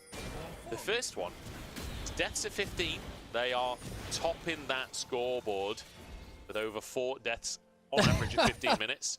Bloodiness as well, which is basically how likely there are to be kills and deaths in the game. Right. Second place in the league at 0.8. 0.8 doesn't sound, it's not a very like numeric stat really, but the other one that's good for them though is the average game time. They are 6th in the league for average game time, and I think that that's an important statistic that EDG, they play fast. Whether they're winning or losing, it's usually losing, but even when they're winning, they still play fast. And that's what makes this team reasonably entertaining to watch, even when they're not playing so hot. They do still go for plays. You do still get to see action more often than not. And speaking of, Vampire goes for a hook in the bottom lane after shock. Keep him safe as now Able and PP-God get their turn. The bone plating propped. That's enough for them. Now looking for Prior once again in that bottom lane. Really need to get level 2. You really want to get a couple of levels into the Maokai as well. Once you get level 3 on the Maokai, laning phase actually starts to even out a bit because you can add in some ranged poke by using the brushes for the brush saplings. Start shrinking down the other support. He has to tank that hook. Able, I'm not even sure if he has the explosive shot ready right now. He's been using it on the wave. He's the first one on it anyway. That means that Vampire and the Snake, of course, Vampire still playing after, of course, he was subbed out for game 1. Yep. Maybe look for another hook here. Oh boy, PP-God just having a terrible time. Terrible game in game 2 on the Alistar. He had such a good game 1, but yeah, it seems to have got away from him. Didn't know that trees could bleed, but Vampire feeds on him all the same. First kill. And PP-God, yeah, this is two sides of him. Two sides of this bot lane. Able and PP-God have forever been this duo which will snowball the heck out of the game or just kind of fall apart. We've seen both of those kind of games from PP-God today in particular, and it is now quite worrying for OMG on the 10th anniversary of this matchup against EDG. Their bot lane is not playing to the level that they would really like. I will say, AL right now are rubbing their hands in glee. Maybe they won't be the only team.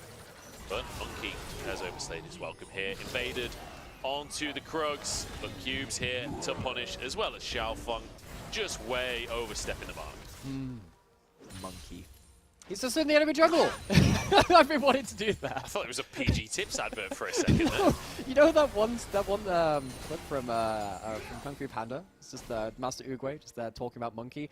I feel like there are a lot of ways we can now bring that kind of back in if Monkey is playing more regularly for the team. Anyway, he's just in the enemy jungle, gets caught out, and then suddenly, after the great work by this bot side, OMG find a kill on top side. It's not the most impactful kill to give to an Udyr. I don't think it's going to flip the matchup particularly, but still, a death for Monkey in this early game. Starting to rack up towards those stats which you were saying EDG have in terms of deaths at 15. Yeah.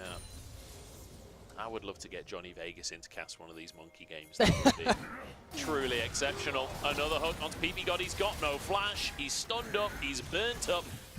And they may not bleed, but trees certainly do burn. The Snake grab in and kill that time.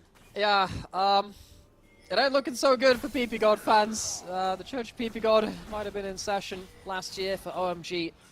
what felt like such a magical year for them despite not getting quite the results they wanted.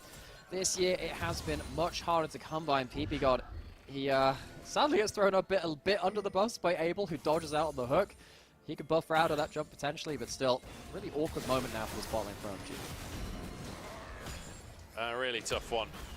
As, you know, Cube did get the kill early on, at least they were able to punish Monkey, but right now, this doesn't necessarily feel like a really great win in the laning phase from EDG. It more feels like PPGod kind of having a really tough time in these last couple of games. I just don't know what happened, because it's game number 1. Fantastic. Now, I know this is my second year in the LPL, and I might not be as veteran as some others, but I've learned to not think on such things. For one, my own sanity, and two, because it just feels like this endless question for so many players in terms of sometimes they just try and outplay to get an extra minion's worth of XP, because, in fact, there's a really interesting conversation about how, going back to like slightly more normal stuff, about how language affects the way that we see the game, because in Chinese kind of like league terminology, there are a couple of phrases which just says, it's a bad play, but we'll try and outplay it. I think that can affect the mindset a little bit too, in terms of, look, we probably shouldn't walk up to the wave here, but if we do, it's kind of good. It kind of just ends up being an awkward moment, though, as they're really far behind in this lane now. Yeah. I don't know how much you can outplay as a level 1 Maokai, I'm going to be honest. Yeah, me neither. I don't know, but we could have found out, Joe, we could have found out. Language. But there we go. Maybe I'm just short-sighted, you know? But I'm not. It was an astigmatism. But I had laser eyes, so not anymore. Take that, biology. Here we go. You know, the early game is really all over the place when we're talking about laser eye surgery and the nature of the Chinese language and how it relates to League of Legends. I mean, that was slightly more relevant, but we'll try and see whether PPGod can stop this death spiral. He's trying to block these hooks so Abel doesn't have to tank them. But the problem is now, I actually think that Abel has to tank some of these hooks and buffer out of them. It can be a little bit of a weird timing, but it's better than PPGod with no flash tanking it and just dying for free. Yeah. I feel like you're probably fine as Abel. He is almost 20 CS down Monkey. at this point. Monkey's caught, does flash away to safety, but PPGod's here. A little bit of redemption for him as Angel grabs a kill twice now. Monkey really oversteps the mark and is punished. Yeah, it feels like for every kill they get in bot lane, the literal monkey paw closes, and it feels like they trade something back onto the jungler. He's now 0-2. We said he's only played the 2 junglers for EDG so far, the Graves and the Brand. It's been an awkward early game for a very squishy, immobile champion. It really has, and it worries me. It worries me because OMG won game number 1 very convincingly. Abel is going to be fine, I think. Vampire's left the brush. It worries me because in game number 1, we saw Xiaomu getting caught a few times, OMG capitalizing on those mistakes. This time is Monkey getting caught a couple of times, and I was really hyped on the OMG game 1 win. It felt clean, it felt good. It was off the back of a previous series win as well. Now I'm a little bit like, wait, was that just me getting overexcited and actually it was just kind of easy kills taken and snowballed? Because that's a possibility. It's definitely up there, because I feel like both these teams are making a lot of mistakes. Now, in any given game of League of Legends, there are going to be mistakes, but when the game is actually determined by them, it really changes how you feel about the whole kind of way of it. Monkey now, I feel like he has been quite disrespectful in regards to how quickly his lanes can respond to him, particularly on a champion like Brand.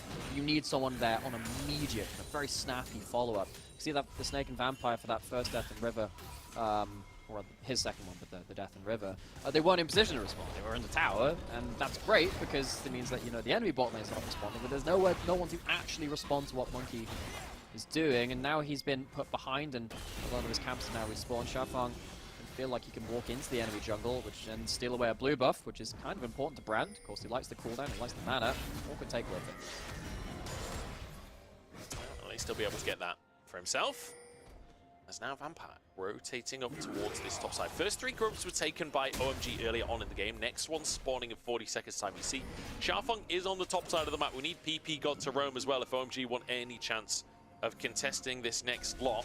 And you can see him doing exactly that. Perhaps we'll look for a little bit of vision in EDG's bot side jungle first. before moving on over. And this is one of the beautiful things about having an Azir on your team as well, especially when Vampire roams to that mid lane. Easy to just one-shot that wave and get priority for yourselves. As Snake threatening onto Abel, and Abel respects it. Even enough in gold so far, but it's very early game. The gold is not often going to be exploding quite by this point. With Grubs coming up though, 3 taken for OMG. Would really like to secure 6. Again, the big thing about Grubs is that they can be quite lacking unless you do get those big buffs, because you really don't want to split them if at all possible, even if you don't have to split pushes. Xiaofeng is on vision. He doesn't know he's on vision though, because the EDG do have the information advantage going towards the top side of the map. They look to deny OMG the full house. So it should be 3 for 3 here, and as Xiaofeng sneak in and get perhaps a smite. Vampire engaging onto PP God here to Q back. Xiaofeng tries to threaten the rest of them. Ooh, trying to big stop damage. any kind of follow-up. The Snake has actually overstepped here. The cleanse comes out though, so he doesn't get caught by the Q as well. Bit of a weird situation even for me and EDG there, because they were finishing off the Grubs, but then they were also looking for a fight, and it felt very disconnected. Xiaofeng manages to escape the Brand combo, while Angel turns around a huge amount of damage. You can see how risky this gets if EDG are not very concise about how they approach these different objectives. Xiaofeng has flash, potentially could force onto Fisher in the mid lane. Angel has flash as well, but Fisher zips on out of the play, and rightly so, will get himself to safety. In the meantime, worth noticing that the Snake has no cleanse, has no ultimate, so if he oversteps, Abel could find a window, but with Monkey and Vampire in the area, you'd hope Abel will play it safe. Again, I have learned to not think on such things. Abel will do as he does. He's a player of great mental gymnastics sometimes, as his jungle support. Now to join him on this bot side of the map, Cube has built up the Frozen Heart first. Really managed to do much in this laning phase, which you kind of expect. Now Angel! Ooh, Fisher going for a play here, knocks Angel back, and he might just get himself solo kill. Flash over the wall. Oh, the fear hits onto Fisher, and the Q goes wide. So close, and Angel, massive grin on his face as he walks away from that. Oh, he is so lucky to get away with that, because Fisher is looking for the timing to punish Angel before he gets a reset in. He would have teleported back into lane with a lot more stats, with full HP as well. Now he can do that. Fisher very nearly missing out on that opportunity. This is a player, of course, who's another rookie to EDG coming in. He was one of the players who was, pretty successful down in regards to like NEST and the Demacia Cups too. He was a great Akali and a Nico player, and his Azir as well. He's struggled a bit in the LPL so far, but he's been trying to find his feet. There's a player like Angel as well. He's been holding his own okay, but he's definitely brewing that chance to get himself a rare solo kill. I will say, we keep panning up to this top side to watch the absolute farm fest that is Udyr versus Aatrox. Ala doing a good job to actually have a CS lead in a matchup where he's been permanently pushed underneath the tower. Angel, out of mana, great dash forwards from Fisher. The damage is all good. Unfortunately, didn't have the soldiers. The fear is perfect from Angel, and then the Q ever so slightly out of range. So a bit of a missed opportunity. I appreciate the attempt. It's the right call to make, and I really appreciate that one, but it does mean now neither mid laner has flash for this dragon. How important will that be? Feels like with Nautilus being able to potentially get himself into the fray, and then the Maokai ult as well, those similar spells will be very, very important. OMG forced away. I like this from EDG, just clearing out behind them, making sure they're not flanked. BP God has to use his ult, but caught alone. Great punish here by EDG. I love that they loop back through their jungle and make sure that they're not caught out of position. Ults come through onto Vampire though, and it's support for support. In the end, a great hook comes out from Xiaofeng. Has this guy been practicing Nautilus or what? Ala caught out now, the ult comes on through, and it's a double kill for Abel. That's a huge swing for OMG. The snowball AD carry of the Tristana gets a double kill after some weird switching of sides of the map from both supports. Dragon does go to the side of EDG. That's a win for them in that regards, but OMG getting some gold onto their AD carry, that's important. It now matches the Snake at 2 kills. Xiaofeng, you're in a really awkward spot. No flash, no ultimate. He can't use the Hex Gate either. Flash from the Snake, I'm not sure was quite necessary, but kill guaranteed for Monkey either way. Abel crashes yet another wave of the bottom side as he tries to get away. Vampire might try and cut him off here, but The ward, I think, is going to be enough to protect Abel. Maybe they look for a dive, but with PP God here, I don't think it's reasonable. Well, Not one that thing, that's ever stopped them. I mean, they're still potentially playing towards a dive here. They are spotted out. Abel will move away from turret. Good news. The stat which you brought up with EDG 4 deaths average per 15, that's been matched at least, so we're keeping up pace on that one. 4 deaths apiece though, 4 kills. Angel now hunting for Fisher. Has himself no flash. Bit of damage from the Spiraling Despair, but the Honey Fruit just about patches those wounds up. And let's take another look at this weird fight where OMG behind enemy lines. Good ult from the Snake to start. It was. I think it's a good position from the Snake to still get some damage over the wall. A bit of a tricksy flank plan for that Dragon from Xiaofeng. And now we go back to live as Cube is in a 1v3. Hexgates are making this pretty rough. Yeah, he is Udyr though, so he's probably fine. He's just going to walk away from that one. I feel like we could have kept going with the replay, to be honest. They should have realized it's an Udyr that they're trying to pick. As, yeah, a bit of a weird one from Vampire in the previous play. Kind of overstepping, and I feel like this has been one of the biggest issues for EDG, is like these rookie supports really overstepping the mark. Even if you think all the way back to EDG versus RNG on day one. Oh, God. If you think about EDG versus RNG on day one, as I battle through my point, you remember Vampire kind of overstepping his mark, trying to phase check, just end up going down. It's happened a few times. And that time just like out of sync with his team. The rest of his team are backing off. He's going forward, and it opens up for a play for OG. And the thing is, when you have a jungle support that's new, or they're struggling with a meta or in a current period of form, the whole team starts to go with it, because modern League of Legends, especially in early game and going into mid game, is so much about jungle support. There's a lot of stuff you can do with supports in laning phase, obviously with Raw TV2, but particularly now with melee support back on the table, where you need to be on the map and making plays. It can sometimes be quite invisible when a support isn't doing well, but even so, because you don't make those plays, which are really important that you do. And then obviously when it's visibly going wrong, it's even worse, because you've made the plays and it's setting your team behind. It really affects everyone, so your lanes can't do the same thing. We do have supports roaming up towards this Herald though, but there's a fight potentially towards topside as Cube is fighting against Darla. PP God has his ultimate to start this fight off, but Herald... Oh, I thought Xiaofeng was going to get the drive-by smite here. All in from both sides. OMG Abel is just hammering away. Vampire to go down. Xiaofeng with his first reset of this fight. Looks for the hook, but just hits the wall. Dashes away, gets himself alive. Abel still alive here. Finally goes down as PP God knocks Monkey back, and it's Angel to carry. Spiraling Despair as Fisher wants to answer in kind, but Xiaofeng's still going, and Cube's chasing down the bird. The Phoenix is the better bird this time around. OMG walk away from another scrappy fight in this series with the advantage. EDG pull back a pretty decent halfway fight where Fisher gets a sweep onto the carries, but OMG get the damage done. The resets come through from Xiaofeng. This Viego, which has been coming back in force in the LPL, is starting to really rear its head in some of these more scrappy games. Malkael, very, very powerful when it's on the table, even from the support role. Pin someone down for Able to absolutely blitz them, which allows you to get the first reset of the fight. Means that Xiaofeng survives a lot longer than you realistically should do, and buys up a lot of Tal's time. Fisher does manage to get some good damage done on the back end of this, which turns it back around, but still, the resets from OMG are really powerful. I just can't believe that Abel is the one to get the kill onto the Snake there, knocked towards it by Fisher, and then just dive bombs onto the enemy AD carry before he's taken out. Fantastic bit of play there from OMG. And now we're what, like 2,500 gold up for OMG. EDG want to fight for this Drake. No. Cube just charges on in. Vampire. I mean, we thought PP God was having a terrible series, but Vampire's showing him how it's done. That's going to be 2 for OMG. Yeah, this Vampire is not the cool and dangerous kind, it's the kind which sparkles, and it's the kind which is dead. Died in that bot side, staked through the heart once more. Fisher's now caught out, no flash, might have to ult Xiaofeng away, but he's trying to play the mind game with the ult, doesn't quite get it. Perhaps it'll lead to a strong character acting career.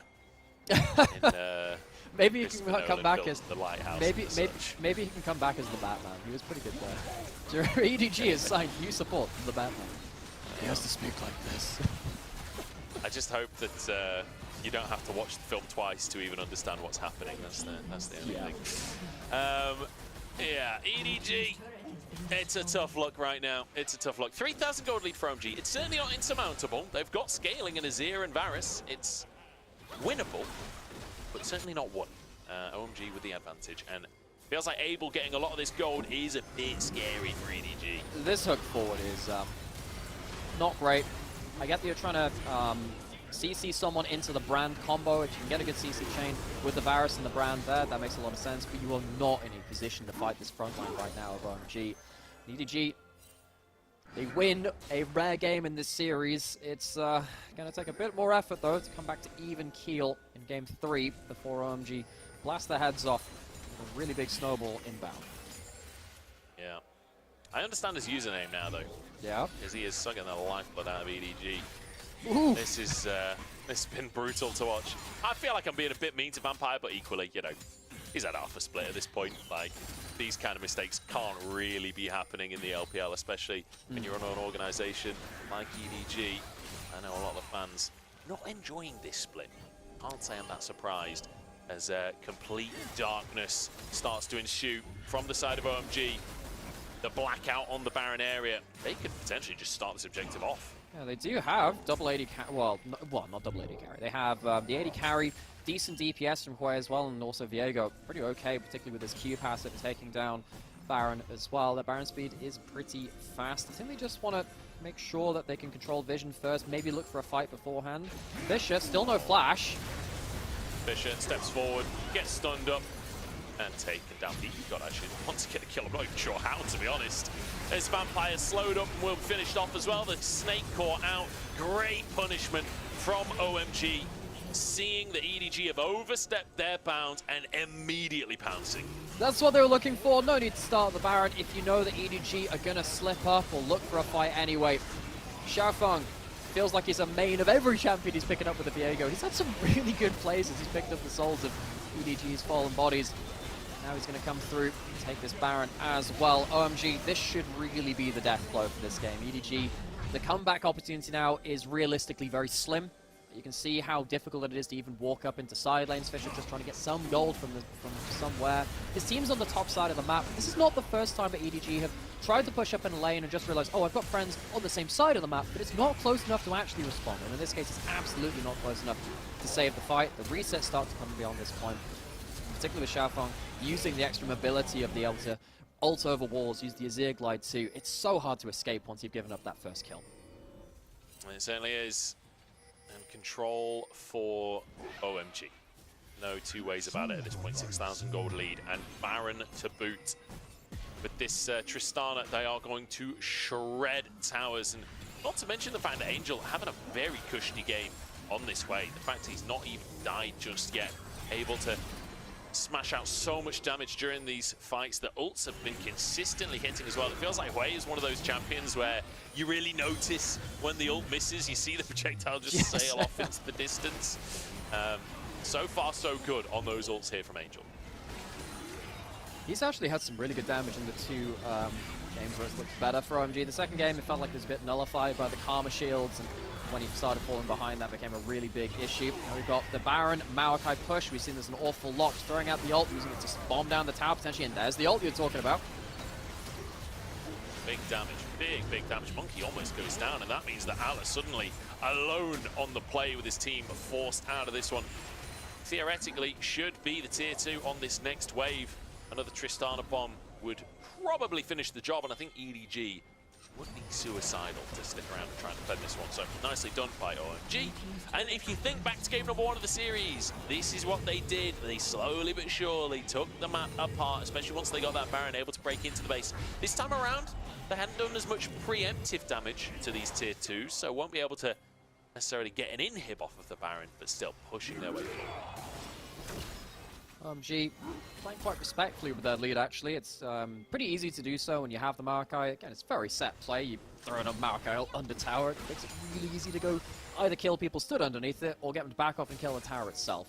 They almost do both, actually. So OMG walk away. They get to spend all of that gold they just got from that Baron push as well. 2.5k up from that play. They're at 3 items on their carries, and Allah's 4 out, so this ain't looking any better for them. Hey, certainly not. As Allah should go down here. Xiaofeng actually even going to commit the ultimate just to finish the job, but he Can't finish the job. Unfortunate. Not the end of the world, though. Alan walks away with his life. This will be Drake anyway for OMG. They can just walk over and grab that one as Cube clears the way over the top side. EDG trying to make some kind of pick happen on the top jungle, but it's not going to happen. It's a little bit like Fetch. As Cube could be in trouble. Maybe they can dive. I don't know. It's a They might be able to three-item just trade Udyr. for a tier 2, though. I think he's just going to throw his ult on the wave. Next time he has that cooldown up, he'll clear through the wave. So it's going to be an objective bounty, which is some golden pocket, inner turret gold as well. Not too shabby, claw something back, but it means that they now have to kind of hot foot it back towards their base. They're going to have a Tristana bomb put onto the tower. It really doesn't feel like they can even do like a wraparound teleport to punish a push from OMG. They've stuck around a long time on this top side, and now they're potentially losing their mid-inhib as well. Yeah, Cube and PP God just playing to stop the ports. They reckon they're FPX at this point. As mid-inhib taken down now. I just want to quickly point out, before the game ends and I run out of time, PP God has gone Zarzax, by the way, on the Maokai. I did I'm notice pretty that, sure that's yeah. the first time I've seen it. Like, usually you get the tank Maokai. Odd one, but, you know, he's doing some damage. That's how he got the kill onto, That's the one. I think it was Monkey earlier on in the game. I mean, it'll affect the ultimate, it'll affect the saplings. It's not awful. Gives you a little bit of extra proc damage on top of things as well. Bomb on the tower. You kind of forget this about Tristana. When you put it on the tower, it does a heck of a lot. Chucks a couple of people down. Here's the flank teleport. It's the Hail Mary, but Allah doesn't have flash. It's really hard to pull this off. All or nothing. Cube has his own TP available, but they're not going to use it. Don't even feel like that's it's a stinker. necessary. They call the bluff of EDG, and that means this Mondo wave on the top side is going to crash. This is really quite difficult here from EDG. Now, Arlo lost that flash in the last play, which makes those flanks really hard to force. It means it's much harder to get himself into position to assassinate someone. And EDG, with that teleport gone, they are, well, they were already out of most options. Now it feels like the last few just kind of slipping through their fingers. Tough game for EDG, that is for sure. As OMG just continue to snowball. It's good to see, though, like, again, OMG, when they do get the lead, they're quite good at closing the game out. Like, they're pretty good at finishing the job. It's just whether or not they get that lead in the first place is a little bit of a coin flip. Oh, are these Hex Gates going to lead to a fight? Oh, this is not looking good from EDG. That's the Maokai ult. Alan and Vampire both in big old trouble on this one. Vampire too far back to actually get caught by the Maokai ult. Oh, that Spiraling Despair Monkey is in danger, and Fish has walked into him. Oh god, they both walk away, but only just.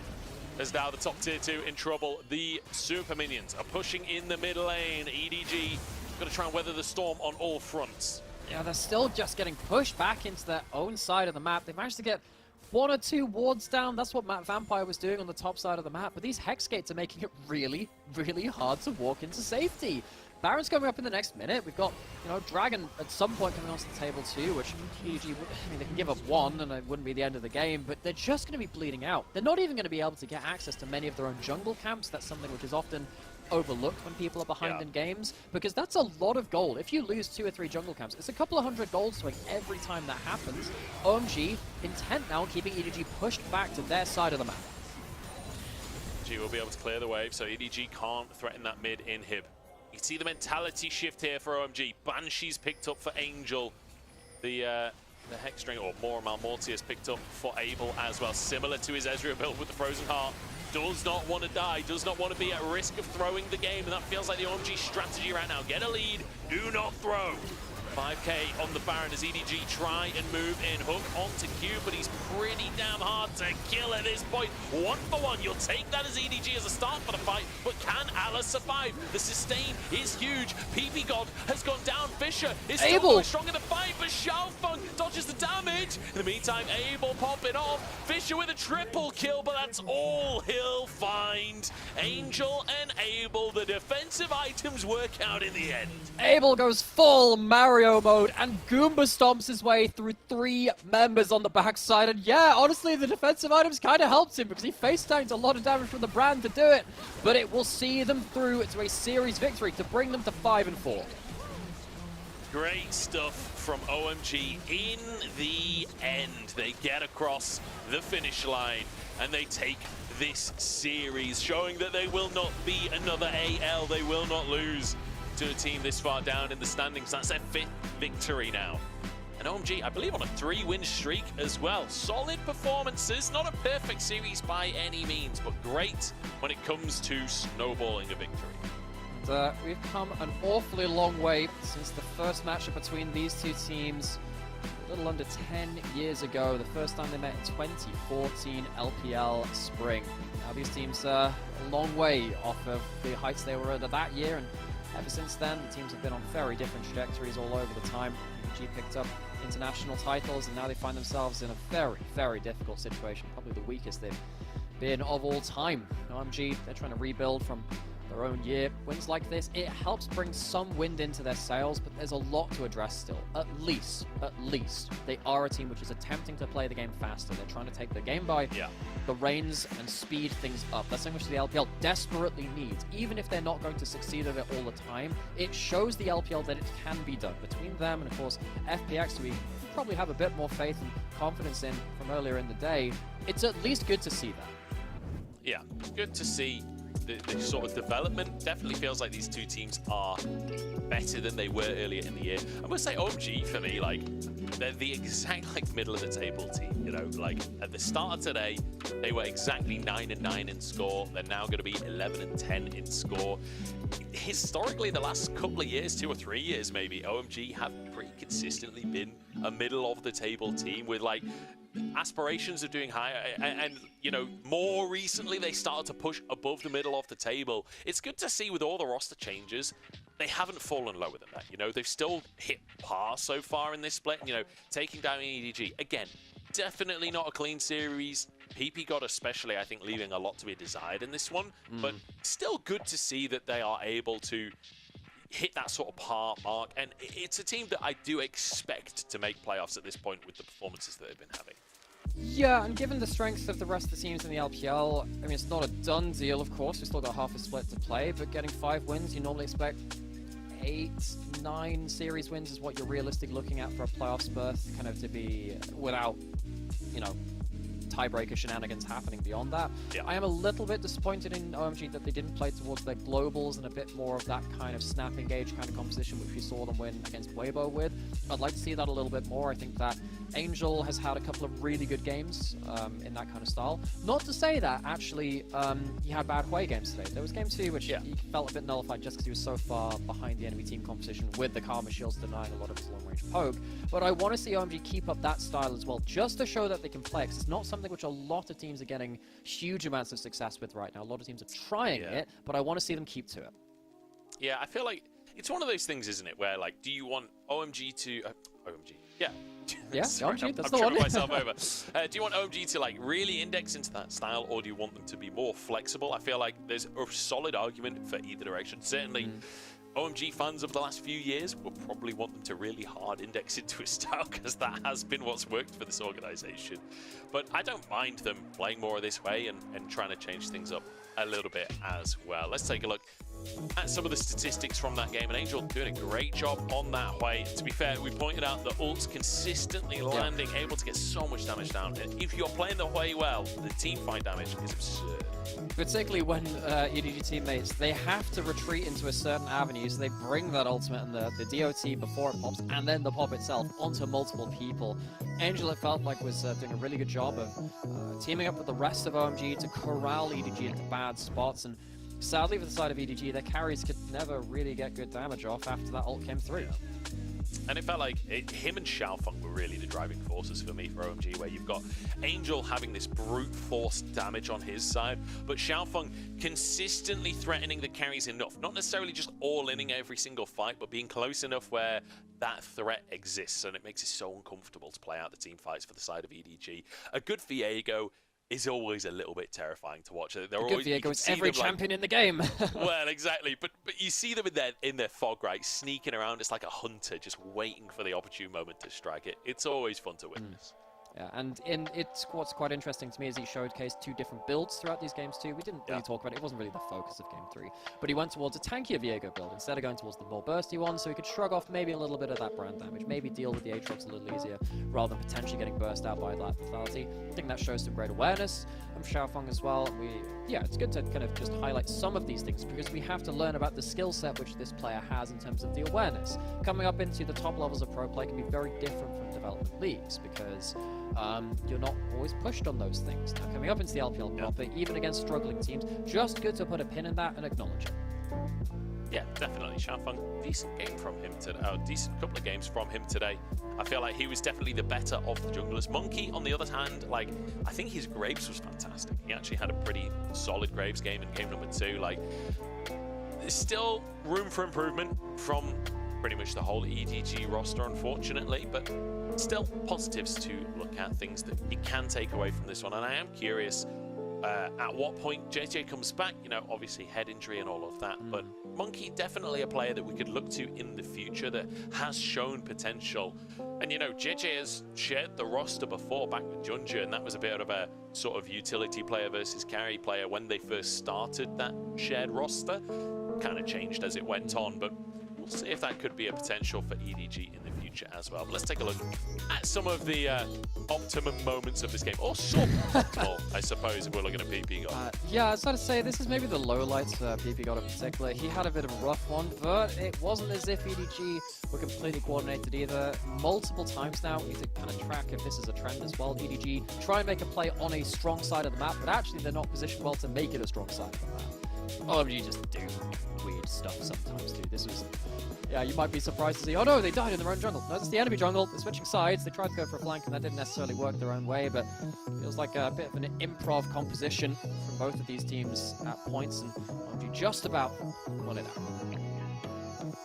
Great game from Abel as well. This Tristana consistently in the right spot, consistently getting that damage down, good positioning, good uses of the W. Xiaofeng getting caught out. And EDG did manage to punish a couple of times, but unfortunately, just getting like consistently sandwiched, it felt like, by this composition of OMG. And when it came to the absolute 5v5s, couldn't quite find the kills that they needed to. For sure, and particularly when you're a team that's struggling with setup, you're struggling with coordination, playing against a champion like Viego as well, and you can see these kind of fights is really, really dangerous, because if you make one mistake like that, at least the one kill, the resets are all win condition in themselves, and you see that Xiaofeng, really good job in a number of these fights. We won't talk about being caught out in the enemy jungle really randomly earlier, but in the fights itself, the resets are actually pretty legit. And it's particularly helpful for someone like the Viego when you're against the Nautilus, who is a struggling player as well, because it just gives you such a free access to it. OMG, I'm actually quite interested to see what happens now when we've seen a bit more of this kind of gameplay and say, right, let's try and deny maybe some of this double range stuff that they've been playing, or maybe the Viego as well. We've seen a couple of LPL teams, like we've been saying throughout today, prioritize that. Viego, I want to see if OMG are a team which has anything left in the pocket for Xiaofeng to have such team fight impact. I wonder if at this point, now Viego's been out for so long, when Viego's meta, junglers have to be the best mechanical players in the league, right? Because they have to be able to do the combos on every single champion. Yeah. They need to be ARAM players. No. They need to be ARAM players. They have to have like a chance to just get time on everything. You know the Shy, he was famously an ARAM player, won a world championship. There's logic here. No. Maybe the Shy could be a GOAT Viego if he starts taking Viego top lane. Angel going to grab the MVP, and I think rightly so. Really, really great game from him. From the mid lane, and just overall very solid performance. And that's really what you want from Angel, honestly. Just like being that stalwart carry, not doing anything too flashy, but equally not giving anything away. Hey, pretty insane gold efficiency there as well. The amount of damage he was putting out with the gold he was giving. 31% damage share, it's a healthy number as well. And as we said, we highlighted this play as a pick, which just kind of come out into a lot of different kind of mage matchups, just so you have that extra range advantage. You need to position well. You're not a champion that really has a great deal of safety, but Angel really put down the hurt in that one. Yeah, it certainly was. And that is going to round it out for our second series of the night. We are flying through these series as we head towards our third match. We're going to jump into a break, and then it will be Weibo versus AL to round out our day. A true sort of top of the table, actually, matchup. Not something I expected to say at the start of the split. We'll see you there.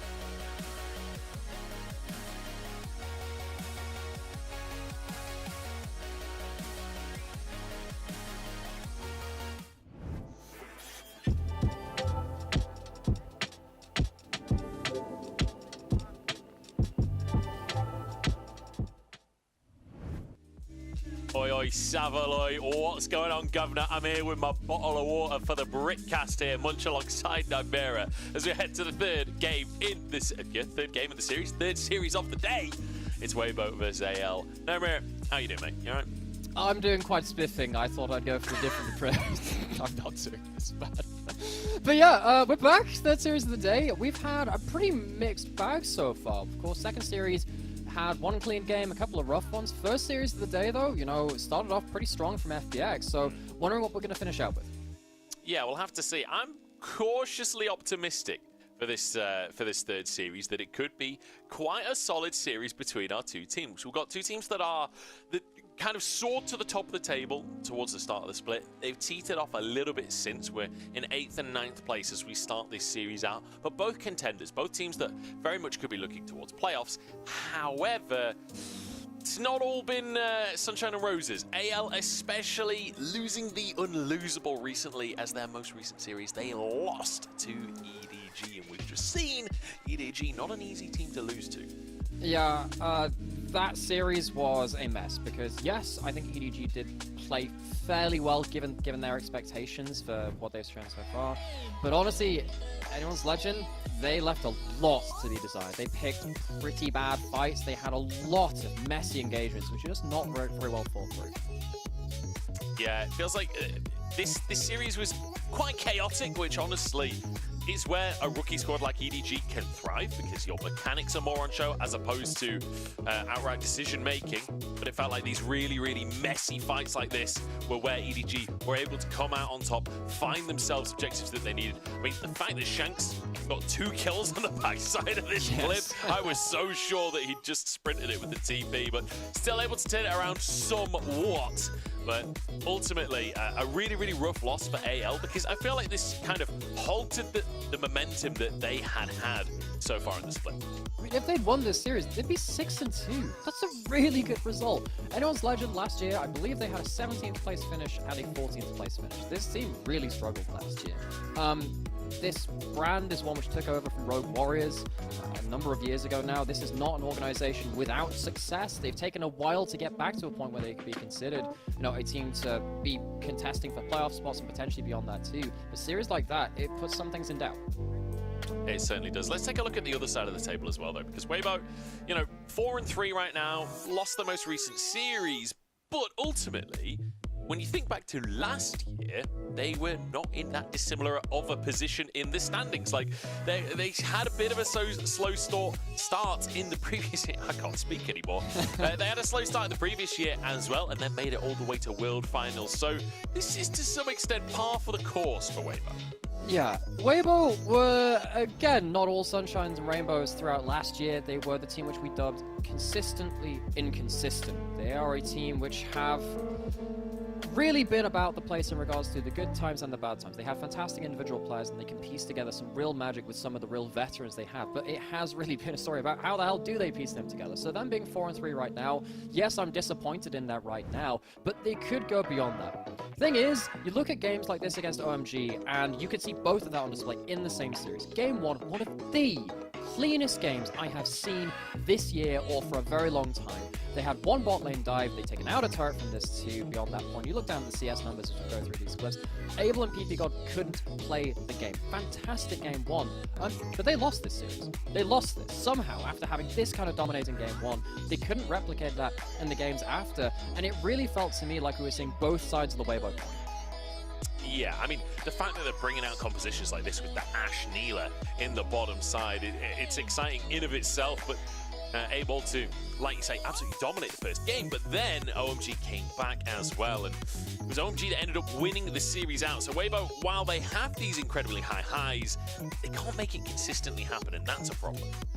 And there are a couple of players which I really want to highlight with this too, because it feels like often, and this happened last year too, this is not unique, it was a case for Weibo of the entire top side going tee-hee and having a bit of an awkward early game, and then Light would eventually pick up the late game. And then, you know, the problem is if you focus on him, what happens to this team? They really struggle in some of the late game fights. Then you come through into even later games, and the problem is that Xiaohu has also been a real point of weakness for this team. He's had an awkward 2024 so far with a lot of very weak games, and particularly when OMG picked out very fast-paced compositions with globals in it, Xiaohu was caught out time and time again. And now as we go into games even like this against Anyone's Legend, it feels like you really need to keep an eye on how Light is doing. Can he carry the rest of his team? And how is Xiaohu doing? Is he losing his team games? Yeah, I feel like Xiaohu and Scout have been both having a pretty rough start to the season, but Scout had managed to get himself an MVP the other day, actually had a pretty good day for it. Maybe Xiaohu can wake up as well and have a bit of a better performance today. OMG ended up winning out that series. Just about winning out today as well against EDG. Let's see how consistent these teams can become, because Weibo wanting to get back on the horse. I mean, Weibo lost to, Anyone's Legend lost to EDG, but then OMG managed to beat EDG. So if Weibo lost to OMG, but OMG beat EDG, then we should have... But then who's driving the car, Munchie? I feel like by extension of logic, theoretically, Weibo are the better team over Anyone's Legend. Well, we'll have to see, because honestly, I am not ever going to put hard predictions down for a team like Weibo. They are a team which are all over the place. If Light gets into a good position, if he has one of the premier carries and he has a stable early game, this guy can carry, it feels like, any game possible. On the other side though, I mean, it is hope on the other side for Anyone's Legend. One of the greatest AD carries of the last few years of the LPL. And as we get into the draft, Anyone's Legend, importantly, not going to have the center. It's the most played AD carry that they've had, and it is a very powerful carry. Not surprised to see the Ash ban as well from AL. Deny that from Crisp after the shenanigans we got in the bottom side with the Neela coming on through from Light. But it's like you say, where there is hope, as they often say. I think that's the AL fans. Do they say say that? that. Right, And- okay, and that they makes also sense. say, where there is Shanks, there is Shanks. where Kale is, he's there. You know, these kind of phrases often rotate within the AL circles, from what I've heard. Either way, Kalista open and available. What happened in the break between Series 2 going and 3? aggressive. What happened, buddy? Caffeine happened is what happened. Well, let's see if these teams are alive and kicking and awake for this Game 3. Kalista, very different to the bot lanes that we've had in the first two series of the day. Very aggressive early lanes with the Lucian locked in as well. Another AD carry that we've yet to see in our games today. Interested to see now if we're going to see the immediate Renata lock in, because Renata is pretty strong towards that bot side of the map, and particularly against stuff like the Lucian Milio. It can be really important.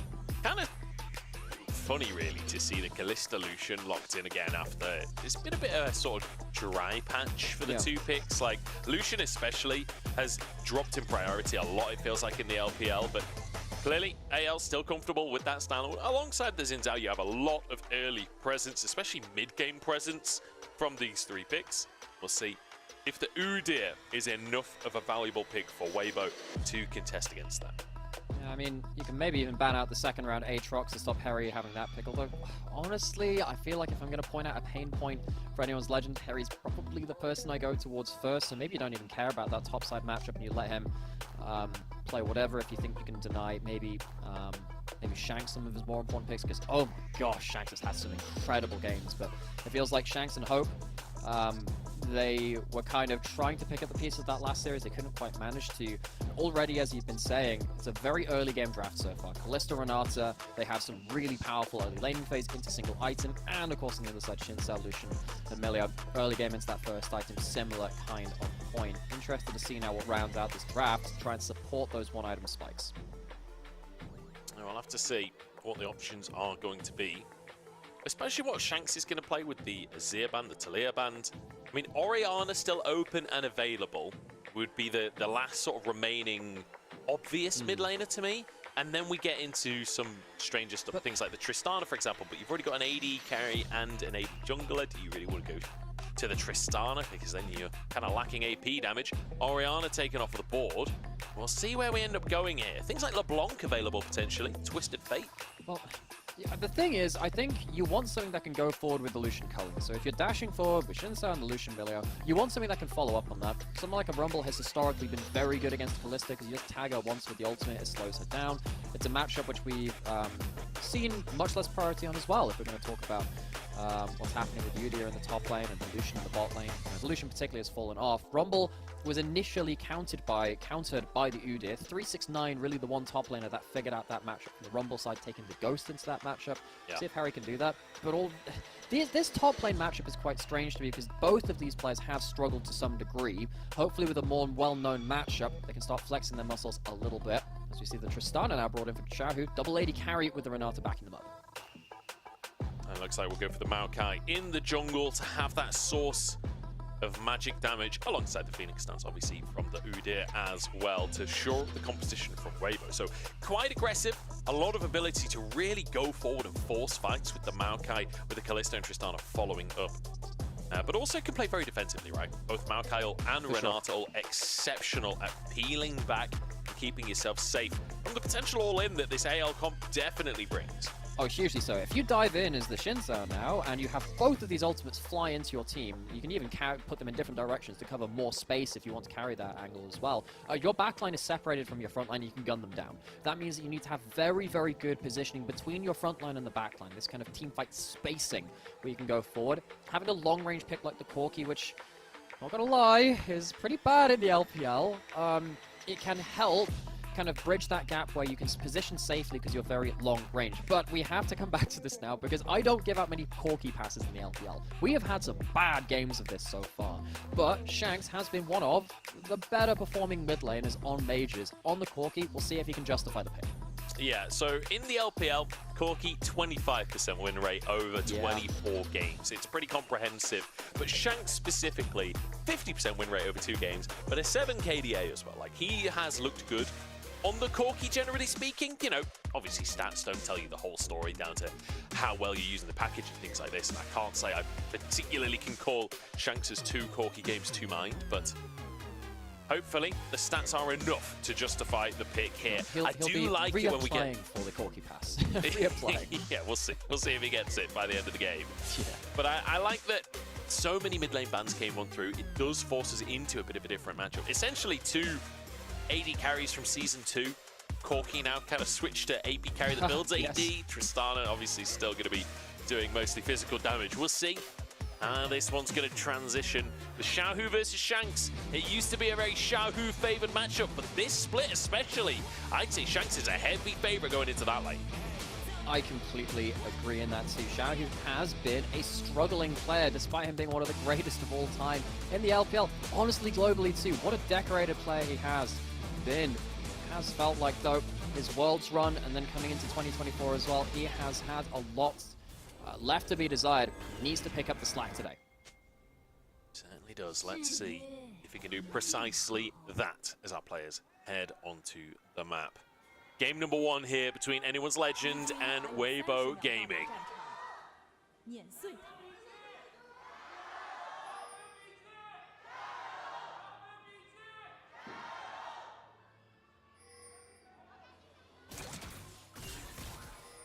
have to remember as well, both of these organizations with some pretty big names on their rosters. You know, obviously, for the side of Weibo, you've got Xiaohu in there, you've got Light, you've got Crisp. We've got MSI champions, world champions in that roster. I said that in a plural way, but obviously not necessarily plural. Collectively, there are multiple of the things that you discussed, But on the side of AL as well, you know, Shanks and Hope both building themselves names within the region over the last few years here. Shanks especially, I think, has been kind of building over the last few years. ZDZ gets some very deep vision there. But also Kale coming over, Croco coming over from the LCK. It's good to see these kind of talents coming in and trying to perform. It's been a little inconsistent, especially for Croco in the jungle. Like, some games have been absolutely fantastic for him, but not necessarily able to make that happen every time. I feel like I've really enjoyed his Rel. I've really enjoyed sometimes the Xin Zhao as well, because, I don't know, we made a joke about it on air, Mazel and I, talking about how he was like the crocodile ambush predator, just kind of sat in the brushes and jumping out. See that top lane starting off pretty feisty there as well. But Croco, I really want to see him again, get some of that confidence back, and try and see if he can mind game enemies like he had been doing, get into lanes and see if he can be that ambush predator again. Shanks taking a chunk as Xiaohu using the matchup well. Knows that he has pressure in the early stages. Obviously, Corki, not one of these champions that's going to be able to do much until you've hit that level 6 mark, until the packages start to come on through, and you start to be able to blast those rockets on out. That said, Shanks just getting a whole bunch of auto attacks on through, and he'll be happy with that trade. And this is what you can't really underestimate from the Corki. If you stand in the Gatling gun, especially early, with the first strike running too, it can get really kind of dicey. Xiaohu has the fleet foot bucks, will have a bit more sustain in that. We're seeing this matchup of, I believe, Kalista versus Lucian. Kalista massively owning the matchup. Thing is, in LPL, when we've seen this, it has been a lot of teams very succinctly snowballing through early 3 waves or so, in terms of who gets the push and then gets to walk into the enemy jungle, like Xiaohu is showing right now, in terms of having the options open to him because bot lane has been so controlled. You need to survive through the one item as Hope and Kyle hit, see if they can get some good value out there. Croco trying to defend his jungle as Xiaohu threatens an invade, maybe even potentially a dive, but I don't really think you can go for anything with Croco in the area here. Hope just trying to get that CS. Trying to deny any kind of action or AL. Just happy to take the camps that they're able to get right now with Xiaohu. Will go for the grab. Could theoretically go for a double grab, but he still has his red and his Krugs up, so realistically probably wants to finish this quadrant first. So compare this to some of the earlier games you saw in the day. ZDZ, I mean, this is how you make a mess out of lanes, right? You just proxy, his Rubble's got his farm somewhere else. But compare that bot side invade to what we saw earlier in the day, where you see the jungler walking in very close to that bot lane. You also see on the other side, Shanks responding to that by dropping into river and putting a ward to make sure there's no different angle towards him in mid lane. It definitely feels quite well coordinated. ZDZ is going to get flashed on. Harry flashes over the walls. EDZ Ghost procced to try and escape here, but surely Shanks will move over. Surely Shanks is looking at his mini-map. And ZDC just walks back up towards the top side, and he'll be okay. Drops the thumbs up. Shanks not willing to lose the minions to make this happen. I mean, the only reason I think that they don't follow that is maybe they've lost track of Xiaohao and they think maybe he's on top Scuttle. Why the hell would you do that? And now, with Croco being spotted as well, Weibo are going to have full information of where he is. And ZDZ gets away with what feels like murder. Getting the Ghost for Flash trade very much favors him. The Ghost is lower cooldown than the Flash. Oh, Hope in trouble here as Light stacking up the rend a little bit. Hope walks away and will keep himself safe in the matchup. You do have to be cautious though, because Chris moving forward again, the handshake should be available fairly shortly. The loyalty plan going to work out. The rend stacking up. Oh, and a flash force from Kayle. That's both summoners out of the AL support.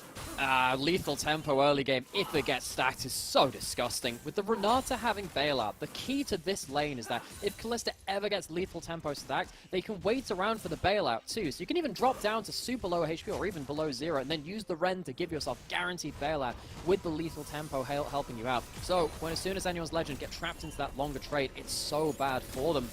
Means that early levels, Kalista working out very well, and we did already see the stats of Kalista doing very well against Lucian. A lot of that is through the laning phase like this.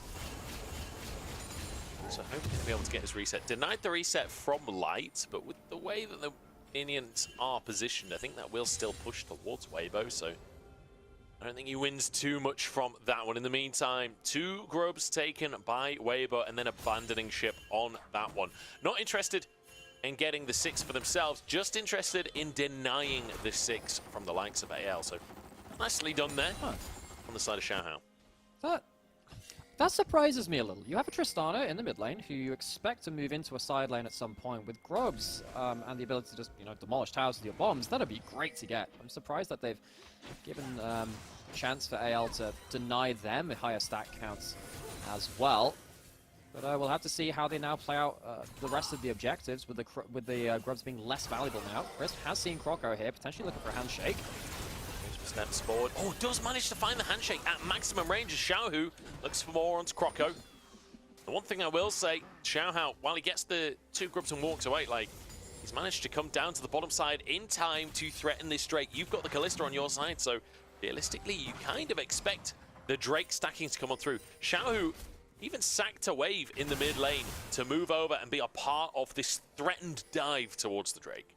Yeah, good coordination from Weibo. Well pointed out there too, because it does feel like, if you can get top side and bot side, you are completely happy with things. Your laning phase also going well. Top side is fine. You've got bot side with significant CS advantage as well. It'll crash, so it won't be quite as big as what's on the scoreboards right now.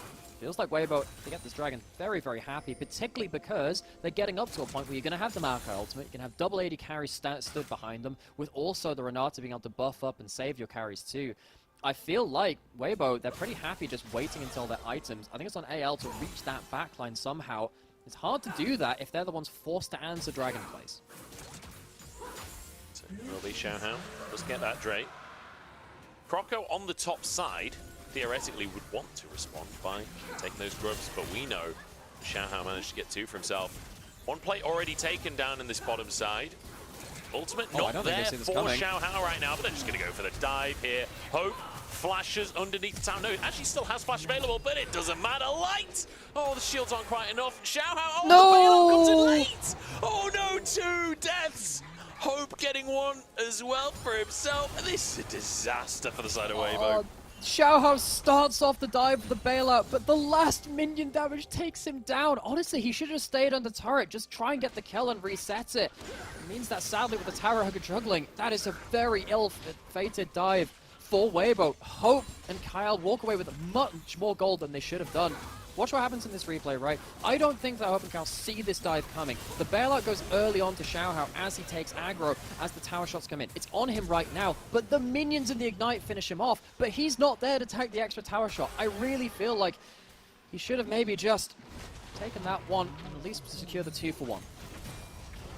Really unfortunate for Weibo. And at least Xiaohu is getting work done in the mid lane, getting himself 2 plates It's a silver lining, though, honestly, as Lucian grabbing that kill when you're the ones diving is really not ideal. Just getting Hope through some of the early pressure that, honestly, this matchup offers. That's one of the reasons that right now the matchup is 5-1 in favor of Kalista. But with dives like that, those stats can change. Yeah, particularly because the gold means that Lucian can get through to his power point where he can start really fighting back, which is getting level 6, which he currently has, and then the probably 1 to 2 item spikes. Now, Kalista also has a very powerful 1-2 item spike, but the culling is that window of power which allows you to really push the Kalista back for once in this game. Particularly with the Milio as well. Typically, the answer to the Lucian jumping forward, as we'll see later into this game, is throwing out something like the Renata ult or the Maokai ult as he jumps forward, and then using that CC duration to just take him down, and while his E is also on cooldown. But you've got a Milio who can cleanse you out of that too, which is why we often see the Lucian Milio rather than the Lucian Nami. It's much better on the defensive front. Probably comes through to chunk out Crisp a little bit. It's not quite at that item spike just yet, but yeah, that gold in pocket is going to really help AL get towards a point where they can really fight back against this duo lane. Well, there's a slight gold lead still in favor of Weibo. And the fact that you did get at least 1 kill on the Kalista is kind of the silver lining there, that you're not necessarily falling behind the Lucian, but I mean, especially with that CS lead, but obviously massive wave that's about to be swept up by Hope, but even still, big CS lead for Light and Crisp right now. Both junglers in this bottom quadrant. Drake won't be up for a little while. The Grubs, the third one obviously picked up by Croco just a moment ago. They'll be spawning in a couple of minutes' time. So here we go, Light and Crisp once again pushing forwards, getting vision. Croco spotted the Maokai essentially cheating when it comes to vision control. You have the 2 map hack champions. They have like a little UAV. I don't know whether they're on a kill streak right now, but they get to just put saplings in the enemy jungle, and then they get to, you know, with Ashe as well, who's not in this game. The Hawk shot is obviously very oppressive in regards to that too. In fact, with someone like Xiaohu on the team, it's a very interesting history for him, because I remember when he got a lot of his international titles, it was through very intricate vision playing, using that to get flanks later on. And then Maokai came into the meta, and he was like, can't do those flanks anymore. There's saplings everywhere. So he actually took a long time to get used to this pick. Now obviously he's playing with it as well, and the whole LPL has adapted over numerous years at this point, but still, it has really changed the way that you play the game. Maokai is so obnoxious in pro play for a great many reasons, and that's one. Certainly is. And good to see the damage Maokai coming back as well. Leandri's first item, first strike in play. Yeah. Kind of funny to see Weibo playing with this as well. As you rightly called it, the kind of UAV from the saplings. Another kill streak that they regularly liked to use last year was the Predator missile in the Shy's Quinn that would come flying on in from the sky and annihilate someone. Unfortunately, not within their arsenal anymore. They've changed kill streaks. So bad. I really should have done this on, because I haven't played that game in a long time. I'm playing so much Helldivers. I have like all of like the codes memorized for that one. Maybe Weibo will be calling down some orbital bombardments themselves, but anyone's legend, they would like to really fire back at some point. They're really waiting for some big items. We talked about bot lane. We're really waiting to see what Shanks can do with first kind of packages once he starts getting those items on as well. He's building up towards the Muramana, probably going to be the Malignance at some point too. We have seen some shifts away from Malignance actually, and towards more the Eclipse second, which is a pretty good damage spike, even though you have less cooldown on your ultimate. But really need to see those items hit from AL before they can really start firing back. Certainly do. You just got my brain ticking over. Yeah. In terms of the Helldivers, the orbital bombardments. Maybe it's the Hwei divers, you know? He kind of. Oh my god, that's fantastic. I love that. Fantastic. Unfortunately, it's not a Hwei game, so. Well, we have the Eagle Strike. Corki launching yes, rockets. Exactly. He's got himself like the whole Eagle Strike, the Napalm one coming in, clearing it all that shaft as best he can, separating the fight. I'm liking it. We can riff on this. We'll see. We'll see how we go. We'll see how we go. Unfortunately, most of it usually just terrible lines from me, but there we go. CDZ pressuring on the top side. Xiaohouse come back to these Grubs. Took 2 earlier on. Croco and Shanks here to contest, but they could be in trouble. Ultimate available for Xiaohao. Xiaohu, I'm sure, would love to jump in onto that Gorky. The threat is enough. Look at the movement from Xiaohu. He's back! Guys, Xiaohu's back! Oh my god. He's just playing Dance Dance Revolution all over them. Slick sidesteps. Good hop out of the queue there from Light. Might save him in this play. Barrier comes through. Ignite is ticking away. The Q doesn't quite land. I don't know if that would have been enough to finish the job, but Chris might be able to just 1v1 this, honestly. And yeah, Flash comes out from Hope. He respects it. That was a sick hop out of the queue from Light. Manages to time his auto attack with the piercing Light. That would have killed him or at least forced the flash. Lucky for him to get out of that. Hope, Light, we know both these carries have done so much work for their teams, but not getting an edge over each other in the pure 1v1 right now. Xiaohao got the 5 grubs, now wants to invade for some chickens as well. Into the brush we go, as it's a smite fight. I'm not even sure who won that one, to be honest, but it doesn't matter, because Kroko might not even survive the play. Shanks forced under tower as well. Both of, oh my god, he walked into the bomb. That was a little bit dangerous. Does still survive and gets the reset off. That's a lot of damage coming in from Xiaohao as well. Again, gotta remind everyone, it's the AP Maokai. I hadn't even picked up on it until you mentioned it a little earlier. And AL are going to need to be aware of that, because once he hits you with one of those brush saplings, it's going to do a heck of a lot of damage. We saw it a lot last year, so maybe it's fallen a little bit away from the muscle memory of anyone's legend. But we now see the Herald being started up by Weibo as soon as they take those grubs just beforehand as well. Teleport onto Shanks. P-bot, who's this from? This is Xiaohu actually joining the play on the bottom side. Chris starts it off on Shanks. Shanks doesn't know Xiaohu's here, I think, but doesn't matter. He's got teammates nearby. Xiaohu actually just going to be pushing this wave out, denying Prio, denying any presence onto this bot lane tower. So good bit of map play coming out as AL now moving towards the mid lane, but again, not really much to be gained. Instead, they move to the jungle, try and steal some chickens away. Xiaohao nowhere near to be at least answering the chickens that were stolen from him earlier. So Shanks is getting himself onto the map. He's starting to get towards the second item. He is building towards the Malignant, which means that likely it's going to be something like the Eclipse. I'm trying to remember if it's this patch where the Eclipse Malignant's passive interaction has been removed. I believe it was removed on this patch, but you know what? I'm going to go look at that at some point, but either way, we'll obviously see. We'll have an example of that in-game a little bit later, presumably, if he does get towards 3 items, so we can see that live on here. But still, Shanks is going to be in a big point of power once he hits 2 items. Anyway, Corki, just build items on this guy and he's strong. It just takes a little bit of the edge off if that interaction is not there. Yeah. It would be a testament to the power of live patch versus tournament patch, wouldn't it, if Corki has fallen off this hard, but Malignance is still good. I think you might be right, actually, that Malignance is still worked on 14.2. I think it might have been 14.3 they removed it. I'm not super confident, to be honest. It feels like such a long time ago that it was gone from live patch. We've not really seen Corki in LPL for a while. I've become rusty. Yeah, it's one of those things where I'm just like, I've just seen he wasn't even that great in the LPL, and I did look at like a lot of the players of him across the rest of the world too, and kind of checked up the item builds, and then he kind of just started falling off, and I was like, well, I guess we're just not seeing it anymore in the LPL, so I don't have to worry about it. And then it just kind of slipped the mind. Of course, in this game, I think actually he's managed to farm it pretty well. He has the Cull farmed up alongside Xiaohu as well, and it is Shanks who somehow always manages to put out damage. So I'd like to see how well he uses it. To see Herald down in the mid lane with Light there to push things forward. This should be a tower taken down, I believe, just on impact. And just a couple more autos required. The Mites charge forwards, an entire army charging. Gale and Hope actually set no. Oh, the smite from Kroko. That's huge. Xiaohao can't escape now, but yes he can, because Chris saves the day. The hostile takeover, but here we go. Harry's behind enemy lines. Equalizer doesn't really find the mark, though. It's a bit short. Maybe he just gets it on the flank.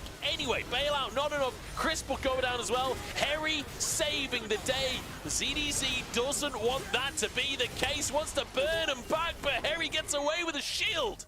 Keeps himself alive. Oh, not even close, baby. Harry comes in with the 1-item spike and roasts Weibo. This is a player which hasn't always had the strongest performances in this split. Great fight there, though, to punish Weibo as they overpush. Xiaohu now caught alone in the spot side 1v2, has a flash, has Buster Shot. How much can he do? Absolutely nothing. Here's the answer. Xiaohu zips away. Drake spawning onto the map, and this is a great opportunity for AL as they've just got kills. They've got their jungler out on the map already. This spike from Kroko is sick. Oh, because what this means is that you don't get the bounce back from the turret, which means you land actually a lot closer to the turret than you would have been if it had gone through. He's also not that tanky. It is, of course, the AP Maokai, which means that he has no chance of standing in front of that much damage and making it through to the rest of that fight. Great Callisto to at least buy time. This potentially could have been even worse somehow in terms of the first start of this fight, but either way, an overpush, well punished. So I was having a look, and Eclipse Malignance does still proc on 14.2. It was 14.3 that was changed. So one last patch of this. Yeah, we will be seeing mega damage from Shanks. Assuming he's aware of what patch that changed on. I would hope I'd hope so. but- I would really hope so. I feel like Yeah. Shanks has been on form this year. I expect him to. I don't expect silly mistakes like that to be coming on through. One thing I want to mention as well, we kind of talked about it when we saw some contention of the Raptors earlier on. We almost saw a 2v2 with Xiaohao and Xiaohu going up against Shanks and Croco. It's the fact that we were kind of surprised at the amount of damage that this Maokai was doing, because we've gotten so used at this point to the tank Maokai coming back. That's one thing that you've got to be a little bit nervous for AL is when it comes to these all-ins, we've not really seen them properly from the side of Weibo, but this AP Maokai does a surprising amount of damage, especially the ult and the saplings are the two things that really will surprise you on how much they're going to end up doing. You can get caught out by that kind of thing once you're used to a certain build when you go up against the more damage-oriented build again. And what is also going to be important there is that, so Milio is typically very good versus Maokai, because you throw out the ultimate and you just cleanse it when a load of people get hit by it. Now, you can't cleanse the damage of the Leandry's burn or the damage of the ability itself, so you're still going to get some pretty decent value out of it, even if you trade ult for ult later into the game. So watch to see how that works with the Maokai. He's grouping up with his team now, actually looking to secure this topside tower, but Shanks already has that Malignance, and he's doing a heck of a lot of wave clear and be able to save the tower. Big damage onto Xiaohu. Shanks is absolutely shredding them. Worth mentioning as well that Shanks, with the Gatling gun, will shred some of the MR that's coming through from ZDZ as well. So he is one of these mid laners that can deal with the tanks.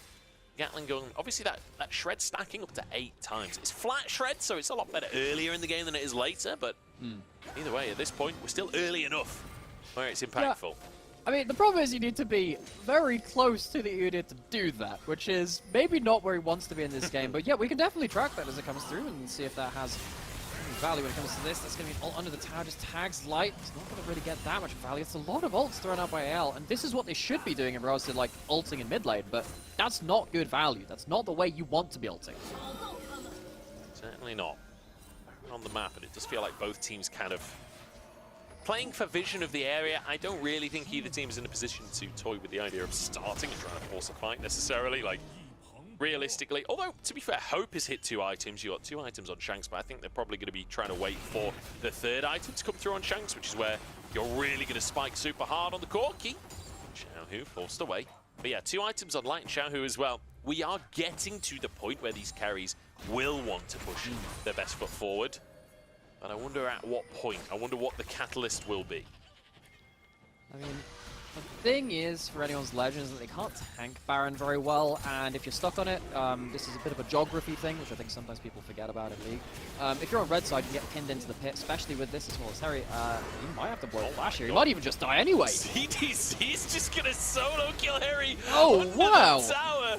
ZDZ massacres him. Weibo getting a freebie on that one. Xiaohu forced flash. They're underneath the tower here. The knockup comes on through, and Xiaohu goes down. AL answer on the opposite side of the map as Xiaohao should fall to Croco. And suddenly, Light and Crisp are flanked. They're going to try and get onto Croco here. The TP coming through from ZDZ to answer. He's killed one side of the map. Time to move to the other side as well. Croco gets a bit of vision, but I don't know if vision is going to be enough to save him. The turret might just finish the job.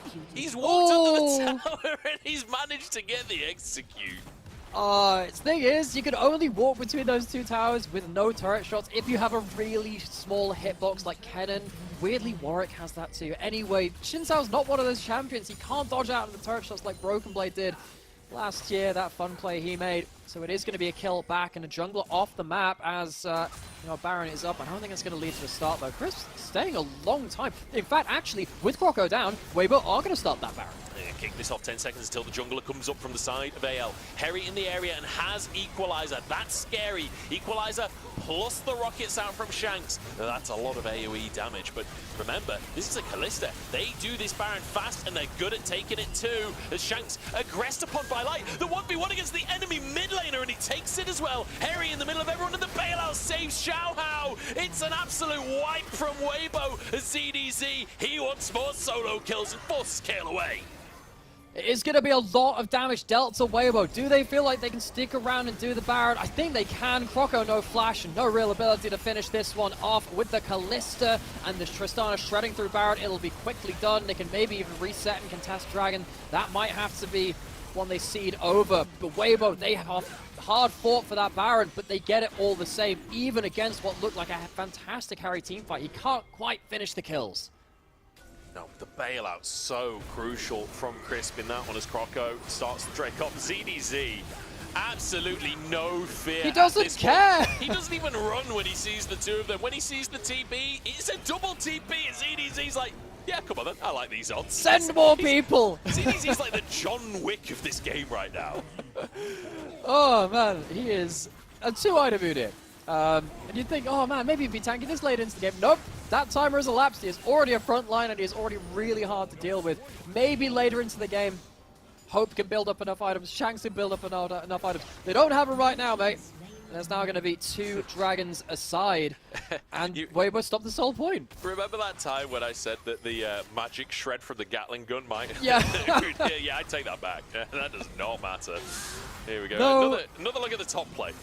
Yeah, so it's a good knockback from Xiaohu to from Croco onto Xiaohu to stop and get the full retreat. This looks like the great start of a fight from Anyone's Legend. They get through. We're not even going to be able to watch the whole thing as the play comes in through here. There's a potential of a Maokai under the tower because, of course, that's... It's...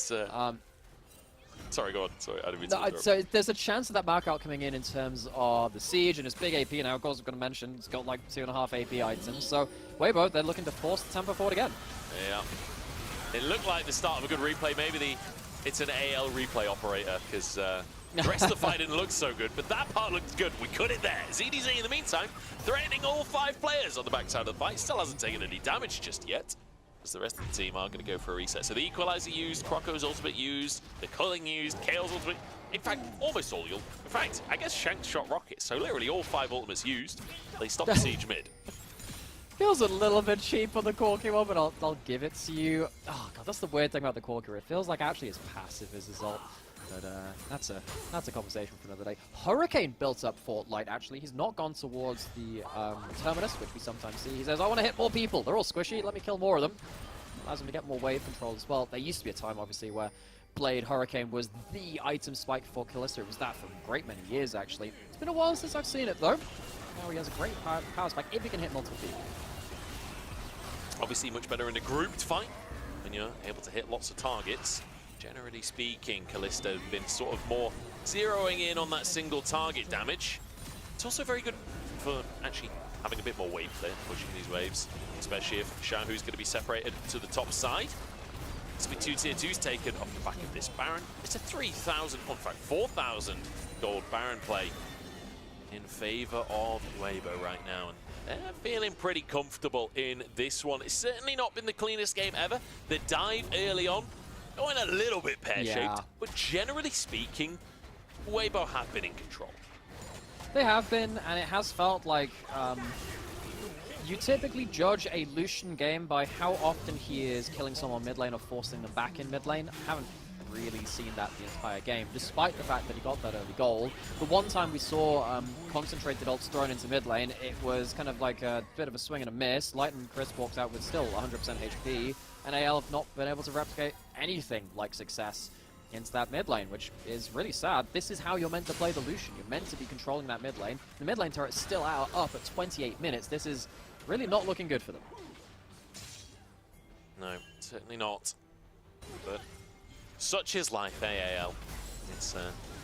It can be tough, but here we go. Xiaohu actually just going to flash for the play on the bottom side. Harry gets bopped. Xiaohu solo kill, and now TP being channeled here. Shanks going to join the play, but this is not a positive play for him. Outnumbered as ZDZ charges forward. Crisp survives. ZDZ once again just trying to 1v3, and he's actually winning. He's 1v4. Shanks is down to half HP. Xiaohu's just taking the wave in the meantime. He knows that ZDZ's fine. This guy just doesn't care. He is an absolute raid boss. To be honest, if he sticks on someone long enough, he'll kill them too. It's not even like he doesn't do damage as the Udira. That's really, quite frankly, terrifying. But while all that's happening, Xiaohu, I think he heard us talking smack and saying, hey, he's had an awful year so far. He's been the reason for his team losing plenty of games. He has had a good Tristana game so far. I think we're going to go look back towards the solo kill down here.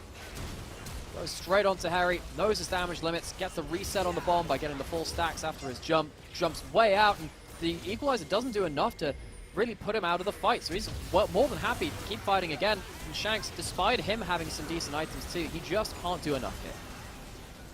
Some good rockets from Shanks to hit at max range onto Crisp, but it's just not quite enough to finish the job. ZDZ zones the rest of the team, so nice stuff from Weibo to save Xiaohu after he gets the solo kill. Now Baron spawning back onto the map in 40 seconds time, but Drake coming up too. I feel like Weibo, honestly, pick of the litter when it comes to those objectives. They could go for potentially both if they focus the Drake first. I'm not sure AL have the ability to burst down a Baron in the meantime. Yeah, they don't exactly have the ability to tank that either, and there is a teleport from Xiao, which means he can go towards that top side of the map at a moment's notice, and because Weibo have had control of the map, they have wards pretty much everywhere that they want, so it's not like AL can really move anywhere without Weibo having a chance to respond. It's not like Weibo have given up that vision control too easily. Dragon's coming up, it's not even going to be Soul. AL can very happily give that one over. It could have been the Chemtech Soul anyway, which it's nice in this kind of game. We have someone like the the tanky champions in the top lane. But you've got that Udyr, right, where he's below the half HP. He actually uses that soul quite well. But AL don't really have a choice but to give that one over. And Weibo going to start going through that vision control and trying to threaten the Baron. What's just dawned on me is that actually Weibo, unfortunately, are never going to get any value out of this soul, because there's no way that AL are getting ZDC less than half HP this game. They've barely broken through his shield so far. There's no way he's using a Chemtech soul. Do you reckon he goes below half HP intentionally just so he gets the extra damage buff, so he can do it a little bit more obnoxious? Hey, let's see if it even lasts to that point, ZDZ. He is very happy to tank up the whole team. They've not even broken his magic shield just yet. Hostile takeover comes on through. Here comes Xiaohu, that's Croco's ult. And a Buster Shot just to guarantee the Baron. So both objectives taken. Slow and steady wins the race here for Weibo. But honestly, I'd much rather that than a messy game where they end up throwing things away. This is a team that you expect to be in playoffs and you expect to do well in playoffs. So hopefully they can keep this kind of performance going regularly. It's been a really controlled game. As soon as they pulled ahead from that one topside fight, they figured things out around there, and they haven't really let off gas. ZDZ, another player I think some people have pointed fingers at and said he's had weak performances. He is so confident in this game though, and he's being the frontline that his team needs. He's given so much margin of error to his two carries. They are just never going to be under threat before ZDC starts really getting into the backline and making things very awkward for them. We're really seeing the power of the kind of double AD carry comps here as well. When you're sieging multiple lanes like this, Xiaohu kills towers so quickly. The second everyone moves up to deal with Xiaohu, it gives the opportunity for Light then to step up to the tower. TP in the bottom side. Xiaohu's just reset on the top side, and he's like, look, I'm not done pushing side lanes just yet. TP straight back in to do the same to this bottom lane. 2 inhibs taken, and they're looking for a third as well. That bomb absolutely annihilates Hope, and in the meantime, the rest of the team moves on forward. The roots are there. Croco tanking for his squad. The Crescent Guard keeping AL alive right now as Light dances forwards and threatens the livelihood of AL. And Xiaohu has a GA, so he can position like this. ZDZ lost a third of his HP, says, that's too much, let me go regen. Comes back, full HP, he's continued to tank, there was Weibo take the game. Are they going to take the Nexus without even having to kill AL? Okay, they charge forwards and they finish them on the fountain. Just a single kill required. AL essentially just conceding their Nexus. Weibo muscle their way into a game 1. That's a great confidence game for the solo laners of Weibo. Now the question is, can they... Xiaohu's back, ZDZ's here, but the question is, can they do this for a second game in a row? This is a team which we have walked out of game 1s before and said, wow, this team is fantastic. We see what everyone's so hyped about. Need to see them stick the landing in game 2. AL are not a team of slouches. I'm sure they can fight back in Weibo. They would love to do away with some of these inconsistency demons. They certainly would. AL losing 2-0 to EDG in the previous series. Now 1-0 down against Weibo as well. They've got to book up their ideas. But Weibo feeling good. And Xiaohu feeling good today. Maybe he's finally returned to the LPL. It is spring after all. He's the Emperor here. Let's head to the break and find out if his reign will continue in Game 2.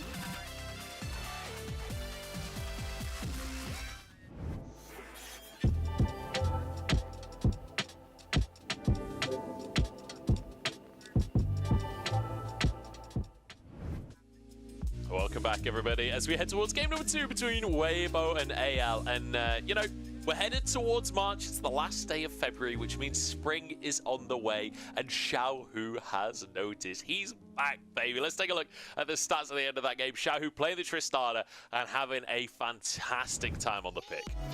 And it really felt as though Xiaohu understood his role within the competition, played within his limits. He was very rarely punished. It felt like he was using his damage very well, and that's a long shot from what we saw recently from Xiaohu. From what we've seen, let's be honest, probably since Worlds, really, from Xiaohu. It's important to see that he is starting to step into that role. Now, and the problem is, we need to see another game of this. Let's see a full, clean series from Weibo before we make any big judgments about them. But still, ZDZ, big moment for him as well. A lot of people have pointed fingers at the top lane and said, yeah, top lane's not good enough. This guy's like losing games. This was an important game for him to really just shut the door with that frontline pick. I think as well, the damage taken percent is my favorite stat there. 21%. When you consider the amount of time he stood in the enemy lineup with them all hitting, like the amount of damage mitigation that was coming out from his build, out from the shields, like the fact he only took 21% of the team's damage is absolutely mental, to be honest. Here we go though, game number 2. I feel like there's a reasonable Udyr ban angle from AL. Honestly, like they really had no way to deal with it. Yeah, and this is, I mean, remember after the early game where Harry almost got the solo kill on him? Oh, that could have maybe changed things if you get to hold him back in lane and snowball. That's kind of hard to snowball against an Udyr unless you're a Darius. And I don't necessarily think Harry is the player to consistently abuse top lane matchups. So yeah, I think if you don't have a matchup that can actually hold Udyr down or match its frontline capabilities like the K'Sante, I think, yeah, just do away with it. Don't let ZDZ have that unmatched value. We'll have to see what the change in strategy will be for AL. I definitely think AL is a team that, you know, have shown us more in the past. I certainly think the Hope Shanks carry combo can be powerful on the right day, in the right composition. That game number 1 composition was not it. A weird way to start things here, and Kalista definitely getting the best of that bot lane matchup. Let's see AL on the blue side this time, what their priorities will be, because it might just be the Udyr for Harry. Potentially could be. I wonder. Well, Light is a huge Aphelios player. He's like the one Aphelios player within the LPL right now. And he plays stuff like the Aphelios Emilio, so maybe if they first picked up a Varus or a Kalista, maybe we thought, oh, we don't want to get the Aphelios Emilio locked in against us. It is a little bit weird, though. It leaves open some other stuff. I also think that Azir first pick would be quite valuable. There's Karma taken off the table, the Azir's gone, so now, yeah, what's your priority combo? What are you looking for in the bot side? Yeah, I don't know. I honestly hate the Aphelios ban, to be honest. Sorry to bring it back to that, but okay. like... Right. Well, so on that note, right, so if you're banning the Aphelios and you first pick the Lucian, the answer could be the Aphelios Milio as an answer to that. So maybe it's Hope and Kyle saying, yeah, we want to ban the Ronaldo so you can't Kalista Ronaldo. We ban the Aphelios so you can't Aphelios Milio. We want the Milio later into the draft, and we're hoping that you don't have another champion to pick with the Milio. I think that's the logic.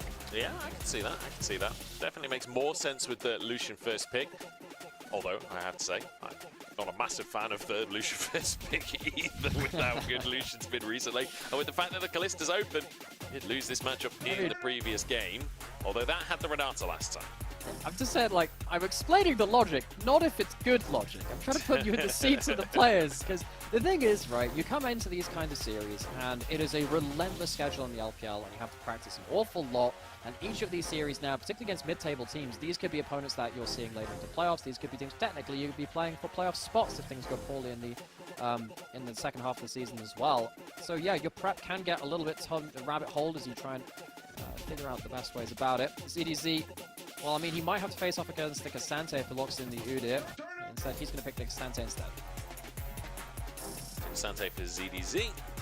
Nothing too surprising here. You would anticipate the Udyr to come on through as an answer. You don't want that banned away, so Harry will go for that. But the fact that we've got the K'Sante for Weber, I think they're quite happy with the matchup. Milio does come on through in the end, alongside the Lucian. I wonder what happens, yeah, with the Varus. Yep. Sorry, with the Nautilus. Probably Varus going to come on through. Yeah, I think you're quite happy with the matchup realistically as the Varus. You're like, obviously you're going to have a bit of threat from this Lucian Milio, but Varus, in my mind, probably the premium AD carry in the entire patch. So I think Weber will be happy with the lock-in. So this is probably going to be the on-hit Varus because you got the Udyr, and I mean, we saw how little damage Udyr took in the game before, which means you need the on-hit carry of the Varus to actually have a hope of really dismantling that pick. One thing which, of course, Weber now need to be aware of is something like a Tristana Maokai pick in lock-in from AL to do effectively what they did to them. You already have the Milio locked in, which will buff up the second AD carry, but lock in the Maokai for engage as well. I wonder if that's how AL would like to approach this. And of course, Shanks is a Tristana player too. So go for it. Realms and Zhao. Junglers being focused out here as both supports are already locked in.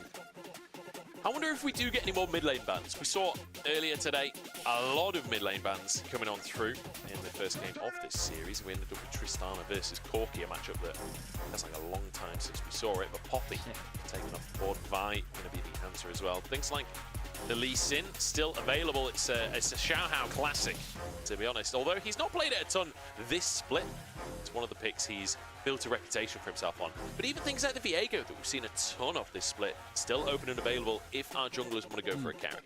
Well, one of the reasons we've seen a ton of it is because Xiaohao's been the one playing a ton of it. He's picked up a lot of those games in the LPL. It felt like Weibo were the first team to really go towards that pick. They're saving jungle pick until last, actually. Potentially give Xiaohao another option.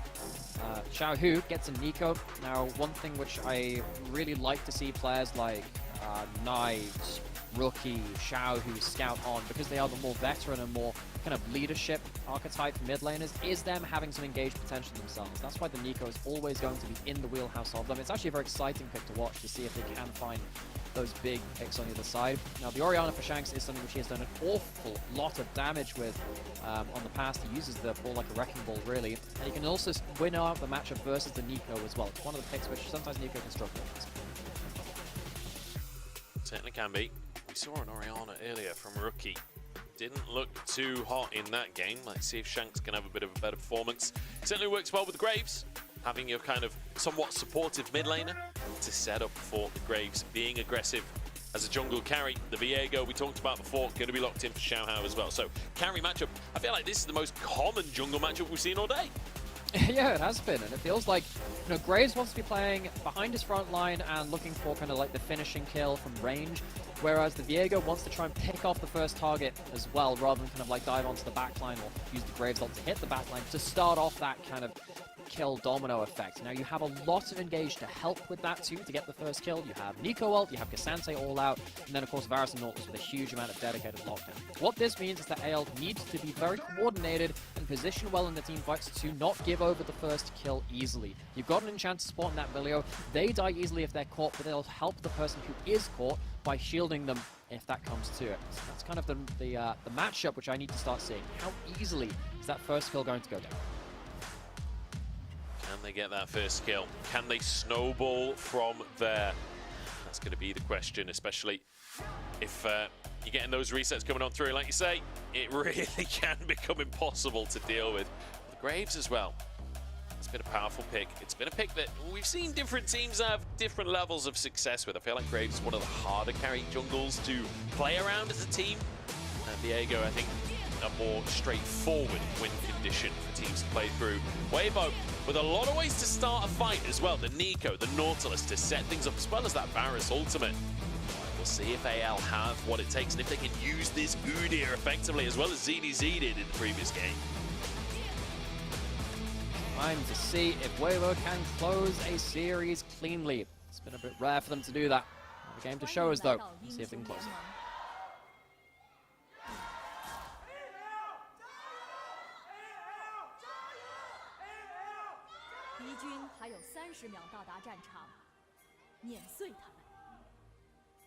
I always love the sort of like half shouts that come after the gyos. It's almost like the crowd is like slightly confused, unsure what the shouting a lot of it is actually LGD chants. That's kind of like the TSM chant of the LPL. It's a lot of it's that. For reasons which I just don't know why. But hey, you know what? I'm not going to begrudge them that. Like a decade ago. Well, hang on. They will be fantastic next year. The LGD thing is they're good every 5 years. 15, 2020, 2025. There's a pattern, maybe. Yeah, we'll see. We'll see. I didn't even believe in LGD back in 2020. Yeah, they still managed to make it happen. Kayle will be fine. I'm not sure if Crisp was going to go for something potential of a flash play to try and flash for the root into the hook, but the rest of the team not comfortable going for that one. Instantly, we're going for a little bit more here. Kayle hooked in, vision denied. And this is a full-on invade from Xiaohao, and it's matched on the top side by Croco. Kind of important though that Kyle manages to get himself a shield on himself with the Aerie. Means that he doesn't lose that much HP, whereas First Strike Lucian gets onto Light, which actually means, weirdly, even though the hook lands, which is typically a very bad thing for the Milio, it's one of the ways you can counter him in lane. It's Weibo's bot lane that eats a little bit more damage. Worth noting here, Light has gone for the Halo Blades too, so likely to be the poke Varus. That will impact this laning phase, especially after first back. It certainly will. And also could impact how the game goes later on as well. If Harry becomes a brick wall, you don't really have anyone to get through him on the side of Weibo with the lethality Varus, as Kayle and Hope trying to deny some of these crooks, but in the meantime they'll be losing CS in this bottom side. You can see sizable 9 CS lead. There's only 5 CS remaining out of those first couple of waves for Hope to sweep up, so will be falling slightly behind. Xiaohao moving into this bottom lane. He actually absorbed a little bit of XP. I don't know if that was intentional. Just hit level 3, I think, off of that wave, as Xiaohao now in trouble in the mid lane. Moves. Oh, in fact, he's just not taking any damage, so he's fine in the meantime. We're diving in the bottom side. Crisp is going to go down. It's a 1-for-1. I don't know if it's worth it, but hey, Hope went down. That's a lot of minions missed. And it is. Xiaohao gets to pick up the soul. There's actually a pretty fun thing you can do with Viego where you can't obviously get out of your soul when you don't have your ultimate, but you can wait until it's close to the 10 seconds and then use that timer to basically elapse that anyway. Xiaohao still has flash. Croco running rack across mid lane. That's a lot of big damage, but not being able to finish the kill. Xiaohao, good discipline to hold the summoner. Yeah, Xiaohao just kind of walking away from these plays, realizing that Croco's not got us rated dirt yet. He doesn't do that much damage at this point in the game, so he'll be all right. Xiaohao continues with the pressure in the mid lane, just shoving these waves in, as Harry and ZDZ trading endlessly in the wet noodle fight that you expect up in that top side. So, some interesting early game movements. It's a dive. I mean, typically we've seen the dive for red side bot lane. But the thing is, there's still the tri-brush there for blue side, which makes it fairly easy to path as a jungler around that. Xiaohao is spotted as he goes down here, but they're already in the turret, level 1 Kyle. So you hope not really much they can do. Only the single ability from Milio to help his AD carry. Crisp dies, but I think this is completely fine because the person who dies for AL is the person who needs to be farming. Croco potentially going to get his Raptors denied as well. Once Smite comes through, Xiaohao gets a Raptor steal. Yeah, you're happy with that one as Xiaohao finding himself a bonus little camp there.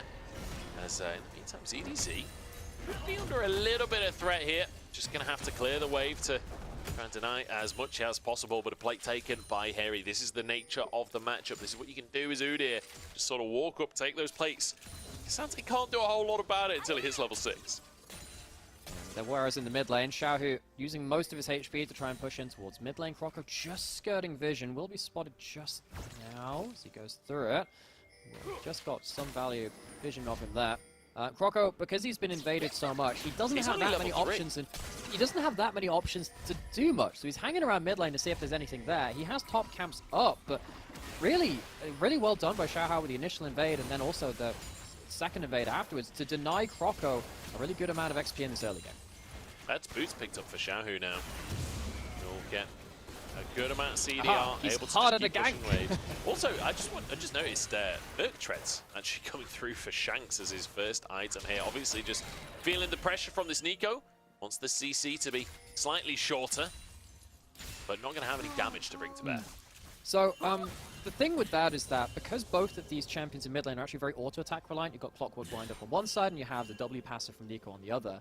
The Merc Treads means that you're less likely to die to Neeko E into something like a Flash Viego or something like that, and it allows you to keep moving, to keep your auto-attack uptime up. It's not always a thing you think about on mages, but in this matchup it actually means quite a bit, particularly as Orianna, as you can see right here, is actually starting to make use of the early jungle pressure and get a bit of a siesta. So far, so good. Although there are a few minions there for Xiaohu to sweep up. We'll minimize that gap ever so slightly.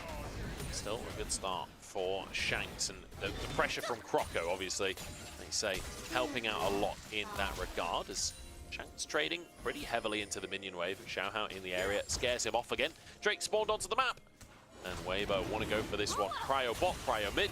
They can do both. Easy as you like. Xiaohao with the continual invades towards bot side, and Light and Crisp benefiting from that dive as well. More than happy to help out their jungler and get that dragon down very, very quickly. One of the worst things about Dragon early games is that it takes a while to kill. Once you have Prio, it means it can roam over.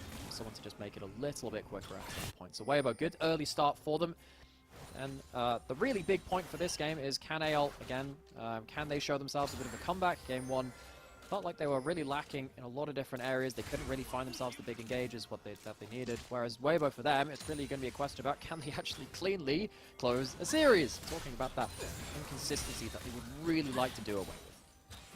Yeah, that'll be the question. I feel like that's always the question for Weibo. Yeah. No matter what year it is, what team it is, it always feels like the way. Xiaohu is taking some punishment here from Shanks. W just came off cooldown there. As we change camera, Chris forced the flash. Bit of damage coming out to answer as Croco forced away. Xiaohao not level 6 at this point, so can't really brute force on the resets in the way that you'd hope to as Viego, but enough to deny the play. So, Croco, at least doing something towards that bot side. Hope using the very last of his mana. He has a cookie, though, to give him just a little bit more. Potentially fight between a 3v3 on bot side. Croco, very low HP. Not level 6 yet for the real Viego reset problems coming through, but still low enough that a reset on that Graves would be very, very bad for the side of anyone's legend. At least that fizzles out. We get ourselves back into a bit more of a calm state of play. So, I think the slowest early game we've had all day, to be honest. We've had some extremely aggressive early games today. We've been treated in the LPL this morning. Oh, Harry, nice play by ZDZ to get some tower shots onto Harry, do a bit of damage onto the enemy top laner, but the Grubs enough to finish the play off anyway, so doesn't lead to too much as Xiaohu just taking the Honey Fruit. I don't know if he needed that for sustain himself, or if he was just trying to deny that from Harry after the turret shots hit. I was wondering that, yeah. Because, like, because Udyr moves so quickly when he's in the I can't remember the new stance name as far as I can't, but when he's in the speedy stance, he can just go down into river and take that very easily. Croco is on vision, and Weibo, they're acting this out pretty well, as though they don't see him. He could have thrown a hook into that bush, but I don't think that would have worked out all too well for them. Shanks didn't have ult for that point, so maybe they could have looked for a play, but still, Shanks back in lane, about to get his ult back up. I'm going to expect him to just keep using that early boot spy to keep walking up and keep putting down as many auto attacks as possible. He's really controlling this mid lane quite well. The only thing which is stopping him right now is, of course, Chris with the melee supports, which we've talked about an awful lot today, roaming about the map and making their presence felt. Shang's doing a really good job in this lane, honestly, of putting pressure down on Xiao, who has a 10 CS lead to work with. That'll be ever so slightly more than that as well. Xiao going for an invade. Doesn't quite get the gromp, but get the blue buff off of the back of this roam from Crisp. Xiao pushing the mid lane in and then rotating up to help his jungler. Does feel like both teams really playing towards their carry junglers here. It's all about the invades. It's all about what you can get in terms of these neutral objectives as well. AL got the first 3 grubs. Next 3 are onto the map. You see Xiao making a beeline. And particularly with you know, the ability to kind of walk up and support the jungler, with like Crisp has on this Nautilus, it does mean that you can drop down some extra wards into the enemy jungle. You see that Croco's managed to do a bit that towards bot side. You see that on the other side, we've got some wards throughout the place. It just makes it a lot easier to set up for the next play. ZDZ are pretty low here. I don't know if that was the fight to start, honestly. ZDZ is Harry about winning out the trade, but ultimately ZDZ will still survive this one. Is on that K'Sante, you can afford to be very low. Croco grabs himself a blue buff, knocked up though. Hot Blossom gonna come on in, and look at the burst damage out from Light as well. Shanks will be the next target. I don't think they've got any cooldowns to lock him down with, but either way, getting some grubs for themselves, and on top of that, getting a pick on the back of it. Crisp taking a chunk from the culling, but he'll be okay. And now maybe something to turn around. No ultimate here for Light, but Hope stepping on forwards. This could be a dive angle. Hook goes wide. Xiao sticks around in the bot side and potentially looks for something else. Now, AL have wards in the enemy jungle, but they don't have it in their jungle to see Xiao move across, potentially threaten them there. Still, Croco, let it be known he died for a blue buff, a valiant effort though it was. Maybe not the most valuable death. It's going to be something that Weibo picks up, and this is where obviously the matchup starts to change. Varus with the poke build. It's so uninteractive playing lane in phase against him. You get to play against him as Lucian when you have the culling, and that's kind of it. Croco might go for a kill here. He's flashing forward. He is, but Crisp just uses his anchor to get out of dodge. Croco using his ultimate there as well. Hope just getting chunked over and over again. I love the Blighted Quiver used early in the trade. That first chunk we saw on the Q, that was the Blighted Quiver Q. Even at high HP, obviously it does more damage the lower the opponent is, but it still just does a load of damage. So using that Varus, knowing that it's only a 30-second cooldown, like, you can afford to do it for poke if you don't think there's going to be an all-in anytime soon. Yeah, I mean, you could get it once per fight or so. Is he going to have it right now? I think he'll just be coming off a cooldown, and now Xiao going forward. Oh, it's 50-50. Shockwave comes on through. Croco grabs the Drake, and AL, it's a bit of daylight robbery from Weibo. Yeah, it feels like Xiao still trying to play aggressively. Crisp walking with him, and now Kyle's walked up as well. Definitely feels that Crisp is trying to make his way forwards and support his jungler. It's not something which Weibo have actually... So this is interesting, I'd forgotten about this until just now. Weibo have actually lost every single game they've played with the melee support so far. Crisp is going in, he's getting caught right now. Well, he's hit that hook, so we'll take it as an absolute win. It's another pick going down. They're just killing the gun bros, you know? 2 kills on Hope, 1 on Croco. 1 for each gun that these players have. This is the gun control squad from Weibo. No powder allowed. Just gonna take those muskets off you, gentlemen, and we'll see you at the next time you respawn. But still, yeah, Crisp teaming up with Xiao well. It's not actually something which has worked out particularly well for this team. They typically worked a lot better with Crisp on stuff like the Renata. He's one of the very best Renatas in the LPL, and he's a good Milio player. He was 3-0 on that until they lost one of those games to OMG. Going back towards the Nautilus would actually be kind of important to show that they can still play towards that style as he's back towards onto the map. Xiao, again, not too far away. Crisp really trying to hang out closely to him, but they can't do anything before AL take 4 grubs out of the 6. I always find it funny watching, like, When you see moments like that where Crisp literally just walks past Croco, they both blankly ignore each other. Like, imagine being like a complete amateur to League of Legends, maybe you're not even level 30 yet, and you see those interactions. Like, we all know that Croco, he knows he's not getting a kill there. Crisp knows that he hasn't got set up to get a kill onto Croco either. They're just looking for the Grubs and vision, right? But if you don't know all of that context, it's like, why are they just walking past each other? Do they not realize that they're enemies? It's like when you see like a cat with a mouse in front of it. It's just like, okay. Whereas here you have Crisp, very much the cat in this situation. He chomps down onto Hope, as that was a little too aggressive. They didn't really have the information to engage without knowing who was behind Crisp. Yep. Nice game from Crisp. It's much easier to hit those hooks when the enemy just walks into you as well, so he'll be thanking his lucky stars for that one. Xiao, who forces a flash out from Shanks.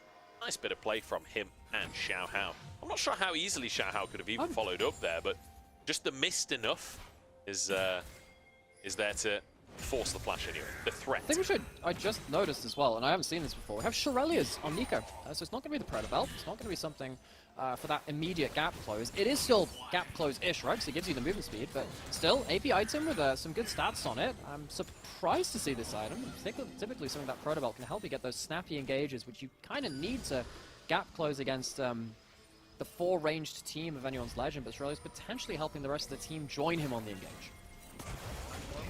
Croco behind enemy lines here, but the Pop Blossom just going to catch him. Shockwave flashed away from by Xiaohu. Croco still going strong. The Cozy Campfire warming everyone as they sing songs to each other and play a bit of guitar as they eat their s'mores. And they'll be doing that over the top of a dead tower in a minute. Xiaohu flashes away. I think there was some anti-synergy in there too, as Croco ults to try and get to safety, but then that also means that the Shockwave doesn't catch Xiaohu, then flashes afterwards. It was all a bit awkward, but I guess getting the flash away from Nico is still important all the same. That's how a tool is very, very important for Xiaohu to be able to grab some engages beyond that point. And anyone's Legend, at least they're able to walk towards Shanks' lane and allow him a bit of extra presence on that side of the map. So, gold basically dead even as we just got past the 15-minute mark in this game. Herald will just be slammed mid. Get that charge down, but won't be too much else coming off the back of it. But Drake spawning shortly. That could be a mark to fight here, as both teams with one Drake so far, and both with like fairly reasonably spiking early mid-game compositions, right? The Vitality Varus happy to fight at this point. The Lucian happy to fight at this point. It's possible we set up for a bit of a 5v5 here. Potentially so. I think it's harder when you don't have flash on the Nico, but then Crisp can kind of make up the difference there too, because he can be the one to really start off things with a flash ult himself. So as it stands, we have resets coming through from both teams, which means that they're starting to get towards those second items. Once Hope hits second item, then I think AL start really turning on the afterburners. So that's the Lucian thing. You hit the fire cannon, hits you from an absolute mile away with Emilio as well. The double range increase, absolutely obnoxious. Maybe they can see if they can catch someone like Lights or Xiaohu out of position with that power spike. This game's not really been about the Lucian though. It's kind of a problem at this point where you need to start making something happen of it. AL pushing towards side lanes instead. Xiaohu, no flash, that was burned last time, potentially a catch here. Pop Blossom is available, and that's enough to turn fights a lot of the time. There is nobody coming though. He is alone in this play. Root dodged by Croco. Pop Blossom comes on through. That's the stun, but instantly Kayle cleanses the stun from Croco. Very nice timing on the Milio ult there. And that's going to open Shanks up to take this tier 1 tower. Okay, good goal onto the Orianna as well, because as soon as this champion starts hitting multiple items, feels like they'll be adding a huge amount to the damage profile for AL as well, especially with how well Shanks has been playing on this pick in the early game so far. If he can continue that into team fights with the gold invested into him, that's a big moment. On the other side, Weibo, they did push down mid lane out of turret. They're going to potentially look for a dive on this bot side as well, but Kyle has made his way towards bot side already. So tier 1 on the top side for AL, traded for a tier 1 mid and now tier 1 bot for Weibo as well. A TP being channeled here from the side of Weibo. ZDZ looks to potentially start a fight, but we'll see better of it in the end. I want to see if there was a potential angle for a fight even in mid lane there from Weibo, because there was a couple of wards, as we can see. One of the follow-on effects when you're moving around the map very quickly like this is that wards get dropped in places you don't expect. And when you have teleports, say from someone like a Nico, of course they don't have the ultimate right now, but the next time this happens, just question, okay, things have been getting a bit hectic. Where have the wards been? Where can we get these big teleport flanks?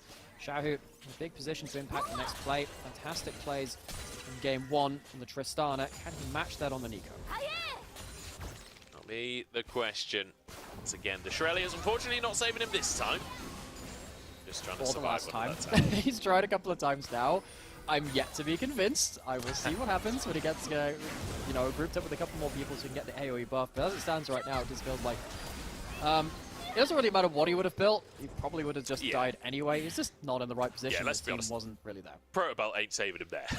Like, no matter what you build, the Graves still does damage with a shot. Maybe if he had the snap stick of power from the Nexus split mode, one which gives you like 1,000,000 of every stat, maybe that could do it. But besides the golden that, spatula. pretty doomed. Yes, that's the one. Yeah, yep. Yeah. Well, one thing I will say for the Shurelya's, I'm not inherently against the build in that, A, we've seen it a little bit on Twisted Fate. I know that Nico doesn't necessarily have the same point-and-click lockdown ability that Twisted Fate does.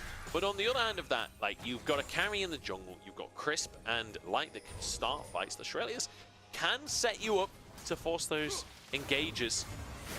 Xiaohu caught out on the bottom side, going to have to use that Shurelya's once again. Flash away from the shockwave. Root this time lands onto Croco, but this Milio Graves combo is obnoxious to say the least. It is. Really feels like Weibo, they are being forced to burn a lot of flashes defensively, and that makes it harder for them to look for the fight which they really want to do later. They do have Light on this Varus, who will be able to kind of match range with, you know, a couple of different champions. Actually, it's just going to be uncontested in range, let's be honest. I mean, until Hope starts going through with Rapid Fire Cannon and the culling. So it's not like Weibo are forced to engage all the time, but it's just really annoying with them being pushed back time and time again. Someone like this Viego is going to really struggle. It's held in the middle. Light forced the flash and he's just down. Oh! Hope managed to get it. I understand why Weibo hate guns now, as they are absolutely taken apart. Headshot comes on through. And now Crisp Spider-Man's his way through the jungle, but no! Blasted to smithereens, the shotgun and the dual pistols working out in the end. Oh, it's high noon, and it is a low, low point for Light and Crisp. They'll have no bot lane now with Weibo to contest this Baron, which is being started very early on, but they have Harry to tank this. Let's see if they can actually force a fight, though. Xiaohu still has ult, and he has flash. ZDZ doing K'Sante things, just walking into 5 people confidently. Can Xiaohu win the fight? He needs to have an incredible Pot Blossom if they want any chance of winning this one. 3K on the Baron. Ooh. As here we go, Pot Blossom in. Kayle the only target as they walk away, and Weibo will be taken apart. ZDZ, you may be strong, you may be K'Sante, but you can't 1v5. That's Baron taken down. Oh my god, Light nearly gets it, but it will be smited in the end by Croco.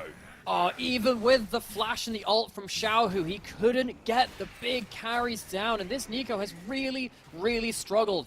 It is the inconsistencies of Weibo, which we have started to question. They have had some okay moments in this game, but going this far up in mid lane without your teammates nearby is really unforgivable from Light. This is exactly what Lucian has done. Despite the fact that this game has not really been about the Lucian, this is the power spike that everyone in the LPL, everyone in the world, let's be honest, knows that you have to be careful of.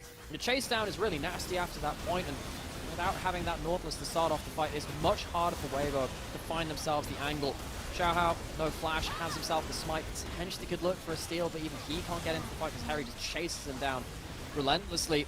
With the shockwave coming through too, it just feels like AL just managed to completely scope the HP bars out before they could really ever be fought back. I'm just saying, if Xiaohu has Protobelt there, his ult hits Hope. Unfortunate on that one. Culling comes across, shields across the team, but Crisp still chunked massively. Here we go. Oh no, if he has Protobelt there, he hits Hope. It's a disaster for Xiaohu. And now AL, they can just walk this one mid if they want to. ZDZ trying to clear the wave. It's pretty damn tanky, but there's all 4 players here for AL. And I mean, they will just bring it down eventually.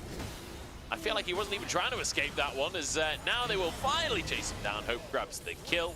This is, I mean, this is a disaster for Weibo. I thought it was just It happened is. over the last couple of minutes. But what's happened this game, between this game and last game, is the question we always ask about this team. Last year, they somehow coin flipped their way to a Worlds Finals, despite them having a very similar identity. And folks, it has not stopped there. You can change out a couple of members, but there are still so many issues with them. You can see no Shirelius here for Xiaohu. He's not getting out either way. Kyle Shanks, they'll finish this one up, and Weibo's woes continue. The Weibo woes, if you will. Fantastic. Yeah. There we go. We're using that now. Coin it. Someone write it down. Yeah, this is why they pay me the big bucks. Read, they don't. Here we go. Drake taken by AL. You know, 2 were taken earlier on in the game by Weibo, so no threat of a soul this game. But to be honest, I don't think this game's going to go that much longer with how these fights are going. No, me neither. Mortal Assault comes up. The hook's already been used. The less we say about that, all the better. Xiaohu's had a really bit of a shocking game. He's been focused a lot. That doesn't help, but he's also not really pulling the trigger well once it gets to that point. ZDZ tries to ult his way out here, but I think he's actually interrupted by the Milio Q, which means he can't ult through the wall. Bit of a sad moment for him. And yeah, Anyone's Legend, very comfortable gold lead now. Up towards about 9,000, just about 8,500. About the same. And Weibo, they don't really have any plays left. Maybe when Xiaohu has Flash, they can look for something. I just don't think they have the damage. Yeah, I'm not sure. And, you know, it's another one of those games where we see a lethality Varus, and I feel like, well, who kills the Udyr? You know, if it does end up in a front-to-back fight, realistically, laser, who is killing him? I mean, it's certainly not Shirelius Nico, that's for sure. I'm just going ham on this build at this point. I really don't think Shirelius has anything to do with this loss in the grand scheme of things, but, you know, well, at least if it makes you feel better, can get through. if it makes you feel better, I'm not going to begrudge you that. I had a look on just the second screen as well, just seeing, well, you know, has anyone else been building this? I haven't seen anything so far. It might just be something that's been done in scrims. I haven't seen it in solo queue. It can help someone like the Nautilus or the Viego get closer in range, but I kind of feel like Nico's job is to not be with them, is to be on a flank and then to get those plays anyway. It really just feels like, and then doesn't really help. ZDZ's caught out here. Shockwave back. All good stuff there. ZDZ should be just about dead, although pulls someone over the wall so he can die nearer to Baron. I like it. Bit of repositioning, seeing some of the scenery on your way down. He's a tourist, is ZDZ. It's like the last will and testament of Cassante. Throw my ashes into the wind near Baron. Just ult his way over them. Now we get this full push now in towards the top side. All 5 members of Anyone's Legend there. Xiaohu has teleport, has himself... He's in the bot lane though, he's not even here. They're giving up the inhib as they try and get objective bounties elsewhere on the map. And Weibo, they are just absolutely floundering. There are so few plays left to them. Yeah, it does feel like this is one of those games where if they manage to come back in this one, it is on AL. It's less about incredible play from Weibo now. It is more about AL will... not be deserving of the win if they manage to lose this game. It's a 10,000 gold lead. I may have spoken too soon when I said Xiaohu was back in the previous game. Because oh, who could have thought that? The team which can never string together 2 games back-to-back, infuriatingly so. Yeah. Such is life. Such is life. Yeah. I've got to say, I really do pity Weibo fans.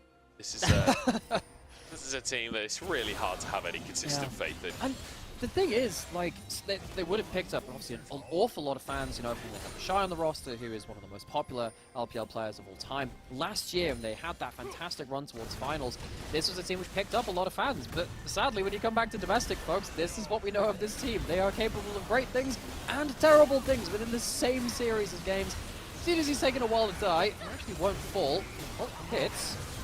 Okay, maybe they can get through this Udyr, honestly. The passive procs from the Varus do a lot of damage, but then again, maybe not. That was pretty much everything used, and he's still standing as they walk away. One thing I do want to say on the topic of the Weibo fans, I know Weibo gained a lot of fans last year, like you say, the Shy being a big part of that. I think Caedrel's co-stream doing a lot of work for that as well. A little bit. If you don't love them at this game right here, you don't deserve them at making it to Worlds Finals, okay, guys? So you got to stay true. You got to be a real fan, not a fair weather fan. So here we go, 4v5. I mean, this is the part that you got to love as a Weibo fan. This right here, where you're just getting annihilated in a team fight, you've got to learn to love it, guys. If you can't accept them at their Shirelius Nuko, you can't have them at the World's Finals. CDZ, valiant attempt to try and separate out the team, but we've seen this before. There is nothing left for them. Anyone's Legend very calmly taking apart Weibo. Yeah, absolute destruction. It takes me back to Suning. You know, they made it to World's Finals, and then we also had SOFM building Warmogs and playing Tank Z jungle. So, you know, it's always the dichotomy of this organization, apparently. And now 15-3, an absolute massacre in game number 2. AL, absolute control. A very quiet early game, very slow start to things, but once they got going, nothing was stopping AL. And could we have us for a 2-0 from these two teams? We've had our questions about consistency from Weibo. We had a lot of worries about AL after they lost to EDG. We now have a decider between the two, both of them showing some flaws, but seriously good snowballs from both of them in the lead at the very least. Yeah, bit of a weird game, but AL honestly looking relatively clean, like doing a very good job of finding picks, using this Graves incredibly well. It felt like that was a combo that, aside from a couple of little slip-ups, like generally speaking, they're using that combo extremely well. So it does feel good to see the carry jungles being used effectively. We're going to jump into a break and find out where this series goes for game number 3.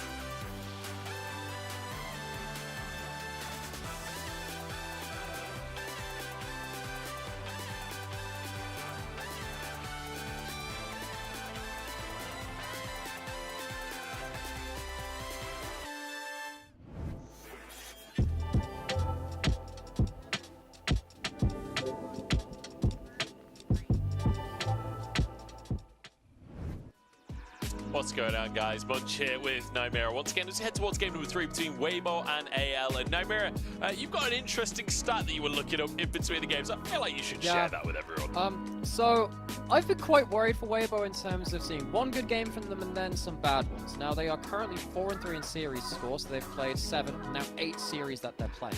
Out of 8 game 1s that they have played, they have won 7 of them. They have lost 1 game 1. So given the fact that they are still fairly even in terms of the series record, they're going now into a 3-game series again. This team is showing a real trend of struggling to stick things out in terms of full series. Let's take a look at what happened in game number 2, though, because they won game 1, they did not win game number 2. Decidedly not, as it was very, very even until Light and Crisp got caught out in the mid lane at about, I don't know, 15 minutes or something. And from that point, there was just this dramatic snowball that rolled in favor of AL, and Weibo realistically never got another look in all games. Xiaohao really struggling to get damage on the board as well. Only 3k damage in a 29-minute game. That is not what we expect from this player. Xiaohao, one of the very best junglers in 2023, and that's why we're so hyped for him on Weibo. But the whole team has kind of struggled, particularly some of the later games in series. And yeah, Xiaohao had a bit of a shocker too. Shanks really controlling that mid lane matchup in a way that Xiaohao couldn't quite replicate in game number 2. Hope walks away as MVP though. He started off a lot of the good moves in this game. Yeah, he certainly did. Good presence on that Lucian, and a great catch in the mid lane. You know, the pick that we were talking about that started that snowball, it all started with Hope getting that damage down, finding the pick onto his opposite man in Light on the Varus. And now we move into the 3rd and final champ select of this series, and it's AD carry ban. Senna taken away by Weibo, both the Ashe and the Kalista, although the Ashe really a support ban, both AD carries taken off. And we'll have to see what's going to be left up. In terms of the bot lane champion pool, Lucian's still available, but it won't be against either the Senna or the Kalista lanes, which we've seen to be very, very powerful. Now the Lucian is gone, kind of leaves Varus as your last remaining, I guess, S-tier pick. What have you got to survive this laning phase now? Could go towards something like the Ezreal, that's pretty okay. Could even go towards something a bit more aggressive, and look towards something like a Nautilus lane, something a bit more aggressive like a Draven, whatever you'd like to put in there. But still, Harry goes towards the front line instead of the K'Sante. All right, AL picking in lane order so far. Let's see if they can keep that up throughout the rest of this draft. The Varus locked in here. Plenty of picks you could go alongside it, but like you say, the Nautilus has been good. I will say, Crisp Nautilus, is that what you want to go for? Maybe a range support? The curse of Crisp on melee supports has truly been true. Yeah, that happened again. Disastrous across the course of the year. And I don't know if that's something that we realistically want to lean into off the side of Weibo. It's going to be ZDZ going for the Udyr. He got MVP in game 1 on that pick, so I totally understand going for that as a pick. And there we go. Renata, no Nautilus. Goes yes, back to we finally have this. I genuinely forgot about that stat again because I saw the good moves in Crispin last game. I thought, yes, finally breaking the curse. It's just not to be. This team, Weibo, needs to have these enchanters to buff up Light to be that hyper late game carry and also allow them to have that laning phase dominance. Varus, Renata, very powerful in its own way. Very, very good if you go towards the on-hit of that Varus. A lot of AD carries banned. We were wondering what Hope was going to go towards. This is very different. We don't see a lot of bot lane Ziggs right now, and it's likely to be that for Hope. Bot lane Ziggs for Hope. What a weird timeline we're in. I will say, that sucks for Crisp. If you have to lane against Ziggs as Renata, like Renata famously struggling into these ranged compositions, I feel like AL have an angle here to just go full maximum range. If they could go for like a Hui mid, for example, they could be in a really, really good spot to just play at arm's length and really remove the impact that a Renata can have. So earlier in the day, we saw only the second game of a Jace played in the LPL, and now we're seeing the second game of a Ziggs being played in the LPL. The first game of it was played by Starry, who is, of course, on OMG as the AD carry switching places with Abel, or at least started the season with it. So we're assuming that this is going in towards that bot lane. I mean, there is the chance that it goes towards mid lane as well, but it just fits the identity of something that's been good versus Varus, and it has been good versus Varus in the past. You need a hard CC support like the, well, I mean, obviously the Rakan and the Nautilus would be your primary ones, to make sure that your ultimate is basically a targeted skill shot. The Maokai ult can do just the same though. Does mean that you are double AP in the bot side, which means that potentially you can go towards a little bit of magic resist for anyone looking to fight around that bot lane laning duo, but still, that's the identity that you're looking towards. Pin someone down, the Ziggs no longer needs to hit skill shots, they're just rooted in place. See if they can find those roots. So Xiao goes for the Orianna. We are going to go for carry combo once again, Viego Graves. These have been the two carry jungles that everyone keeps going towards. I like the Nocturne ban as well from AL, understanding that Orianna would be available. It's a combo that we saw a lot earlier on in the split, while it's not been seen as much with the carries being so prevalent in the matchup today. You can certainly see the angle for it. Looks like Shanks may go for the Tristana towards that mid lane, so still having a lot of AD threat on this team as well. Yeah, you kind of need some consistent damage from somewhere. The Ziggs very good at the start of a fight for picking up the first target. Not necessarily great at being good DPS or consistent DPS, particularly if you don't have all of the follow-up CC in the world. So, with this put into place, we now have potentially Light being a very long-range Varus. We'll see if it's poke for poke. I think you kind of have to go poke Varus to survive against the double AD carries and the Maokai. I think the poke can very much help you in regards to that. Luckily, it's going to be the Maokai not farming as it would be with the Senna, so it's not going to be the super tanky Maokai variant. It means that you're not against double frontline. But the thing is, Ziggs is kind of uncontested in terms of true range. If AL choose to start a fight, Ziggs will be able to impact the fight from a much longer range that someone like the Orianna or the Varus can. One thing I'm a little scared of as well for the side of Weibo is you're up against the double demolition Yordles here with the Tristana and the Ziggs. If you do go for things like a bot lane dive using the Xin Zhao, Shanks roaming down as well, if you can get a kill or even just zone them away, you can take so many plays so incredibly quickly. On the side of anyone's Legend, I would love to see them being proactive with this kind of composition and perhaps an early look towards getting grubs as well, because the grub value can be off the charts with this sort of comp.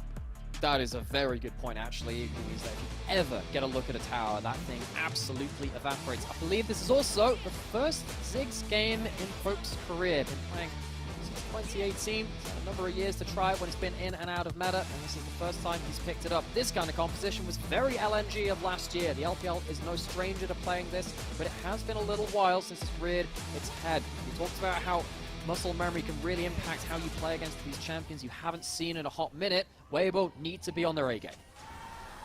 Really do. Here we go, game 3 between Weibo and anyone's Legend.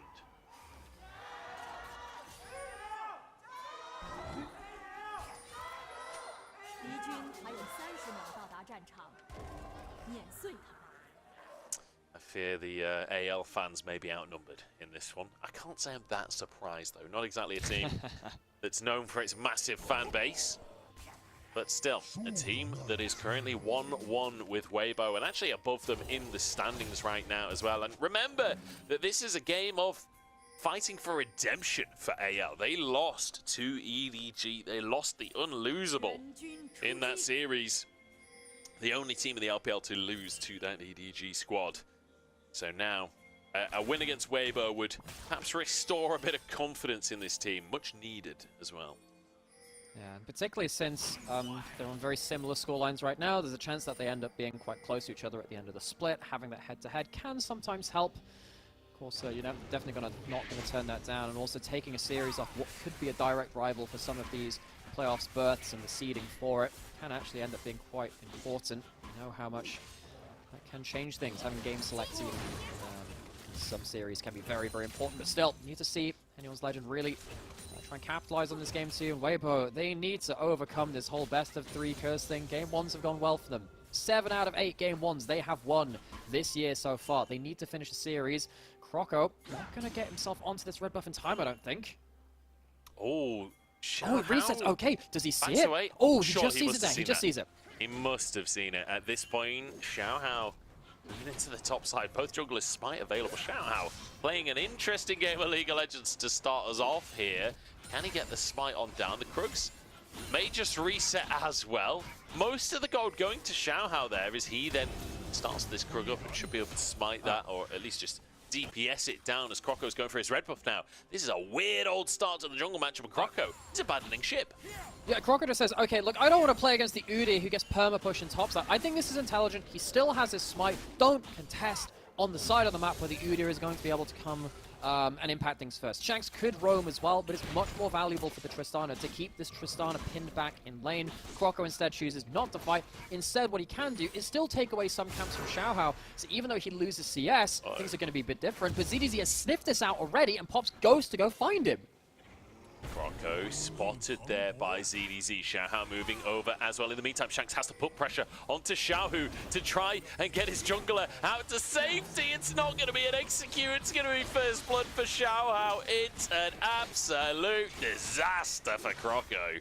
Oh, the Croco skin boots now being worn by Xiaohao, who takes him down for first blood. Eventually ends up getting something good out of that early invade, even though the red buff ends up resetting and you can't get full value out of that. That is a real stinging blow to anyone's Legend and their hopes of trying to close out this series as well. The early game lead, giving a kill over to a Vega, the Xin Zhao misusing some of his early pressure. That is now very awkward for them.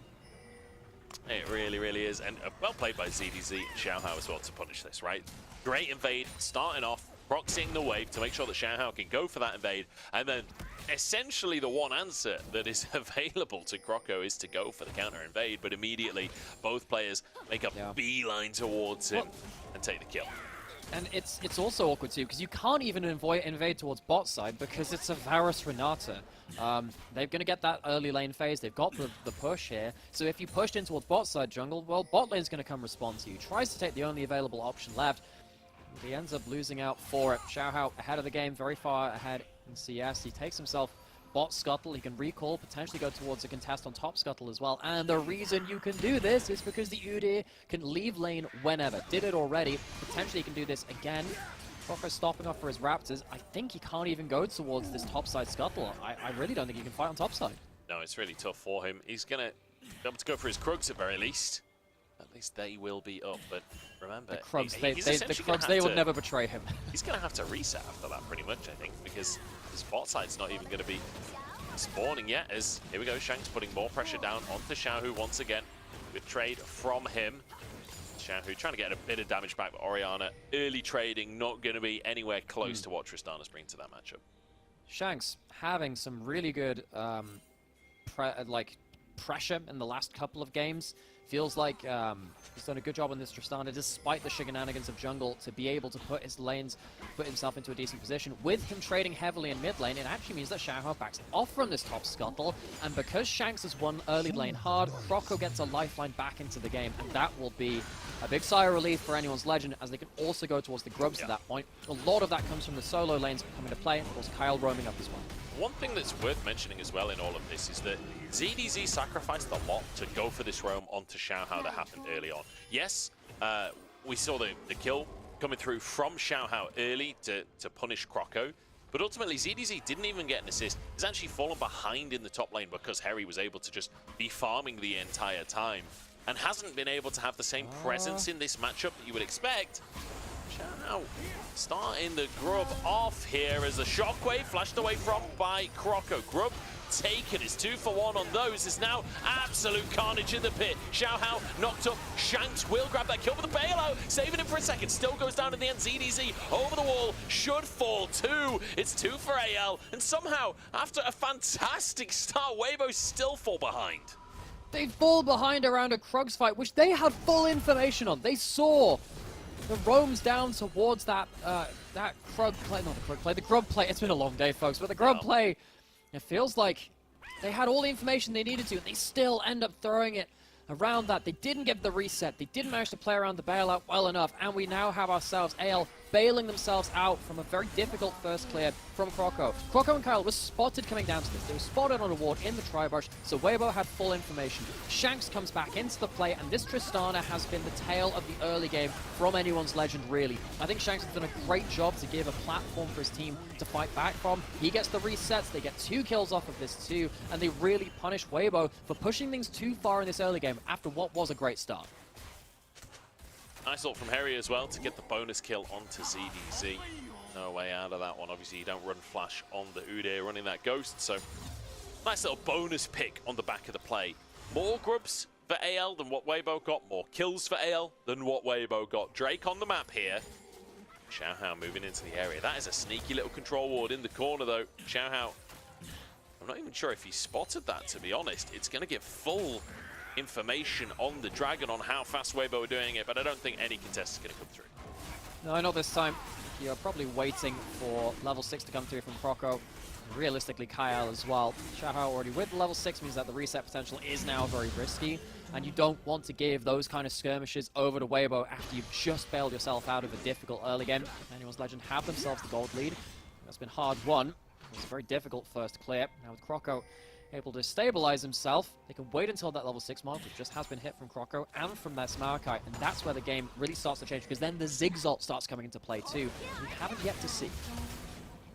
Xiaohu trying to weather the storm of this mid lane matchup, and the Buster Shot actually used by Shanks just for pressure.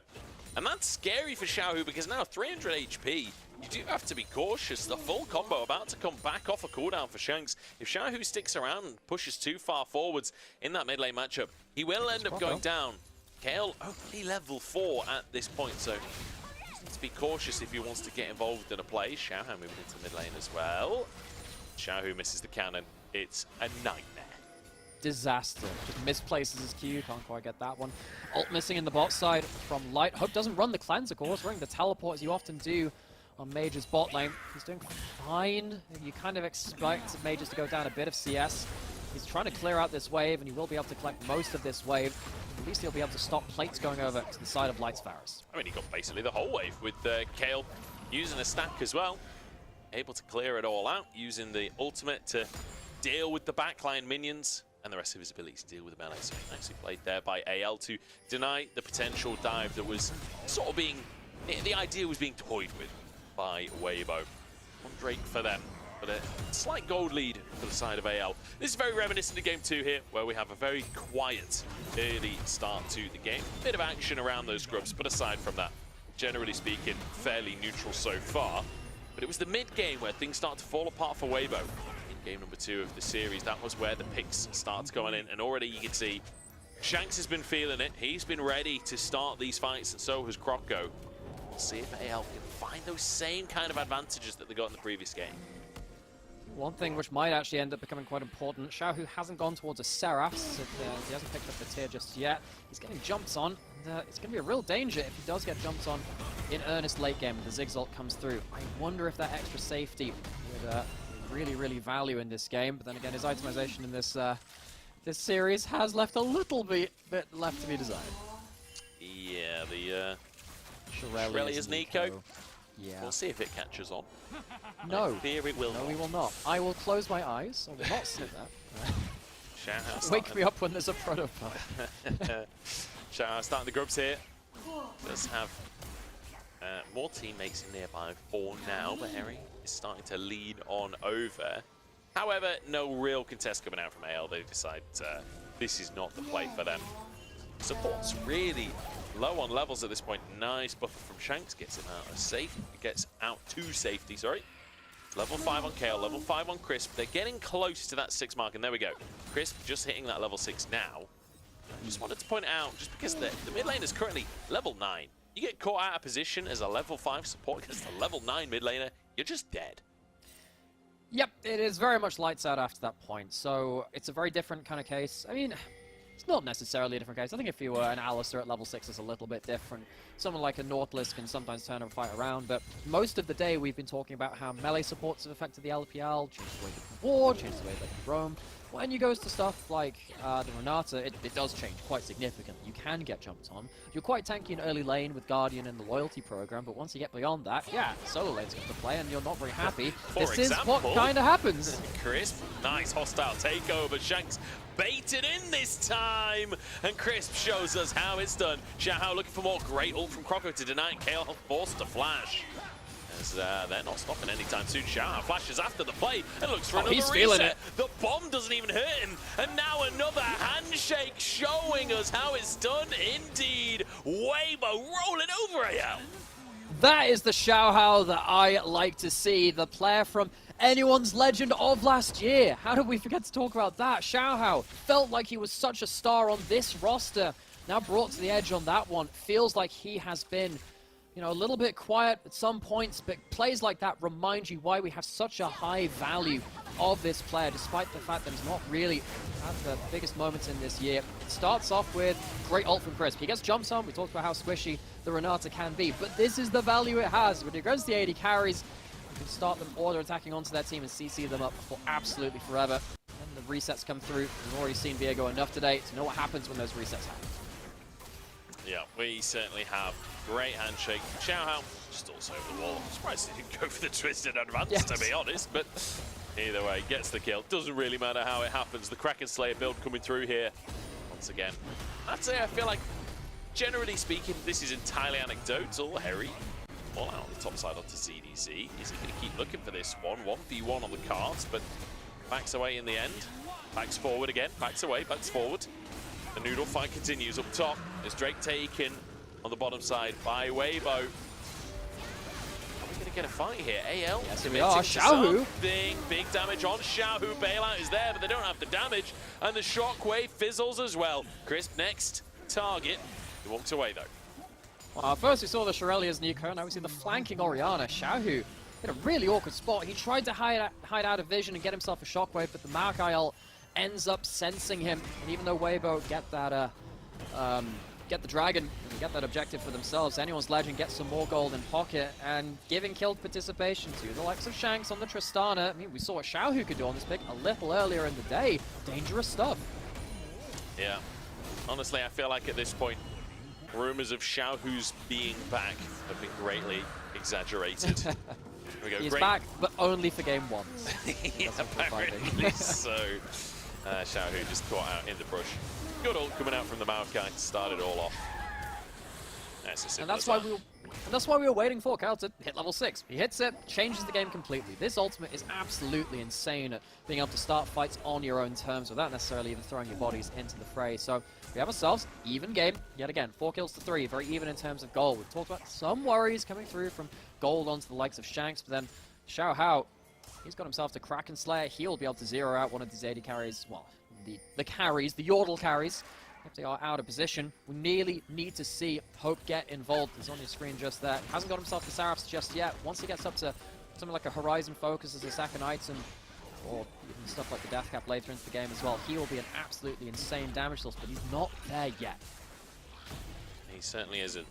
The Ziggs, one of these characters as well that it's not just about items either, it's also about levels. Like, being able to max the Q is a huge moment in the Ziggs build path, but also getting level 11, the second level of the ult, massively increases the damage that it's going to be able to do, and helps you play around the map a little bit better as well.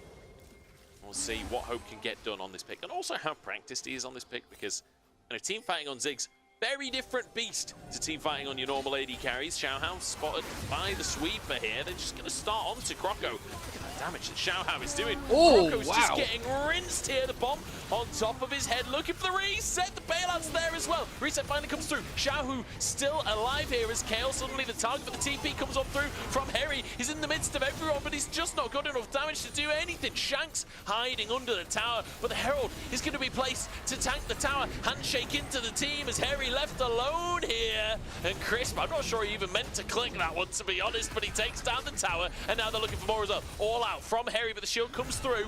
As now the Herald going to go for a second charge. At this point, Harry can't defend this on his own. And with 4 players here, maybe that... Wait, what? He manages to get a kill onto Crisp here. Tower shot to Xiaohu, who's completely out of mana. ZDZ knocked back into the fray. Kayle the teleport! And now there's a TP coming in from Hope as well. He's behind enemy lines, and Xiaohu rooted up and taken down. Kayle gets the kill, and in the meantime, Shanks is looking for more as well. This game is absolute chaos from start to end all across the map. Hope will be finally sweeping up some kills on the top side. 7-6, abject chaos in the LPL. It starts with Xiaohao getting away with such a low amount of HP, and when you see the resets come through, I think you'd think that Weibo should be winning that fight, but the fight is so messy and split that it has another couple of twists with teleports coming into play as well. the actual end story of that, I'm not even sure who that even favors. We're going to have to watch this again and try and patch up a couple of these pieces. Xiaohao finds that Croco. Croco is really not going to be tanky versus Xiaohao, even with the Presence Guard. He's inside that. Shanks tries to buy some space, but the damage is already done. The resets come through, and he gets himself the soul, which allows him to keep on fighting, which is so important. He went down to about 100 HP, and even though the reset value of the heal from Viego has been nerfed over time, it's enough to see them through this fight. Funny thing here is actually the knockup from the Herald as well. Even puts Harry into an awkward position, but with the tower gone, I think this is the overstay at this point. You've lasted pretty long into this fight. You don't necessarily have all the cooldowns that you want to, and this kind of opens up AL to just... Yeah, that's a bit of an issue because you don't really have any of the cooldowns to save you at that point. And once you start losing members like this, the teleport makes things just infinitely weirder.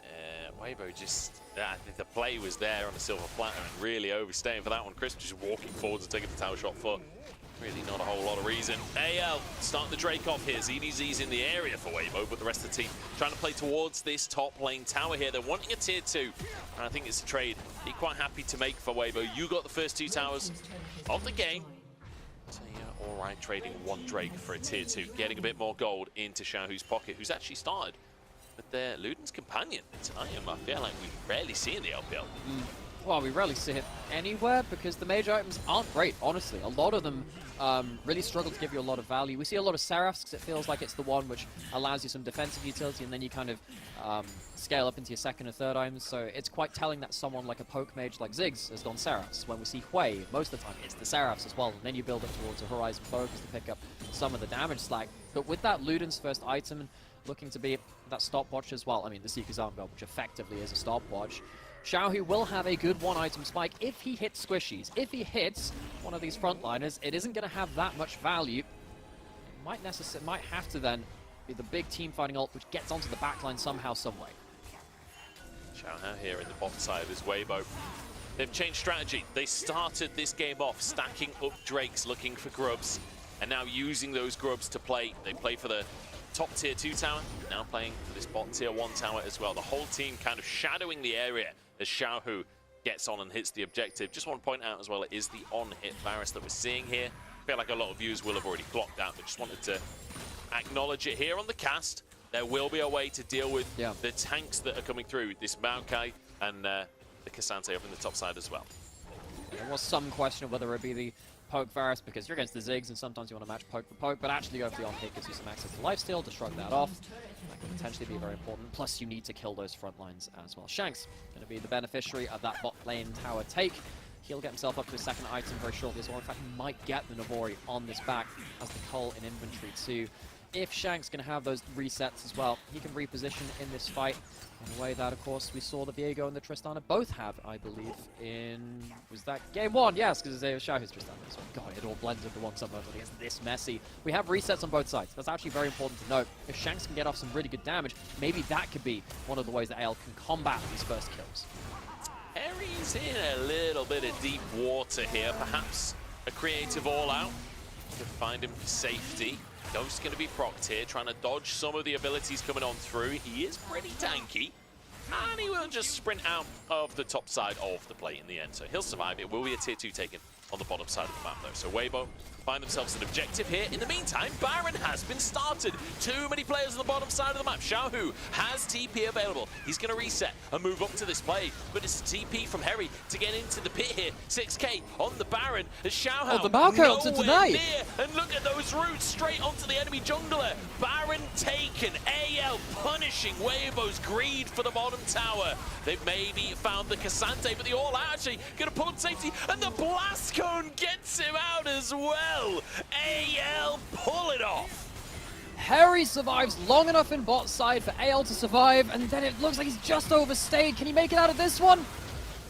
Man, Harry, you got out of that one. You know, you'd got away, you got that for free. I don't know why you just walked back into all 5 of them. That was a bit of a fumble. But ultimately, they still get the Baron.